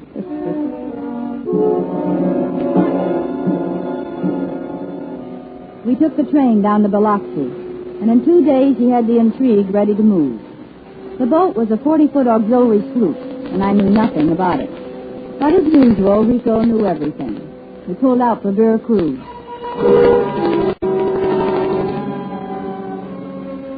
And then I knew what I had to do. When we hit port, I was going to take off and feed him to that money. I knew I could get to it before he could. And then I'd go right through the other side of the mountains, and he'd never find me again.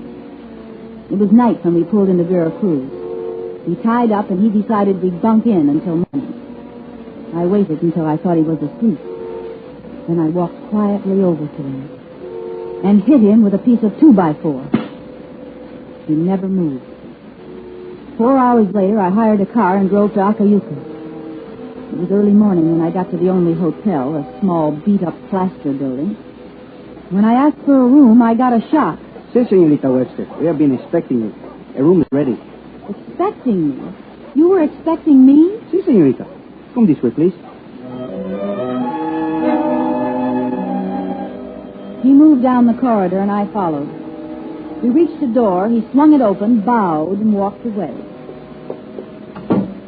I couldn't believe it. But I knew what I was going to find even before I saw it.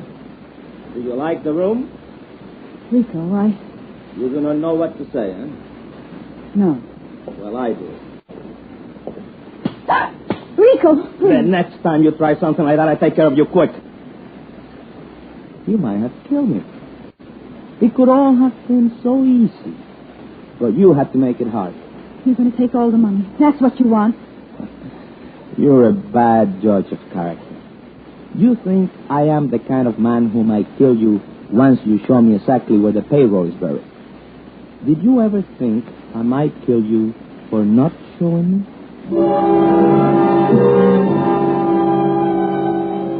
I made up my mind right then. I was going to kill Rico long before he saw that money. Later that day, while he was out arranging for horses, I went looking for a weapon of some kind. I'm sorry, Senorita. Nowhere in Acayuca is there a small gun such as you described. Perhaps you try Veracruz. I haven't got time. I want it now, and I'll pay anything. But what good is money when there is no gun? Don't you have a black market here or something? Well, why do you want a gun? For protection. Oh, that's all? Un momento, Senorita. Here is the greatest little protector in the whole world. 8 inches long, sharp as a razor. I don't know anything about a knife. What is there to know? Just, and the throat is cut. That is, if you want to cut a throat.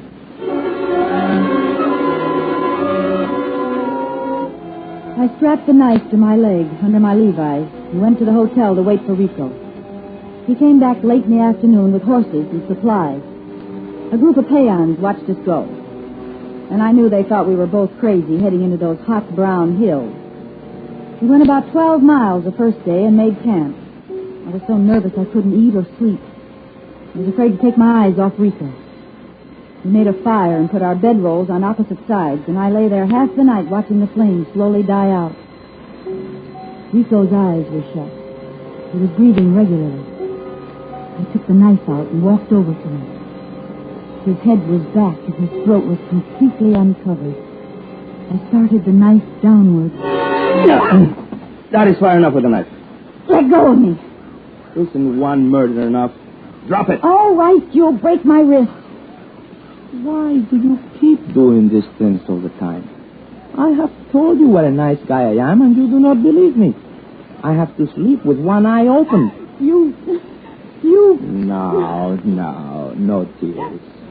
Oh, you're only doing what you think is best. But, golly, I better be careful of you, huh?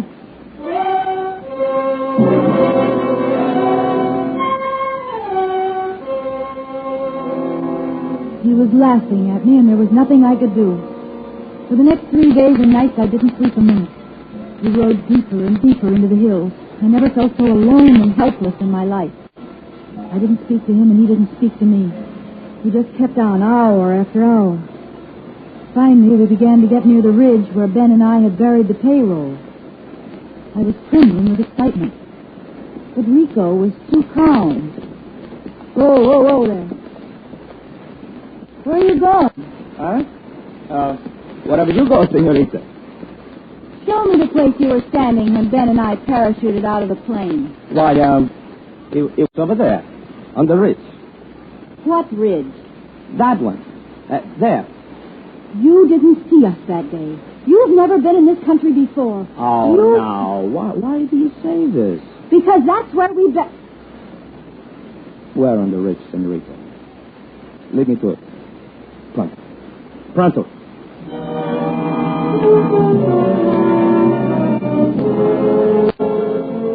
And he had me again. It was a trick. The whole thing, and Ben and I had fallen for it. He pulled out the gun, and I rode in front of him, leading him to the spot. When we got there, he made me go to work digging. The case was there. The money was damp, but good. Rico took a bundle of bills in his hand and looked at them long and thoughtfully. Then he turned towards me with a gun in his hand. Now... Rico, please. You know what I'm going to do? Rico, you can have all the money, but don't shoot me. Please, Rico. Shoot you, Evie. Again, you have misjudged me. I am breaking open the gun. I am throwing away the bullet. And I'm throwing the gun away in another direction. Oh, Rico.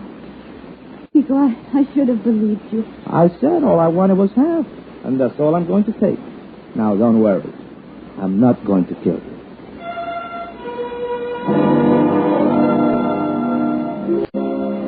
It was like being born again. I tasted food for the first time in days. I even talked to Rico like I talked to any human being. We put the money in the saddlebags and started through the mountains toward Mexico City. Rico said people might recognize the serial numbers on the bills, and we had to be careful how we unloaded it.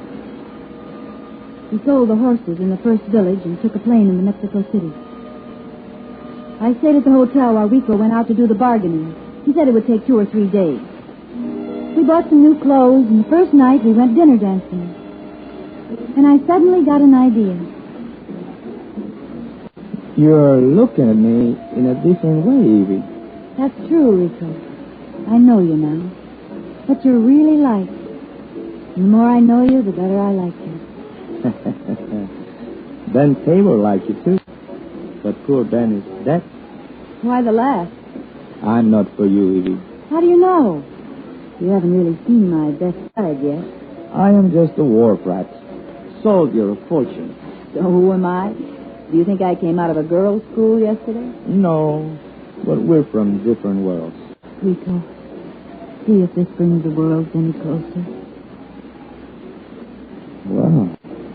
You do like me, don't you? Yes. The kiss was nice. But I have a feeling about this thing. What feeling? That you're only trying to get my half of the money back.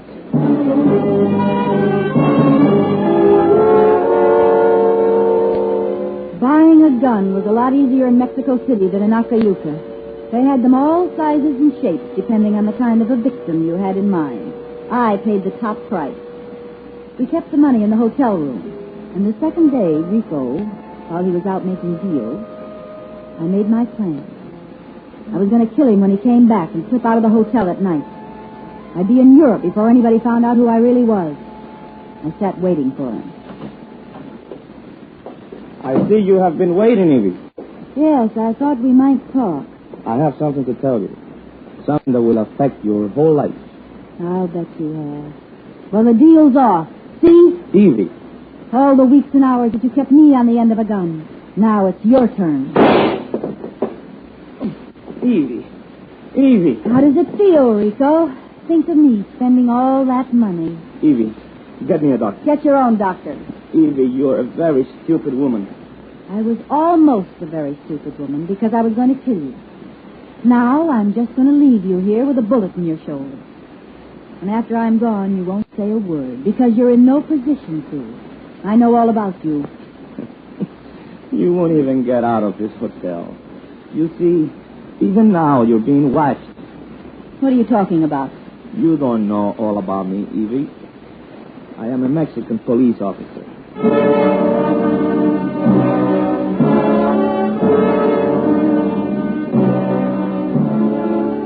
As it turned out, he was. He had killed Ben Tabor in self-defense, and that's why the American police had let me go. He had led me right to Mexico City, where he had jurisdiction. And he wasn't unloading the money on the black market. He was verifying serial numbers. I should have killed him then, but I didn't. Rico was right. One murder was enough.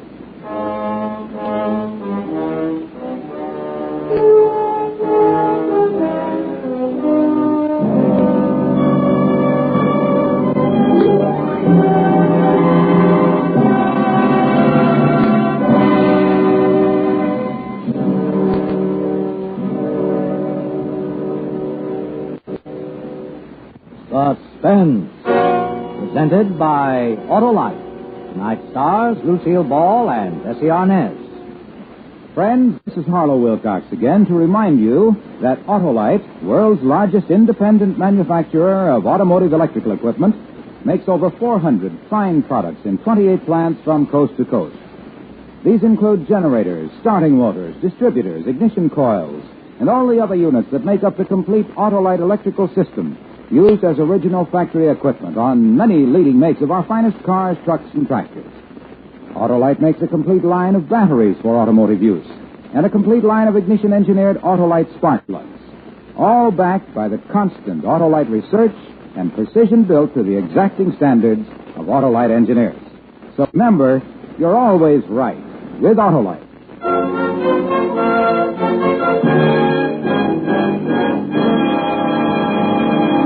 Next week on Suspense, our star will be Mr. James Stewart in The Rescue. And in weeks to come, you will hear such famous stars as Ann Baxter, Rosalind Russell, and Charles Boyer, all on Suspense.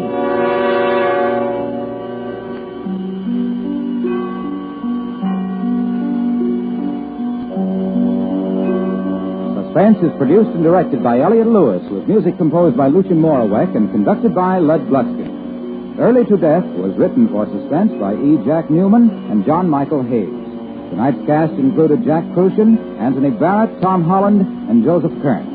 Desi Arnaz may be heard on his own program, Your Tropical Trip, on this same network. And remember, next week on Suspense, Mr. James Stewart as a man who tries to save a girl's life. A tale we call The Rescue.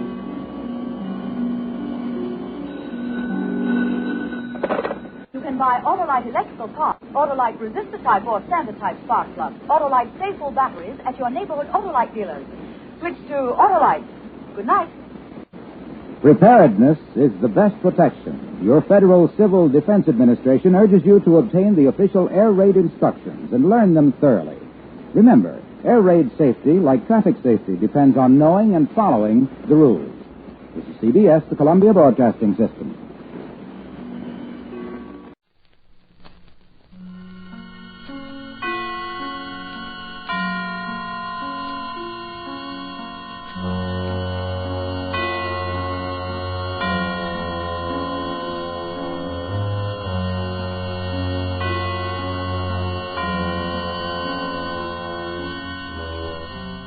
Suspense.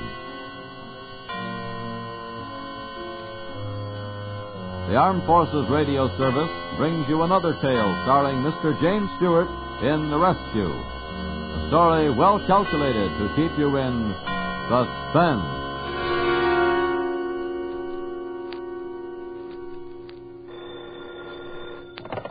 Mr. Atherton's office. I'm sorry, he's out at the moment. May I take a message? A routine office lie. You protect yourself that way from the world outside. My private office was soundproof, violence-proof. It was removed from the world as a monk's cell, and that's the way I wanted it. Mine was a respectable public relations job for a national committee with headquarters in the Wardman, one of the oldest and most respectable hotels in the capital. It was a March day of sudden warmth, the kind of pre-spring day you get in Washington. The air conditioning wasn't on yet. The window was open. And it was through that window that the world of violence suddenly came to me, in a way I shall never forget. I was dictating to my secretary. Shall I read back that last sentence, Mr. Atherton? Yes, Helen, please do. Your recent contribution couldn't have arrived at a more timely moment nor in a more timely amount. In fact, it may make the difference between... Good heavens, what's that?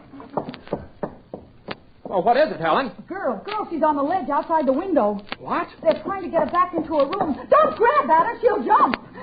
Oh, Mr. Atherton, how horrible. She's going to jump. Here, what are you doing out there? Don't just stand there. Now go back to your room. If you jump, it won't be a pretty death, you know.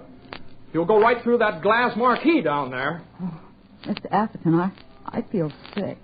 Go on now, go back to your room. Come on now. They'll help you. No, they won't. They'll kill me.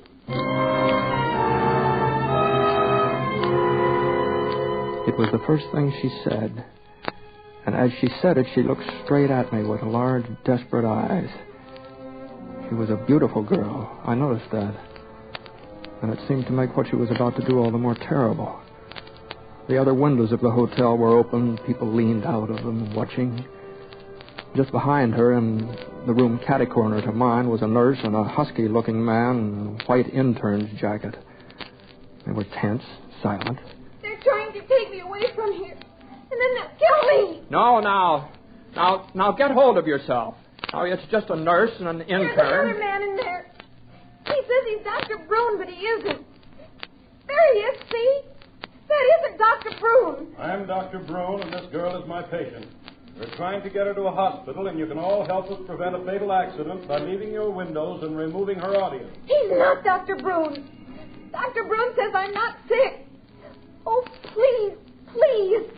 If you'll just stand on your windowsill and hold out your hand, I think I could reach it and get to your room. If you'll try that, sir, I shall hold you responsible for whatever accident occurs. Now help us persuade her to come back here. No! I'll jump first. I've warned you, sir. Won't you? Oh, won't you just hold out your hand? Oh, don't you think you could go back to your own window? It's much closer for you. If you won't help me, at least phone Dr. Brune, then you'll know. Call him. Oh, please call him. Oh, look. The doctor, what's he doing? Hey, don't try that. You couldn't hold her if she jumped. Of course he couldn't. What a silly thing to do. Behind her, the doctor suddenly climbed out on the windowsill and reached towards her, as she'd asked me to do. With my warning, she'd moved a few feet along the ledge, away from her window. And that was my responsibility. That involved me. You'll phone Dr. Brune. You will?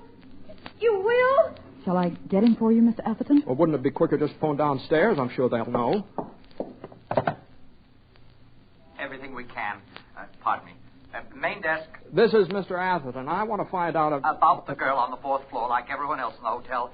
We're terribly sorry, Mr. Atherton. The ambulance is waiting at the side entrance, and if you'll just bear with us, I'm sure everything will be... No, I'm not making a complaint. I just want to find out who she is, who the doctor is. Oh, of course, Mr. Atherton. Why, she's just a government girl. Her name is Hilary Sellers, and she and her mother came here last fall. Her mother? Where's her mother now? Well, it's an odd coincidence, Mr. Atherton, but She committed suicide several weeks ago. Oh, not here in the hotel, you understand. And I can assure you today is the first time. Never mind that. Tell me, who's in there with the girl now? Why, that's her doctor and a nurse and... And is his name Dr. Brune? Is that Dr. Brune? Yes, that's right, Dr. Brune. Are you sure it's he? Oh, certainly. You see, he came to take her to a hospital, and he promised there'd be no trouble. And then this had to happen. But I assure you... I sat there for a moment, angered by the brutal indifference of the clerk. Then I stood up and I went to the window. She was still there on the ledge, waiting, quiet and motionless.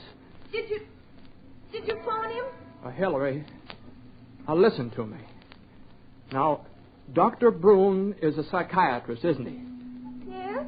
And your mother committed suicide, didn't she? Yes. Yes, But now you must face the facts.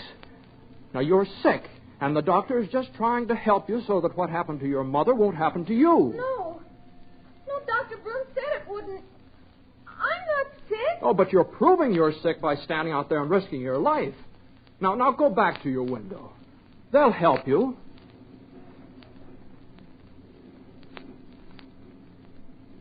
She just stared at me for a moment, and then she moved. Slowly, she inched her way backwards until she reached the window. The nurse and the intern helped her inside. The window was closed behind her, a curtain drawn. In a moment, people began to leave their windows. I left mine, and that was that.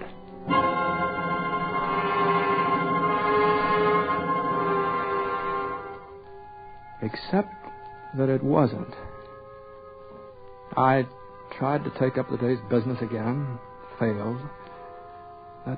That face, that voice, the tragedy of Hillary Sellers kept intruding like a bad conscience.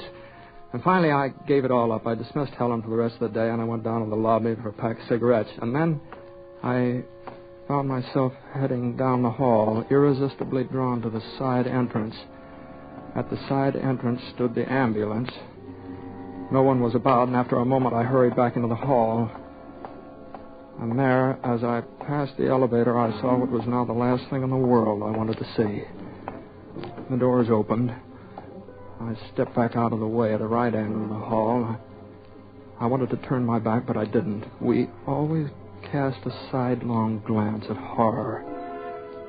And so I stood there, and I watched the motionless figure on the stretcher, covered by a sheet. They'd given her some sort of drug.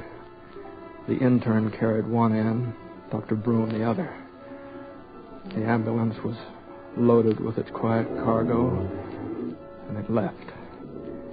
And the thing was over. It was done.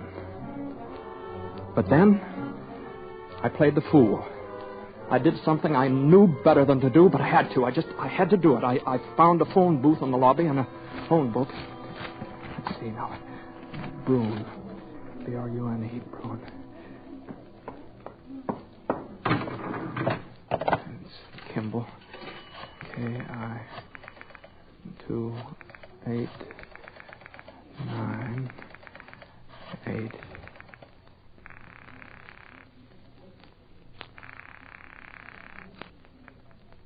Dr. Brune's office. Is Dr. Brune in? Who's calling, please? Is Dr. Brune in?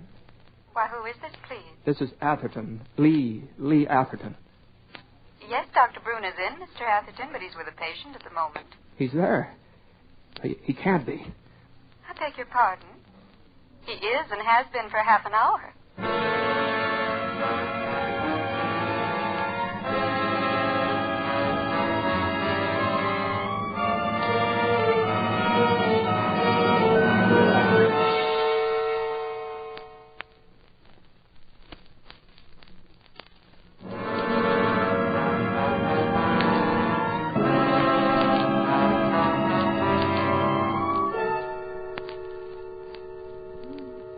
Now, listen to me. This is terribly important. I want to know if you're absolutely certain that Dr. Brune is in his office. Did you actually see him when he came in? Why, of course he's here. I was in the consulting room with him when the phone rang just now. May I ask why? Well, then get him. I've got to talk to him. Go on, get him. Well, all right. Hold on. Dr. Bruin? Yes, Dr. Bruin. This is Lee Atherton, Doctor. You don't know me. But I've got to find out if Hillary Sellers is a patient of yours. Now, do you know her? What's happened to her? Where is she? I don't know, but a man impersonating you just drove her away from the Wardman Hotel in an ambulance. Nurse, call the district police. Get Lieutenant Rogers on the phone. Dr. Bruin. I'll explain very quickly, Mr. Atherton. Hillary Sellers came to see me yesterday for the first time. Told me Kurt Radin was treating her mother. Now, Radin is an unlicensed quack. Now, wait a minute, Doctor. I thought her mother committed suicide. Supposedly, she jumped from the window in Radin's office. But she didn't? I think she was thrown. You mean Radin murdered her? Yes. And I informed the police of it this morning. But how do you know? Hillary told me Radin was treating her mother for a heart condition with some sort of electrical apparatus. Yes? I checked the apparatus with the police this morning. It would be dangerous even to a person with a normal heart. Oh, I see. But why is Radin after Hillary? Because he thinks she knows what he's done and he's got to get rid of her. He ducked out of his office this morning just before the police arrived. But I'm sure she doesn't know about this. No, she believes it was a suicide. And she's never even met Radin. I see. Here's your call, Doctor. Oh, all right. Goodbye, Mr. Atherton. Goodbye, Doctor.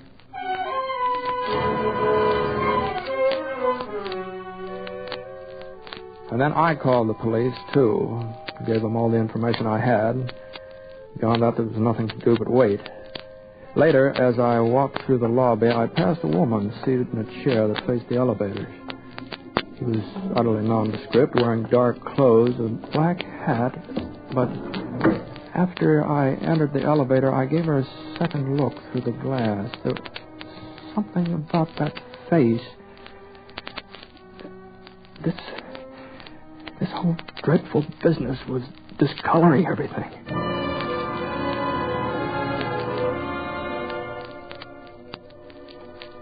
Helen had left the door open for me, and I walked through the anteroom into my office.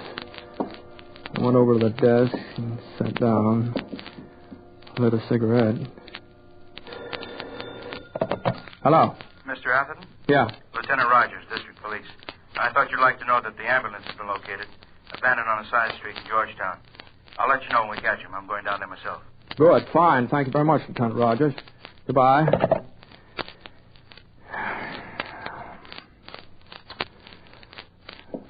And then, again, I did something I didn't want to do, but I had to. There's that woman in the lobby. I had to take another look at that woman in the lobby. I took the elevator down and got out. She was still there, seated in a chair. She was talking to a man who stood beside her. His back was to me. As I walked by, I looked at her very carefully, and suddenly I recognized her. It was the nurse, out of uniform. I looked at the man. Yeah, Radin. And in that instant, I understood everything.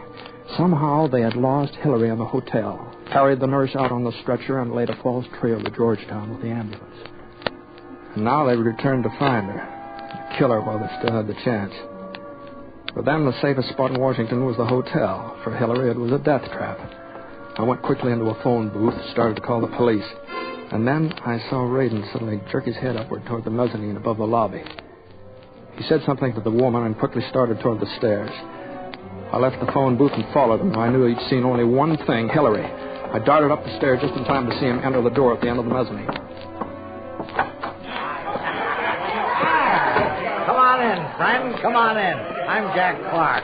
What's your name? Huh? Oh, never mind. Look, where did the man go came in here just now? I don't see him. Man? What man? Well, just a few seconds ago. You must have seen him. And just before that, there was a girl. Oh, a girl. Well, listen, friend. Girls spell trouble. Nothing but trouble. Forget her. Now, go and have a drink and forget her. No, I don't want to drink it. Just tell me, where did he go? I'll find you a drink, friend. Now, you wait right here. And a drunken fool staggered off through the crowd, and I looked around very carefully.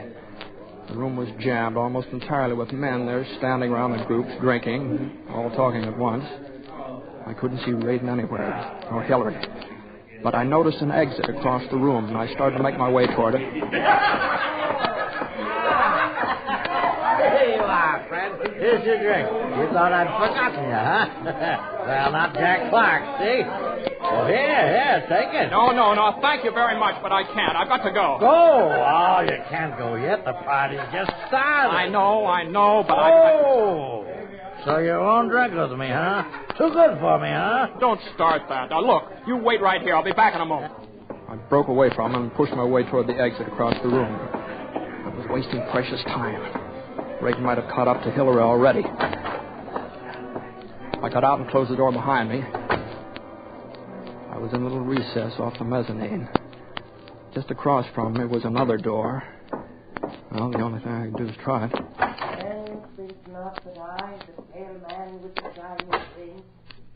Inside, I discovered about 20 women and a sprinkling of small boys seated in neat little rows facing the opposite end of the room. There on the platform stood an extremely tall, emaciated young man with straight yellow hair and his head thrown back, eyes closed. The audience was listening to him intently. I looked around. I didn't see Raiden. A woman was seated near the door alone. I tiptoed over to her. Really? Excuse me, madam, but did you see a man? I'm sorry, but this is a matter of life and death. I must know if you saw a man come in here a few minutes ago. Really? Please, I must know. All right, if you must know, I certainly did, and I'm going to complain to the management about all you people bursting in here. Where is he? Where'd he go? He walked right down the aisle and out through the door behind Mr. Quilliam. And don't you dare do the same thing. Mr. Quilliam won't... I didn't wait to hear any more. I went down the aisle, around the platform to the door at the rear of it. Apparently, Mr. Quilliam was unaware of my presence. I went out quickly, breathing a sigh of relief. But as I closed the door behind me, I felt far from relieved. It was a storeroom, piled high with tables, chairs, sad bits of old holiday decorations.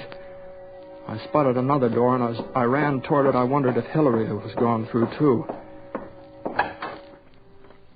To my surprise, it was in the second-floor dining room. It was deserted now, except for a string quartet practicing on the stage. I started toward them, and then I stopped. And there, standing in rapt attention to the music, was Hillary, safe and alive, listening as though hypnotized. She stood there, her lovely face softened by the music. Then all at once she turned and looked at me. Hillary. Now it's all right. I want to help you. No. But you mustn't run away again. I got away from them, all three of them. And I can get away from you. Hillary, I'm trying to help. I won't go back to them. Please. They'll kill me. Hillary, listen to me. You were right. That was not Dr. Broom. I've talked to the real Dr. Broom, and he says you're perfectly sane. You have nothing to fear. We are rehearsing. I don't believe you. When I was out there, you told me I was not sane, and you made me go back. They want to kill me. Please. As she said it, the door near the stage slowly opened, and through it came Raiden. I grabbed Hillary by the arm, and I dragged her through the sliding doors in the main entrance. I glanced down the hall toward the elevator, but it was too far. Raiden would be halfway across the dining room by now, so we took the stairs and we ran down. Down, further down, all the way to the basement. There we could find a way out of the hotel. At the bottom of the stairs, however, Hillary stopped. Where are you taking me? Away from him. Away? From who? But you saw him in the dining room. That's your kidnapper. I don't believe you. I don't believe you. Hillary, you must believe me. Quickly, he's coming. There was no time now to get out to the streets. I pushed her through the nearest door and closed it, but for a tiny crack through which I could see the stairs. In a moment, Raiden's feet appeared, and then his hand with a gun in it. I closed the door quickly, fumbled at the lock, and it worked. In the back room, someone was operating what sounded like a pressing machine. But there was another door, and I pulled Hillary after me. We were in the laundry. It was deserted. And in its windowless, unlighted dusk, I could see the huge white shapes of the washing vats. I pushed Hillary behind one of them. And then behind the door, leaning in the corner, was a short, smooth two-by-four, and I grabbed it. And then I stood there and waited.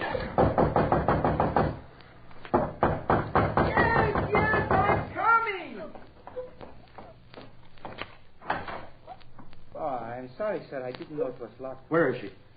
There's nobody here but me. Don't lie to me. I saw them. But, sir, I'm all alone here.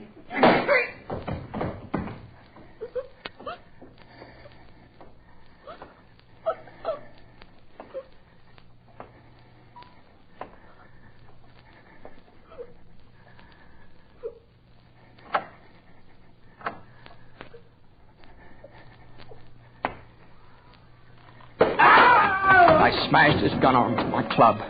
He turned toward me momentarily confused. I raised my club again, and I brought it down. Glanced off his temple, and he slumped heavily to the floor. He lay there, quite still. The tailor appeared in the doorway, dazed. The police. I'm going to call the police. Suddenly, Hillary reached up and picked Radin's gun up. Before I could make a move, she sprang to her feet and stood there facing me, holding the gun directly at my stomach. Who are you? Who are you? Hillary, it's over. That's Kurt Radin. He murdered your mother. She didn't commit suicide. And you're sane. Don't you understand? You're sane. You're not real. You came out of my mind. Hillary, stop it. This afternoon in the window. You were my own mind telling me the truth. That I am insane, like my mother.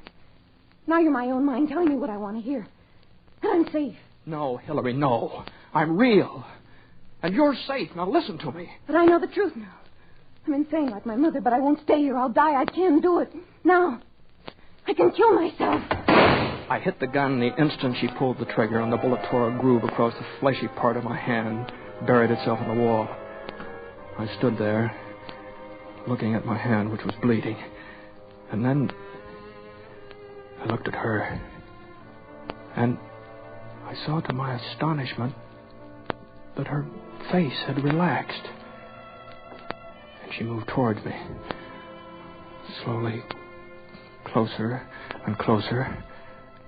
And she reached out her hand to touch the blood on mine. Blood? You're bleeding. You are real. You are real. Yes. Yes, Hillary, I'm real. And it is true about your mother. She didn't kill herself. And you're safe. Yes. Yes, safe. And I can believe what you tell me? Yes, Hillary, you can believe me. You can believe everything I tell you. And everything I'll ever tell you. What's your name?